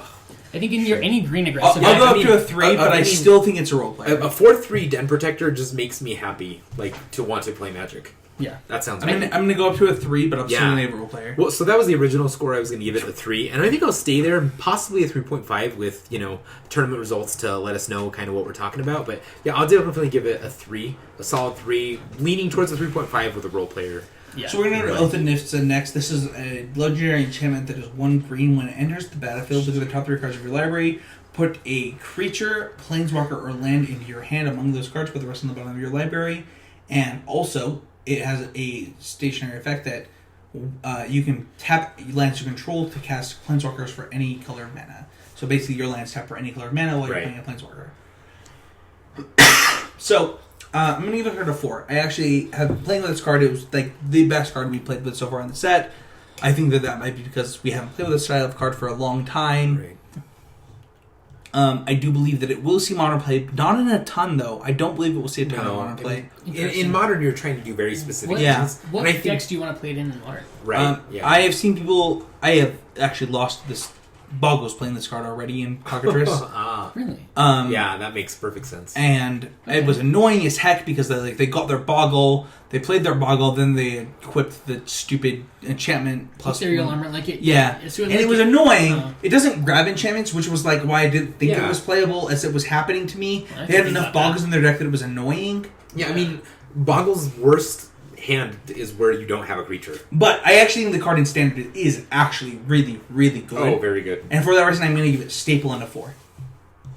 I would give it a staple, and as far as with Standard being my main concern in mind, I'd give it a 4.5. It's going to be... I think this card is going to see play in almost every green deck. I could see giving it a 4.5 after losing to it abysmally. Yeah. I mean, as far as like an all-star... it's not 5. It's not a multi-format all-star. No, not at all. But in what it does it very well. It also is in green, right? Where you don't get this effect. Right. And that's important. It being in green is important. it being an enchantment is like a pretty big downside, though. If this were a sorcery, this card would be just great. It's like if you could like Den Protector this back easily. I've noticed in Standard that I disagree with you there because the ability to like cast my specifically Sarkin. Yeah, like it helps with your Planeswalkers, which is powerful. But like as far as like the front half of the ability, the cantripping effect, I think that being an enchantment is enough worse than a sorcery that like I'm a little bit over on the card because you can't Den Protector it back easily. Like if I could like. That's a good point. Just drown my opponent in value. I mean, you can Den Protector your back pretty easily. Yeah. If you have two of them, sure. Right. But do you need two of them? Like, yeah. The thing is like, it changes your draws. It fixes your mana. It lets you play your most powerful creatures. And that's the thing that we noticed in testing is, like, in the Rug deck, it was like, Savage Knuckleblade is so powerful. Yeah. Like, I just want to draw more of those. Yeah. Also, like, why have more Savage Knuckleblades all of a sudden? Which, like you said earlier, Casey, it really turns your deck into a 56-card deck. And I love that. It's phenomenal. It really feels like it puts you up. I love one-mana cantrips more than probably anybody. And I think that this card measures up a little bit worse, having played so many of those cards than people realize it does. the math, Frank Karsten, your favorite writer, actually disagrees with you. He says this card is better than Sleight of Hand. Wow. Interesting. Better at what? At playing as a one-mana cantrip than Sleight of Hand. It gets you the cards you want in the decks that you play it in more than Sleight of Hand does. Frank Karsten wrote an article on it. You should read it. I will. I think that, like, based on assuming I'm kind of running the value of hitting a land down to 0 in my mind with this card. Oh, and that could be the big difference. Whereas, That's like, so great. when we were testing the card, like, hitting the land, you got to play 24 instead of 25. You got to play, like, powerful creatures.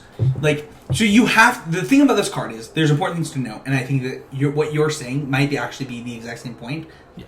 So if you want to hit a certain spell, you actually have to play more of that spell because you can't hit it with Oath. Right. But you get to play less lands, and your more powerful creatures you get to draw more often. Right. Which is the upside to that. This card hits about 97% of the time. It feels like when you're playing something like Rug that you're playing 5 or 6 Knuckleblades instead of 4. It's really great. And when we only tested it in Rug and Abzan, and in both of those decks, it was very good. So good. Yeah. People were super high on this card in like modern Jund and Abzan decks. I don't know how I feel about that. Yeah, and that's why I didn't give it a that's 4.5. insanity. I think that there will be a modern deck that wants this card because it's one mana. I actually think it's Abzan Company is the modern deck that wants this card. And that could be true. I think there's a total of 1 or 2 decks in modern that want this card, and that's why I don't give it higher than a 4. Yeah. But Casey, after all you said, I think you're going to get close to like a 3.5 or 4 with us. Where are you at? I think I'm at a 3. Oh, wow. Yeah, I don't think it's as good as it reads. Wow. It's... This guy. I think that saying like it has... It's up. I'll have to read his article. I think that on average it's going like Sleight of Hand is a card that in the decks that will actually play Sleight of Hand hits 100% of the time because your whole deck is the same thing. Where like this, I don't know. The decks that want to hit their creatures and lands like don't usually like mid-range So you give decks. it a 3 staple? Like, what do you... I think it's a 3 role player. I think that like it's weird. I give it a 4 staple. Yeah, 4 staple for sure. Interesting. Yeah. But we also, like... The format can change, right? Like, Yeah. I asked the question in our testing team, like, do I want this in Abbott? And I think that that's a legitimate question. Like, because I'm playing so many spells, like, does it make this card worse? But, like, I think that Frank said, like, it was, like, 97 with, like, 15 spells in your deck. And it was, like... That's probably true. And it was that good. And so I don't know. But the fact that it's green mana makes the card better because you don't get this effect in green. Because as much as you're like, oh, I don't get to cast spell like my black and red spells, it's like, yeah, you don't. But you get to cast your Savage Knuckleblades, you get your Planeswalkers, like you can cast Liliana on the wrong mana. Like there's things that this card does. Sure, yeah. So it makes it interesting. So I think that only time will tell. I believe the next card we have is Seed Guardian. It's 2 green for a 3/4 reach. When it dies, put an XX elemental creature token on the battlefield where X is the number of creature cards you control in your graveyard. I give this card playable because I don't know. It's perfectly like barely below average. I'm going to give it a 1 like role player in some random deck if it. I'd give it a 1.5. I mean, yeah, role player again. It's it's so at its face, it's a 4 for 3/4, which is fine with reach. And then at its best, you get another creature out of it, possibly. You know, if it's a graveyard strategy, it might be fine. Might be Casey? great. So might be good. it's never going. It's always going to give you a creature. That creature might be a 1/1, but it's always going to give you a creature, right? Unless they have hands or whatever. That's not nothing. I think the card is pretty unimpressive. I think on both sides it's pretty unimpressive. Like, the way that it's going to be impressive is by making a giant guy on its way out. But I think that, like, the deck building cost of that is high enough that I'd probably rather have anything else. Right. Another, like, there has to be a better graveyard incentive than this. That's my thought, is, like, that's why I give it, like, this, like, one maybe a season play grade. Yeah. Yeah, that's about right. That was my idea with the 1/5. It was like, it seems slightly better than that because in combination with the graveyard strategy, it could be very good, but the chances of that are highly unlikely to be. It's a narrow 1.5. So we're going to go to a card that's only on my list. We have Sylvan Advocate. It's green and 1 for a 2/3 vigilance. It's a creature druid ally. As long as you control 6 or more lands, it gets +2/+2. This card blocks really good early, and it's really good late. I don't know. It's like this green, weird card. I give it a 1.5 role player. I don't know what deck it wants it, but there could be a deck that wants it. Casey? It also, for what it's worth, it anthems your land creatures for +2/+2. That's true. Yeah. So if you're playing, like, a bunch of Awaken type effects... Like that ridiculous red card we looked at earlier that makes them... Yeah, like, absolutely. It's combo deck, right? Yeah, the 2 into the 4. So... Matt Kling introduced this to me as the new Tarmogoyf. Who did what? That's not true. And it's not that. I mean, I know Matt Kling, and he doesn't... The way you're describing it to me sounds like someone who's very dumb, and that's not the Matt Kling I know. I mean, he was smirking when he said it. Oh, but okay. He did say... Oh, that makes sense. Like, just all the other news anyways. Yeah. Yeah, he's like, did you see the new Tarmogoyf? Makes a lot more sense. And I'm like, what are you talking about? He's like, the one that, is a 4/5 if you have 6 lands. I'm like, oh, yeah, no. Yeah. I don't think that card is I think you're kind of where I'm at. super good. I think it's like a 2. Like, it's... Oh, you're higher than I am. I think that, like... Because, like, in mid-range deck, you're very likely to get to 6 lands. So, the fact that it's like it's an early beater that also has value late. I personally would put it at a 0.5, and I would say that it's very much a combo card. If you can make this card fire off, it's going to be very, very good for you, but I think the amount of combos and setup and deck building you need to make that card good is not worth the card itself. Sure. So that's why I give it a 0.5. You give it a 0.5, so I give it a 1, Manny 0.5, I'll give it a 2. 2, okay. Yeah. Let's move on to the next card while Manny, drunkenly takes a bathroom break. Now we're on to multicolored cards. Yeah, Best so we have ones. Flare Drone. This is only on my list. It's 1, a black and a red for a 3/1 first strike devoid. It's an Eldrazi drone. Whenever a colorless creature you control enters the battlefield, opponent loses 1 life. Like, this card just does enough that it's playable, has enough words. I don't love it. I think that it won't see play, but I'm going to give it a 1.5 role player in, like, some random black or red deck. There are enough, like, of these cards that they make up something that could happen. Kind of like Warriors, where, like, Warriors has top 8 at a few tournaments for me. Or, like, I'm willing to give it playable, but, it's so gross. It's low end. It's like a 1.5. It's like a role player in a bad deck. Yeah. So while Manny's gone, we'll just it's not on his list. He's going to give it a 0. He doesn't think this card will see play. Next up, we have Mind Melter. This is on Manny's list and not mine. This is 1, a blue and a black for a 2/2 devoid. Mind Melter can't be blocked. You have colorless and 3... target opponent exiles a creature from amongst your hand. A card. A card, sorry. But it can only be activated at sorcery speed. I did the set review for MTG Focus for their multicolored, colorless, and land cards. And I was like, oh, well, you can activate this at instant speed. Like, that seems really good. They're like, no, you can't. And I'm like, this card's not. Oh, that's not as good as I put this on my list. It's not as good as I thought. If you could trigger it on their draw step, man. It'd be really good. Hot. That being said, I give this card a 0. I don't think this card will ever see a constructed play. 0, yeah. It's on your list. I know. I think I missed the sorcery speed part because I can't read, obviously. I'm illiterate. So we're all giving it 0s? Yeah, I changed my mind. I think it's a 0, and I think that Austin Geltz will play it against me at a tournament, and I will roll my eyes. Oh, and he'll get you so good. Did we talk about Flare Drone and how bad that card is? So, we talked about how good it was and how you give it a 0. I think it's bad. Yeah. Okay, I think so it's next up very, we have very Void Grafter, which is 1, Terrible. a green and a blue. It's a 2/4 devoid Eldrazi drone. It has flash, and then when it enters the battlefield, give target creature control hexproof. So, cool. This card is cool. Yeah, way cool. I actually believe this card could see play in like collected company decks and modern. Yeah, I don't know where this card is at. I wouldn't. This is one of the cards that I don't know what to give it a rating. I give it like this combo rating where like if it's good, it's probably really good, but if it's bad, it won't see play ever. It doesn't die to Lightning Bolt, which is interesting. It has Flash as a 2/4, so you can still play it as a spell effect. It not only doesn't die to Lightning Bolt, but saves other things from dying to Lightning Bolt. I don't know how I feel about this. Casey, you're shaking your head at me. What do you think? No, I actually like this card. I think it's good. It's cool. It's like I don't know what to give it though. It's a cool, interesting, fun. You think it's like this that's 2 good. combo card is kind of how I see it. I don't even think it's a combo card. I think it's it I seems want to like a play value like card a to me. tempo deck, like in standard. Like, Yeah. Okay, I'll kill your guy. Well, no, you won't, stupid. Yeah. Yeah. Like, Also, I have a 2/4. Also, how do you kill this thing? Yeah. Also, how can you ever win? Yeah. Just people stroke your guy. Thanks for playing. Go home.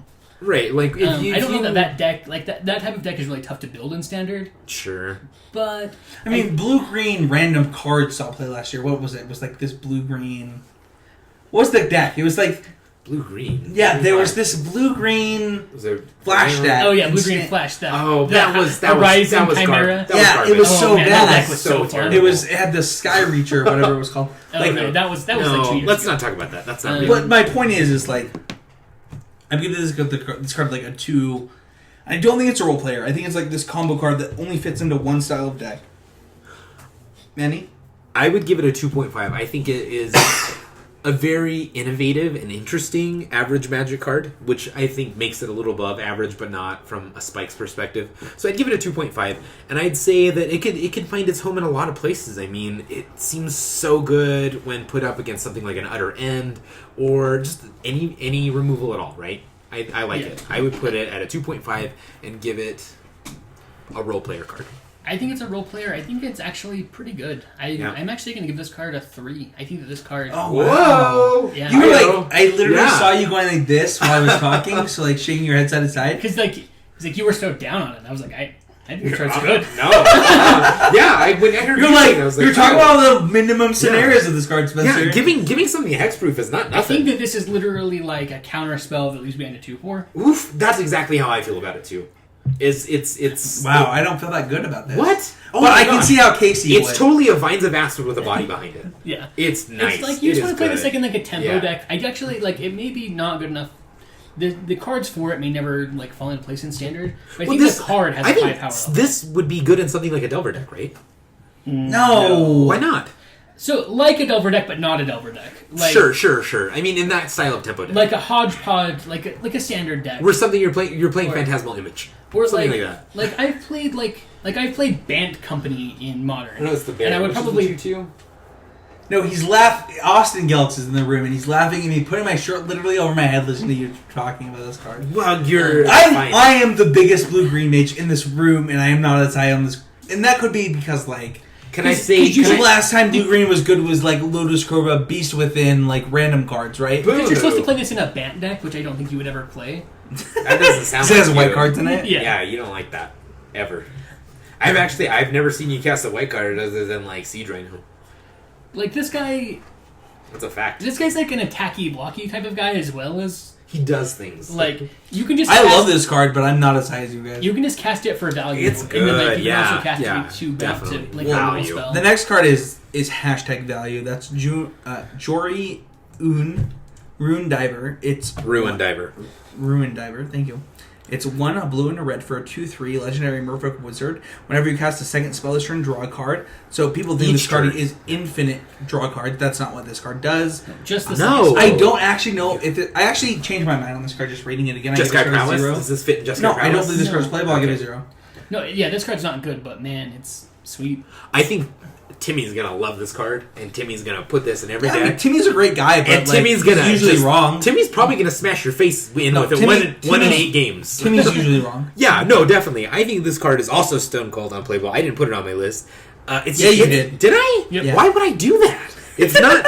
Because you're an idiot. Then I'll give it a 0.5. It's like not. I'm going to change mine. I'm going to give it a 0. I don't actually know that this card will obviously play. Yeah, I think it's a 0, but I think it's sweet. I think but also people- maybe it's a 0.5 because I want to play it in my Void Graphic. Yeah. I was gonna say it'll get a 0.5 because people will want to play it. It's just not good. It's a very, very bad card. No, actually, I'm just kidding. I think it's a stone cold 0. You can't. The next there's card no way. is the next card actually is good. Yeah. It's Mina and Den Wildborn. Two 2 generic, 1 red, 1 green, legendary creature, elf ally. You may play an additional land on each of your turns. 1 red, 1 green is its ability. Return a land you control to its owner's hand. Target creature gains trample until end of turn with a not unimpressive body of a 4/4. Alright, thoughts? Launch it. Send it. I think this card is just good. Like, I don't know what deck wants it, but some deck is going to want it one day. I think it's fine. I think this card is the definition of like a 4/4 with upside that like they've all seen standard play at some point. So I mean that's it's like this like 2.5 card that So, that's what I mean. I don't know what deck wants it yet, but like somebody will want it for sure. And it's like this competitive spot where it's the best to fill the spot that some deck wants, but I don't know what the deck is. Right. I don't love it. I give it like this 2.5 role player Casey, card. What do you got? I think it's like a 2. I don't think it's very good, actually. I think that, it, like... That's kind of how... I think we're on the same page. This is like echoes of Reaper of the Wilds to me, where it's like this 4-drop No, this is way better than that card. What? Reaper was pretty dang good. No. And that card was that card was unplayable. Not in the Block Pro Tour. Did anybody actually do well in the Block Pro Tour? I mean, I just threw it out there because I have knowledge about it. If we were like the Around the Horn show, he'd be muted right now. Yeah. But that's a terrible show. I don't know what that means, but I'm offended. I took offense. You should be offended by being compared to someone on that show. I've never heard it. I'm going to go listen to it, and I'll probably come back here and fight somebody. No, I think that, I mean, it's fine. It's a 2. It's fine. It's a role player. It's fine. I'll give it. I'm going to give it a 2.5 role player. Yeah, I'll give it a 2.5 role player. I mean, exactly like you said. I mean, I hate to reiterate what you said, but it's a 4/4 for 4, right? That's fine in and of itself. It has some upsides. They could be okay. Yeah. It's a fine card. It's fine. Yeah. What's the next? Reflector Mage. On Manny's list we have Reflector Mage. Yeah. This is actually something that Drew Walden believed is considered playable as well. Yeah, it's from good. another podcast. It's 1 blue and white, and a generic for a 2/3. When it enters the battlefield, you may return a creature card to an opponent's hand, and they may not cast the card next turn. I give it a 0. If it had flash, I would change my mind, but like it's just too much to ask of yourself. In the world where Spencer Howland and we played Magic for a dozen years and we've seen 1,000 cards better than this, it's a 0. In my world, where I've been playing competitive Magic for like 3 years, this card is pretty good. It is not bad. I mean, it's a solid 2/3 body with a very good bounce effect. I mean, you bounce a Siege Rhino, and not only has the effect of bouncing that Siege Rhino, but their second Siege Rhino. It feels very good to me. No, I don't think so. I would give it a solid 1/5. I give it a 0. I don't think there's any chance the Curtsies play. Like, if it had flash, I think it would be completely different. If it had flash, it'd be like a 3.5. No, I think it'd be like a 2. So the problem is that this card basically never sees play. Yeah. I mean, I did. We've just come a long way since Man of War, man. Man of War's so much better. It's literally this is like literally better than Man of War. Isn't Man of War one color? No, it's a blue? 2/2 for a 2 and a blue to bounce the card, and that's all it does. I mean, so it's not as this good is as a better. No, this is a better Man of War, right? And it still won't see play. Man of War isn't as good as this. That's not what you said. Not what you said at all. No, that's what I was trying to say just now. Okay. Yeah. Before you cut me off. I mean, I played with Man of War in dual decks, and that's my extent with it. I think we've just come too far. Harbinger of the Tides has not seen play. And it's way better than this And Harbinger card. of the Tides is strictly better than this card. Sure. Way better. Yeah. Okay. Conceded. You gonna go back to your 0? No, I'll give it a 1. I think it's a 1. It's a low end. No! It's not good. I go from 1.5 to a 1. I'm giving this card a 0. I hope that you guys are wrong. Me too. I mean, I would love There's no way the next card isn't playable, and that's Storm Chaser. Maybe. I love it. It's 1 in a red for a 3/1. 1/3. 1/3 flying haste. Human Wizard. This is the other card that makes me believe that prowess will be a thing. I believe this card is really good. So good. I mean, I don't know. Right, with a 1-drop Swift Spear into a 2-drop Storm Chaser, like, wow, so good.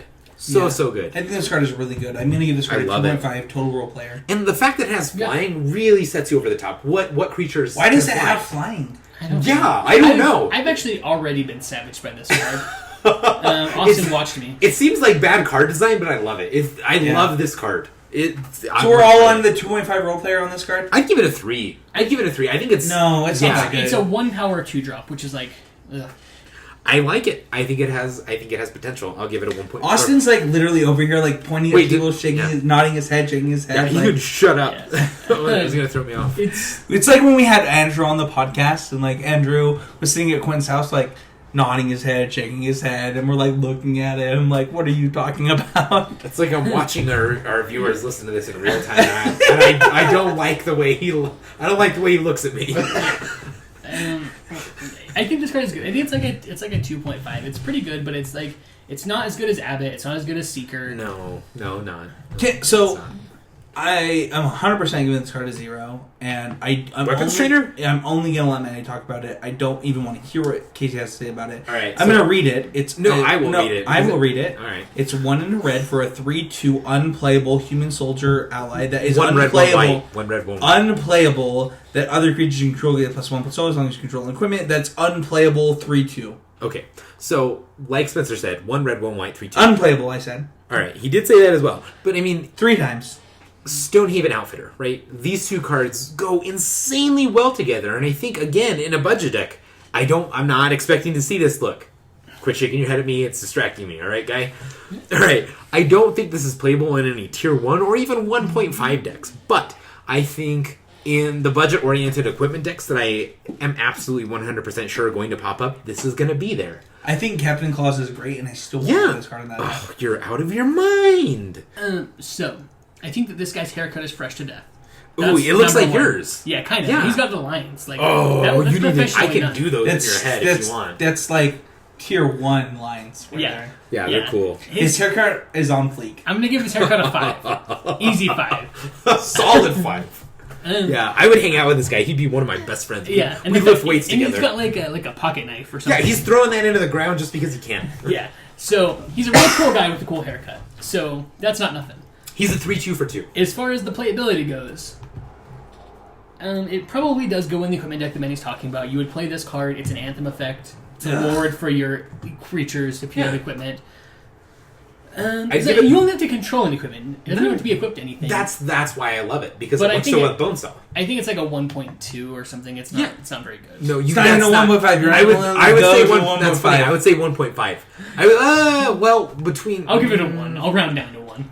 Because you said I was gonna give it a 1, but because you said 1, I'll give it 1.5. All right, next up we have Bonesaw. It's our first equipment and our first artifact card. It's 0 mana. It's a reprint from Conflux. It's an equipment that gives a creature +1/+0. You can equip it for 1. I don't think this card was playable before, but actually, like in this standard format, it actually doesn't seem unplayable, especially with other cards that could build this like stupid tier 2 deck. I give this card like a terrible 1 combo rating. Yeah, I think it's a 0.5 combo. It belongs in only that deck. You're not gonna play it anywhere else. You're not gonna use it to make your Seed Rhinos beat theirs. This this is not a Sorin, right? I think you definitely could in a sideboard. No, you would just play Sorin or Nissa or literally any other card. Or Gideon. Probably any card. But Manny, give it a rating. 1. All right, I gave it the height. I don't think it's height for the highest rating. I don't think it's good. Again, the best card in limited is up next, in my opinion, and that's Captain's Claws. It's 2 colorless or 2 generic. Sorry, for an artifact equipment, it gives it +1/+0, and then you equip it for 1, and it turns your guy into a stupid butthead. And that means that it puts a 1/1 attacking ally into play whenever it attacks. Yeah. The equip cost is 1. Yeah, and the ally can tap it attacking. So it makes your guy broken. Yeah, it's sick. It's it's ill. It's sick. It's dope. It's incredible. It's great. I believe this card is playable. I give it like a 1.5 role player rating. And man, am I going to lose to this card? Yeah, I would give it a 2. I think it's definitely like a side player type role. I feel like the decks that utilize it are going to utilize it very, very well, and you're going to kick yourself in the balls for losing to it, but it's going to happen. Like, you're just going to be like, God damn it, how the hell did that happen to me? Yeah, kind of. Like, it's... No, you're not, because you've played against freaking every other card that's put a 1/1 into play attack. It adds up. You're just like, I don't have to worry about that shit. And then, like, equips to that 1/1 later if you don't block it. It's stupid. It's dumb. I mean, it's value. It's a great limited card. It's a bomb rare and limited. Pack 1, pick 1 for sure. It's probably like a 1.5 in constructed. It's not that good. It's still playable though, right? Like, Yeah. you're still gonna like play against the card and be like, Oh, why? Okay, kill your guy, whatever, I win. But also, But also, why did you get a 1/1? And why did that one make a 1/1? And why did that one make a 1/1? And why is it a 2/1? And why is this happening to me? How come you just get to keep attacking? Why do you get to do that to me? Yeah. So the next card we have is Stoneforge Masterwork on Manny's list, and not my list because I'm not stupid. This is one.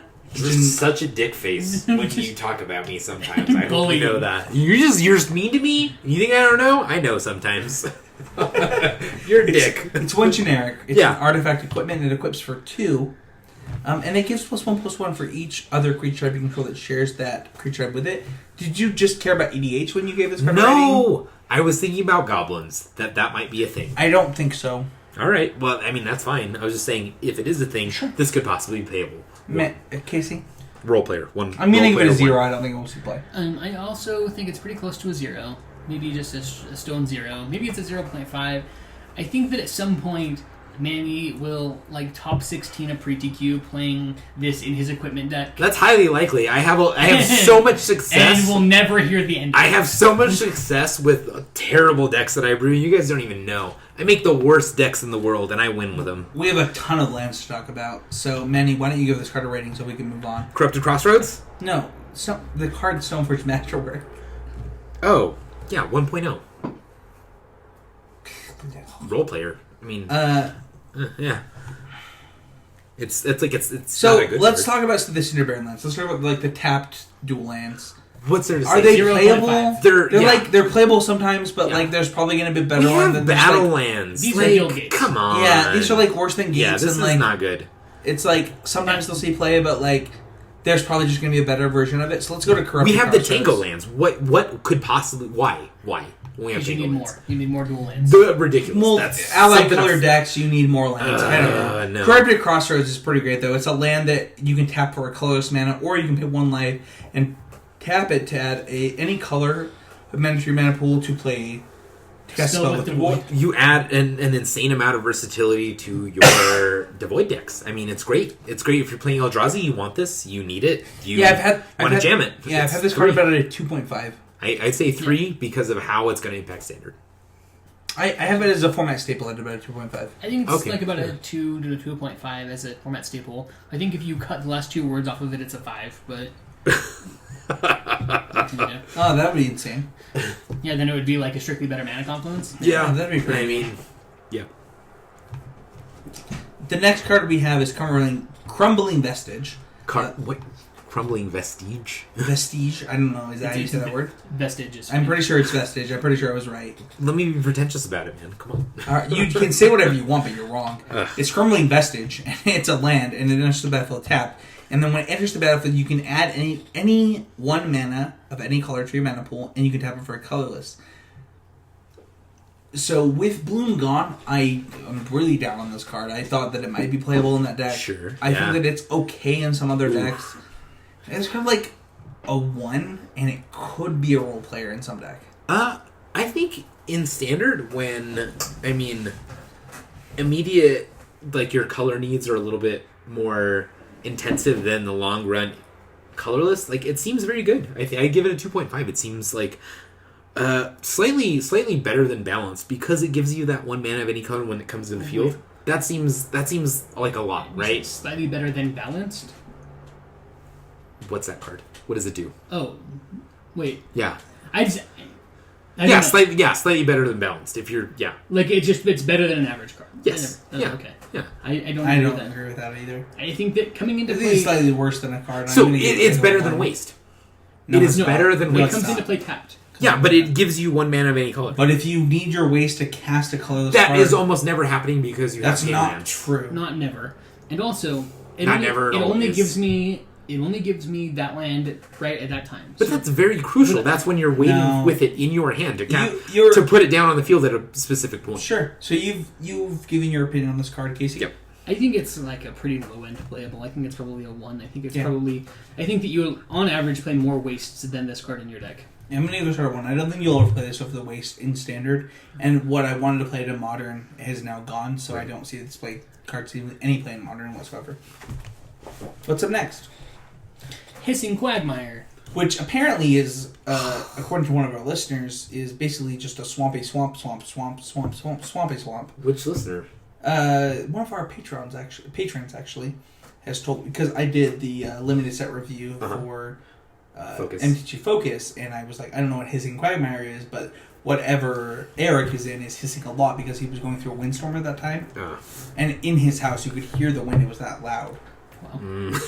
And I was like, his whatever a Quagmire is, his is hissing. Well, a Quagmire is it's like a swamp. That's exactly what they said. It's like, it's just another swamp. I'm like, well, that's stupid. Why is it green? Because it's hissing. It has snakes. Oh, I see. It's snaky. Snakes. I thought the alligators and snakes are in this thing. Giant That's why That's why when you play, it comes to play tapped. You can have blue or sorry, not blue. That would be even better. Green or a black, and you can pay 3 to make it a 2/2 death catcher. 1 generic, 1 black, 1 green. Thank you. I don't know. So I don't think this will see modern play. People do think that it could see modern play. I give this card a 2.5. It's just like an average Magic card. You're totally going to play this card in some decks. I think the value... I don't think there's anything else to say about it. The value of Manlands is, like, beyond what I always face value them at, right? Like, Lumbering Falls, when you and I were playing, that card was unanswerable. Yeah, that's how also I felt about that card, is that it's unbeatable, except for that it's also terrible. Yeah, that's exactly how we felt about Lumbering Falls. First of all, why am I playing this? Second of all, how do you beat it? Yeah, one of our listeners gave me that deck list. Like, we made it together, and he gave it to me, and I was like, Lumbering Falls, that seems terrible, right? But I played it anyway. And once I started playing, I was like, Roger's a genius. This card is so good, nothing ever happens to it. It's incredible. You probably are supposed to 2-1 split your... Yeah, I would probably, like in Abzan right now, I would probably play 3 Shambling Vents in one of these. Right. Well, so playing against this card, it's very, very hard to beat it. Would you ever play any of those card surface during Wildwood in Modern, though? No. And that's what you're wondering about. It's like... And that's why I give this card like that 2.5. Like it's actually just like your average Magic card. And I would give it a 3. I mean, a lot of times when I'm on the offensive and I'm trying to win, I have to get past this card, and it takes a while. Casey, and it doesn't do no beating down too. It's like right. The beats are mediocre, but they exist. Yeah. Like Pestamite, they're mediocre, but they're around. Right. And it's so to this. I think this card's a 3. I think that's like about the worst that a Manland can probably be. Other than that's exactly how I feel about it. And let's talk about the worst that a land could be that we would consider playing, and that's Holdout Settlement. So this card taps for colorless, or you can tap it and a creature you control to add a color of any color to your mana pool. So it's like a Spring Relief drawn land. This is the worst land I would ever consider playing. That being said, like it could see play in other formats. So for me, this was a 0.5. Oh wow, I'm like actually a lot higher than that. 0.5, I think very much of a role player. I hate this card. It's not unplayable, right? So I have you to could play 0.5. You could play this card in Legacy. I need to be proven wrong. You can play all these cards in Legacy. Right, yeah, that's not... Come on. So for me, it's a 0.5 role player. I need to be proven wrong until I can grant this card any type of value. It seems bad. It seems stupid. I don't like it. In the decks that want Springleaf Drum, they want it because it's a spell, not because it's a mana accelerant. No, I don't think so. No, you're absolutely playing a Glimmer Void and a Springleaf Drum. I'm going to give this card a 2.5. Whoa! I think this card will see play in like random stupid decks and I'll hate it. I believe that. It also doesn't accelerate your mana. It doesn't, but it fixes it with like stupid dum-dum cards. Yeah, I mean, it comes in with Ornithopter, right? Like, Alright, let's move into the next That's so card. bad. Meh. Mirror Pool. In my opinion, this card is hot fire. You guys haven't said anything. I love it. Every time I played with it, it has Alright, nothing before we but say dividends. a single word on this card, I want you to give it a rating and a status. As far as standard tap lands go, I think it's a solid 3. I mean, sure, it comes into the battlefield tapped. Hot Fire. Yeah, that's hot fire. Hot fire standard. 3s. Yeah. I mean, come on. It's like a non-basic land in a standard format. 3 is hot fire for me. Alright, I'm going to give this card a 4. Whoa! And I think this card is a format shaper as far as standard goes. I think this is a total format changer. But this... Okay. And I don't know what... Like, if you're playing a colors deck, you want 2 or 3 of these in your deck every time. Yeah. And I don't think this is a role player. Like, it legitimately does so many things in that deck. It produces your colorless mana, as well as copies your best creature and your best spells. Right. If you, like, get flooded, it does so many things. And the thing is, it's like, in testing, it was like, how many ways do I want to play? Because, like, I can just play Mirror Pool instead. Yeah. I've never seen this card and not been happy. Not once. That's exactly how I felt about it. I'm willing to give it a 4 and give it, like, a format changer, because it is the best colorless land that we have right now for those decks. But the problem is it's so bad. It is. Yeah. It does come into play tapped, which is the only downside to the card. But I'm still willing to give it that 4. For me, it ties with Seagate Wreckage. No. Oh, it's so good. It's so good. It's so much better than Seagate Wreckage. Yeah, I think it's like at least 10 times the card Seagate Wreckage. Yeah, I've been super which I would give a 3 to. Every time I played Seagate Wreckage, it's been fire, hot and fast. I've actually talked to a Lava, lot of people that play lava, Seagate and Wreckage. magma. And they're like modern decks that like play. Oh, they're Jund decks. They want to play like Seagate Wreckage plus I don't know. Grove of the Burnerillos. The I'm like, mana I'm like, you're greedy. Yeah. You're a greedy boy. Way too They're like, greedy. yeah, you just play like Seagate Wreckage, Grove of the Burnwillows, and Oath of Nissa, in Magic and Fairy like, Disneyland, and then you can play your Elspeth, your Lilianas, and I'm like, it doesn't happen. Nope, Candy that's canes not for real. breakfast. That's not a thing. Anyway, so I think that Mirror Pool is about a 3. I think it's pretty good. Yep. Coming into play tapped is like a pretty huge downside that you guys are underrating a little bit. No, it's not that big. It's pretty big. By the time you're playing Mirror Pool, your board state is settled. You're doing everything you want to be doing, and there's nothing you can't do. You are treating it as though it's like in your opener and you can play it whenever you want. No. That never happens when you're playing 1 or 2 of it. I mean, not never. Let's not ever say never, but it's very rare. You're treating it as a card that you play when you want to, not as a card that like you play when you have to. Sure. Manny's over here like wondering what's happening to me. I don't know. I gave you a high five anyway. Yeah, so the Patriots are 14-3 right now. Oh, they're playing? Yeah, they're playing right now, and I'm missing it for the set review, so I love okay. you guys. And so he just dry humped a table a little bit out of excitement. I like it. Just The air. It was the air. I'll allow it. From my perspective, it kind of looked like you were pointing towards the table. I'm Back not here to judge. Let's finish off Mirror Pool. Come on. I think we've given our ratings, right? I think it's like, a 3. It's a role player. 3, I don't 4. think it's format warping. Yeah, It's so pretty good. 3, 3, 4. I think I'm format stable. You guys are both role player. I would probably even put it at 3.5 role player. Oh, anyway. that's a really good role player. Yeah, it is. So next up, we have Needle Spires. This is the worst land that I have playable in this set. Without a doubt.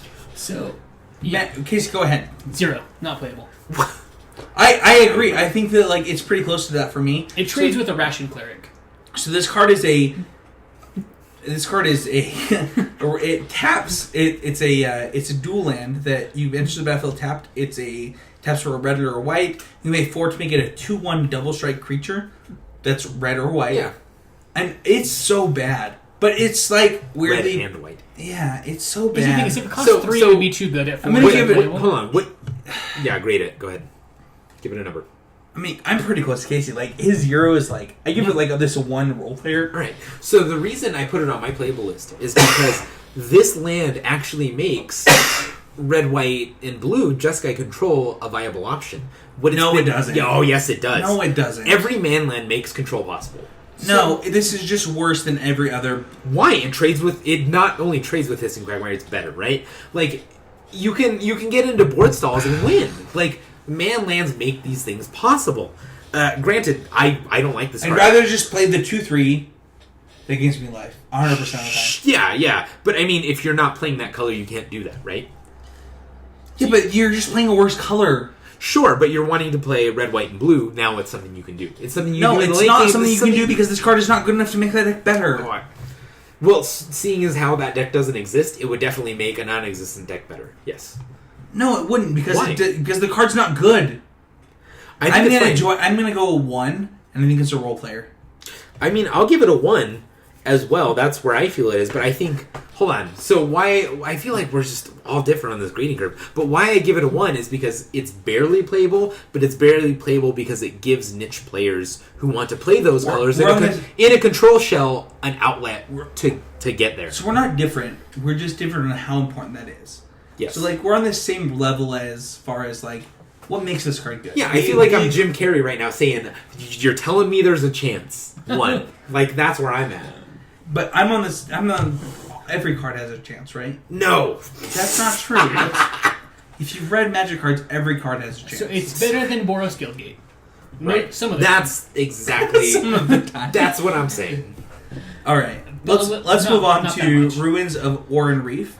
This actually might be the worst land on my list. Oh man, I'm gonna give all kinds of lands. Oh, this was my least favorite as well. I'm ready. So this is a land that enters the battlefield tapped. You can tap it for colors, or you can tap it to put a 1/1 counter on target colorless creature that enters the battlefield this turn. 0.5. Yeah, I give it like a 0.5. Like some deck will want this card, but it's so bad. Yeah, at a 0.5. Casey's giving it a 0. Snap 0. This is probably the worst card in the set that anybody actually wants to play. Except for the 1/1/2. Yeah, your card is worse than this card. Right? Let's be real. Come on, let's be real. That's the most His 1/2 blue card is worse than this card. That's the most deliberation I've had on for days. A little. Like at least, I mean, they're like a combo together, right? You can play this. Shut on up. one, and this, make it too I think they're not only are they a combo, they're also on the same power level. Yeah, maybe the 1/2's a little bit better. Shut up. This card's. This might be. We're moving on. This We're might be moving on. Yeah, okay. Seagate Wreckage is next. It's a land that you can tap for a colorless. I think it's great. Or you can pay 2 and a colorless to tap it and draw a card if you have no cards in your hand. I don't know. Like, playing this card, it's been really good. Yeah, but, like, in my brain, in my, like, heart of hearts, it's like this card can't be as good as it's been playing. Yeah. Yep. Because in like, playing, it's been like a 4. Yeah, it's definitely a 4. But that's in my head, it can't be more than, like, a 2 or a 2. At face I'm value, gonna give it a 3. I think it's pretty good. It's a land that comes into play untapped. Right. Taps for colorless, which somehow is valuable. And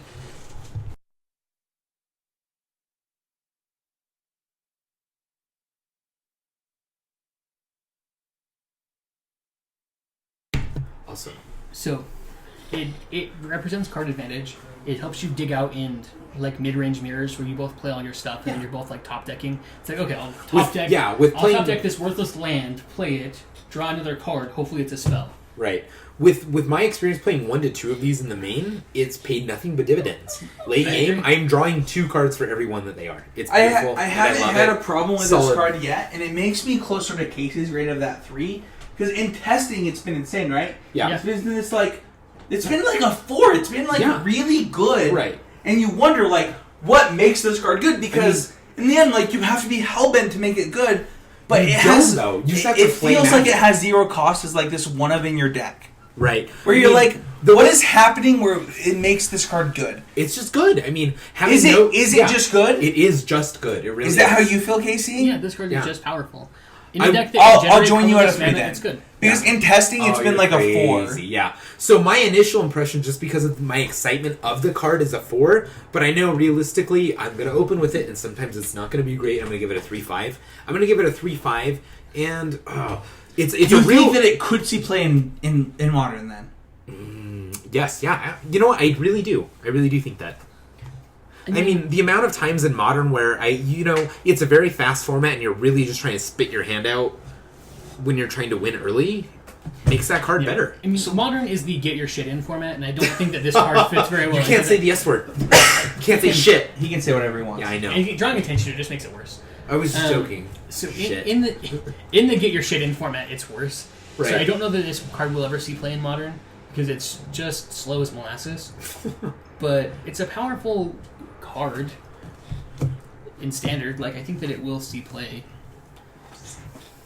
So I don't have anything else to say on this. No, I think that it's a good. You're going card. 3.5, It's a good Benny. card. Yeah, for sure. You're going 3. Yeah. I'm going to join you at a 3. I wanted to go lower than that, but it's hard because like it's good. It is good. It's hard. It's hard to like how good is a card that like when you're hellbent basically is one of the power 10, right? Yeah, it's reverse library. It's exactly like, and when you're hellbent, it's like library. It's like, wow, that card's really good. Yeah, I mean, it costs 3 mana instead of 0, right? That's true, but it's still that. It still is like. It's the same. I would have paid 3 mana for library, so I don't know that matters. I don't know, something because like when you have 7 cards in hand, sure, you don't always have. Yeah, that's true. I would rather be casting my spells than drawing an extra card. When I don't have any cards in my hand, I got nothing better to do. But at the end of the day, we want to talk about the second to last card because I think we missed one. Wandering Funeral. Yeah, so I have this card to 0 because I don't see it. So this is why I place it above the red-white land. Blah blah blah. Okay, it's certainly better than the red. Okay, Oh, so so much I'll better. join you. So I I would- actually agree with that. So I will actually adjust my rating. This makes blue-red X... Read the card. Read the card real Okay, quick. so, sorry, it's a land. Wandering Fumarole, land. Wandering Fumarole enters the battlefield tapped. Tap it. Add 1 blue or red to your mana pool. 2 generic, 1 blue, 1 red. Until end of turn, Wandering Fumarole becomes a 1/4 blue and red elemental creature with 0. Switch this creature's power and toughness until end of turn. It's still a land. So this seems much more aggressive to me than that ridiculous red-white land. And again... This is one of those things that allows this color combination with the tri-land that we already have a possibility and control, right? Like, this makes Jeskai like a feasible thing. This is something we can No. we can wrath with and continue the game. No. Why? No, and hostilities, you're wandering hold Fumarole on. seems fine. You can't make the same argument for this land that you made No. for the. Well, that's why I'm for going to the give it. red-white This is land. why I'm going to give this a higher grading. I gave the last one something really crappy, not very good. I would give this a 2. Manny? Yes. Or, sorry, Casey. Yeah, I think it's about a 2 also. It's like on the low end of playable manlands because it dies to everything if you want to actually deal damage with it. But I mean... And as a 1-power manland, it's so unimpressive. But I at 4 mean, mana. at the point you're trying It to win... blocks everything, too. I mean, That's at the point you're trying to win with this land in the game, you either should have complete control or you're dying miserably. Like, this should be a good win It's condition that another you've one of been those things that were missing. like, if it just cost 1 less to activate, it would be, like, modern playable.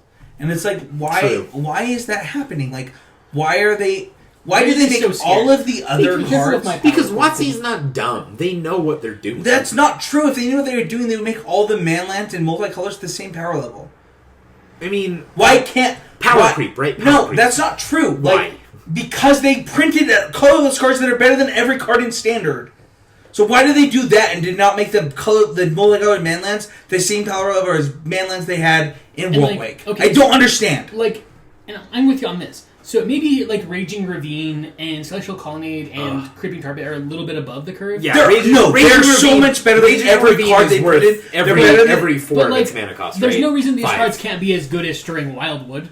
No, these cards are all worse than Stirring They're Wildwood. definitely worse No, than Stirring I just Wildwood, asked you if without you a would play doubt. Stirring Wildwood above any of these cards, and you said no.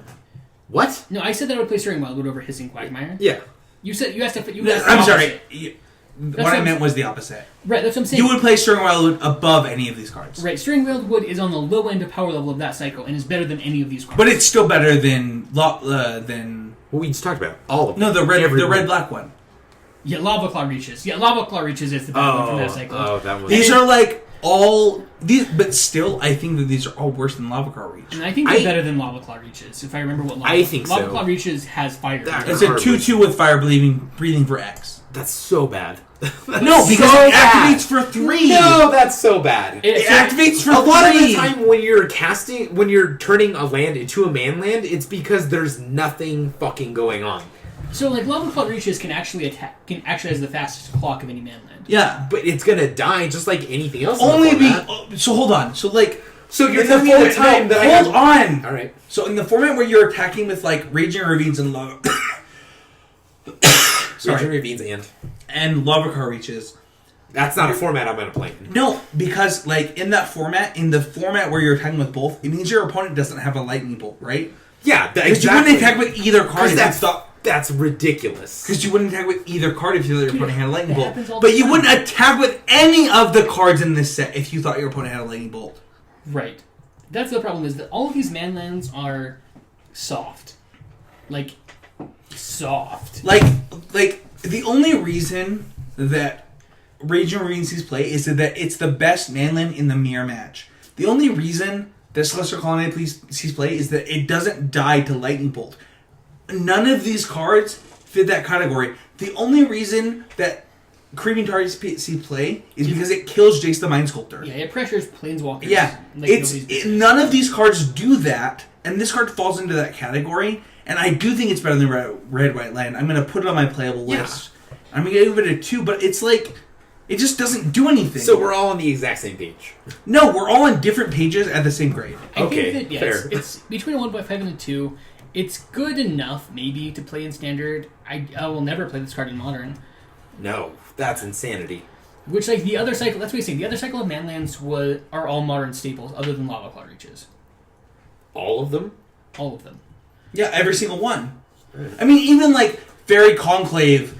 Oh, yeah, the old cycle. The old cycle, too. Like, even the mono red one and the mono white one, I've seen play in some form, right? Yeah, usually it's only Conclave and Treetop that see much play, and Conclave much right, less. and but what's the name of the... I don't know. The red one is... West, you're actually in the room. I don't remember it. The red one is like some kind of first strike creature. Right. But I think it's a 2-1, right? Yeah, regardless of what Not they very are, good. like... Even the white one and the red one have seen play, and like I don't see that for these cycle of cards, and that's a problem because if they had just lowered the mana cost to all of them cost 3, like the reason you pay so much for Raging Ravine is because it's insane. Because it can take over the game. The reason you pay so much for Celestial Colonnade is because it's like, how do I kill this? It's like Right. this It has insane vigilance card, for and fuck's it leaves up Path to Exile and Spell Pierce. Right, when you're being attacked with Celestial Colonnade, it's an indication that the game is over. Yeah. Yeah, for those who are wondering, the red one is a 2-1 You have warrior 1 with to no first cards strike. in hand, and that shit's happening to you. Yeah. The encampment that we're talking about, the red one, actually has seen modern play. It's a 2-1 first strike that you activate for 2. Oh, come on. So, seen modern play. No, yeah, that's not nothing. No, that's worse than Mutavault, right, though? So, like, playing Modern is probably wrong. Well, no, because it has seen play, right? Has it? I mean, Both of them have seen play. offers a lot of benefits to you if you're playing like Merfolk or tribal based decks, right? No, but even if you're not, though, like, that's the why you're fact that playing it taps Mutavault. for red is like is better. It's than, not nothing, like, and it the thing doesn't is, play it's fair. like we're arguing about something so silly because like this red blue land will see play in some format. Yes, Like that's just the power of manlands, right? and like none of us disagree with Manny. We all think this card is better than the blue white land, the red white land. Well, I mean, like I said, that land is garbage. It's barely playable, but I think it is playable. Yeah, that red white one is. I never made an argument that it was good. I said that it was playable. And I'll agree that this card is playable, and because of how bad I think the red white land is, I'll move this into playable. But it's like the zero ability where like you switch back and forth just doesn't matter in Not some at all. It formats. still gets bolted, right? We've discussed that. It's just like it happens. It has 3 damage Right. on it. It's dead. I actually think that Manland is 1 actually damage. just a 1/4 unless Yeah. your opponent is is tapped out. Dum dum Right. dum dum dum dum. Yeah. Sure. Like unless your opponent like plays their Let's. land out of their I want hand to talk about instead the of last 2 cards in the set, and that's Let's do the mono gray waste and the blue colorful waste that is sweet. Okay. So, we So got which waste- one of these wastes we is got waste playable? and waste. Waste and waste. So only the blue, like really pretty waste is playable, right? You'll never play the mono gray waste, and if you do, you should be ashamed of yourself. So the one that I'm looking at is the same art, but one of them is full art, one of them's not. But the art is bad on both. Oh, okay. So yeah, that one, the one that has the skyline and the hedron. I or think whatever, that one's better. That one's strictly better than the green. Yeah. 100% better. I think the is- full art, right? If you're we all like that one. If you're Yeah. MTG financing, like if you have like a skyline, If you can get a foil, 5.0. That's the one. yeah, like the fact that you only can get waste in this set currently, and they're like printed at common. You have to get them at foil. If you Get get 'em, them at guys, get 'em. And you can get them at full art. Like those full art wastes. # money. I also think that Money in the waste, bank. I also think the wastes are standard playable, and I'm gonna give them a 2.5 like role player Yeah, range. yeah. They're a basic land. Yeah. You need them to do things. That's what There are they do. cards. There are cards that need wastes, and that we could be wrong about other cards. No, and we're not in the wrong. future. In the 100% future, right. in the future, we could be wrong if more cards need waste and wastes become better. So Yeah. for that reason, I give this a 2.5 role player range. Yeah, I mean it's definitely a 2.5 role player. staple, I feel like. Come on. No, it's like, a role when's the player. basic... It's. I don't think it's a staple. For these next coming blocks, without these sets rotating, staple. Without a doubt, I think we're going to see at least 15% of the meta play these cards. That's So, a huge amount. Here's my thoughts. So let's say just as an example, the last time that we were in the World of Innistrad, none of these colorless cards would have been good enough, right? That format was way too aggressive, way too Sure. like, shut up, like you're wasting your time. 5 drops, shut up. So like And this format is so much slower. right. But like I'm saying like we could easily get back to that type of format where like because that's what they usually do. They want a card to be good for half of its life cycle, usually not both. Even Delver of Secrets was only good for half of its life cycle. Right. And that card is like a modern standard, modern legacy and vintage staple, right? Like that card was only playable for 1 of its 2 years in standard. So these cards could easily just be shown the door. So like I think that Waste is a role player for that reason, not a staple. I'm going to give it a 2.5 staple. Manny? I mean, that's what I said. Pretty sure. Casey? It's a 2.5 role player. So we're all giving it the same 2.5 grade. I just staple. believe it has a different role in the metagame. Yeah. For that reason, let's end this podcast. Shout outs, Yeah, let's Casey. do it. I have a shout out to Kroger tonic water because it's been Yeah, refreshing and we've been delicious all drinking a day. lot It's of it. really been I mean- really was what helped me get through this set review. This 5-hour set review? Shout out to this podcast. I cannot remember the last time I was this like drunk. In the daytime, yeah. I mean, I Shout don't out to even Spencer for understand how I'm coming to pick me up in the speaking morning. intelligible words. I picked up this nerd, and I Lord. provided alcohol for everyone. Yeah. This No, it's gin is good. gone. Yeah, I got rum downstairs. I brought that. Yeah, so I have a few shout outs. First of all, shout out to everybody listening. I understand this podcast is very different than what you're used to. Unedited. There's a little bit of swearing. It's a little bit closer to... Us just talking. Yeah, it's just us just like drinking, talking about Magic together. Sometimes we say the F word. Sorry, guys. We do. We're human beings. Yeah. We've got red hearts that bleed. We live in a very conservative state. We want to rebel sometimes. It's fine. But at the end of the day, I think that the important thing is like what we're saying about the cards is the most important thing. And if you can learn from that and like adjust to... We had different grades on a lot of cards. Like we were within 0.5 to 1 between a lot of cards. And like at the end of the day, learn from what we're saying and understand that tomorrow something can change, right? Like Yeah. Great Merchant of Asphodel goes from a 0 to like, well, Underworld Connections is really good. Yeah, so it went from a 0 to a solid like 2 role player. Right. Right. And only playable in one deck. Stop trying to do other things. As a 2 role player. Yeah. And Not a 5, not a multi-form all-star. A 2 in standard that was a role player, the worst card in the best deck. Right, exactly. right. And the thing is like, that's important to note. Because tomorrow, Ruin in Their Wake could be Rampant Growth, which is the best card in standard. So because hot. who knows? Like, Rampant Growth could be the best card in standard. And we could give it like this weird role player game. But in the end, it's still a role player in that deck. Right.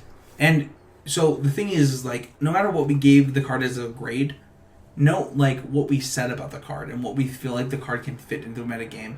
Reality Smasher is like a card that could be insane, or could also be like if you can't generate Could fizzle fillers out mana, after week 1. could do nothing. Yeah. It could just be like the card that gets Abzan turned a couple times week 1 and then never sees played again. Yep. Exactly. And so those are important things to think about. So tomorrow, I hope that this helps you in creating your constructed decks. And shout outs, Casey. Go ahead. I already did mine, so Yeah, I'm pretty sure I did mine too. I think Oh. you already were doing yours. You Oh, were yeah. yours. Well, I apologize then. So, as far as shout-outs go, shout out to Casey for coming on. Shout out to Manny for doing this every week with me. And then shout out to my wife for letting me do like a 5-hour podcast. Like, what the Jesus. freaking heck is It's going the on? longest I've ever done anything in my whole life. Yeah, it's like a full-time job. Go figure.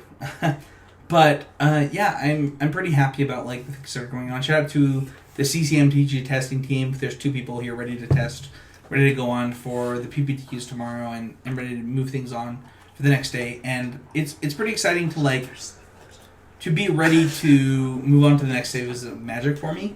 Yeah. And it's an advantage that I haven't had in a while. Also, like, shout out to everybody listening. It's hard to listen to a 5-hour podcast and like get all the way through it. I know that like when I listen to Limited Resources, which is like a 4-hour set review, let's do it in bits. It's just too hard to listen to all the way through. So if you finish this, shout out to you.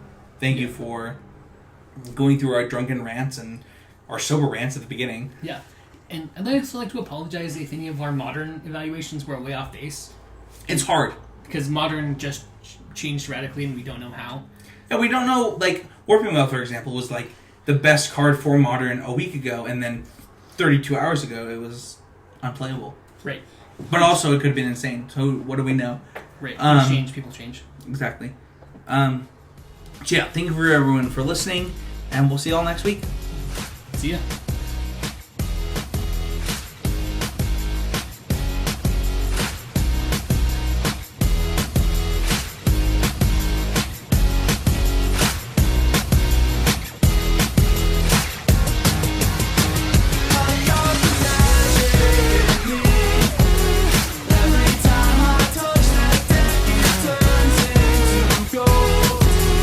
Everybody knows I've got magic in me.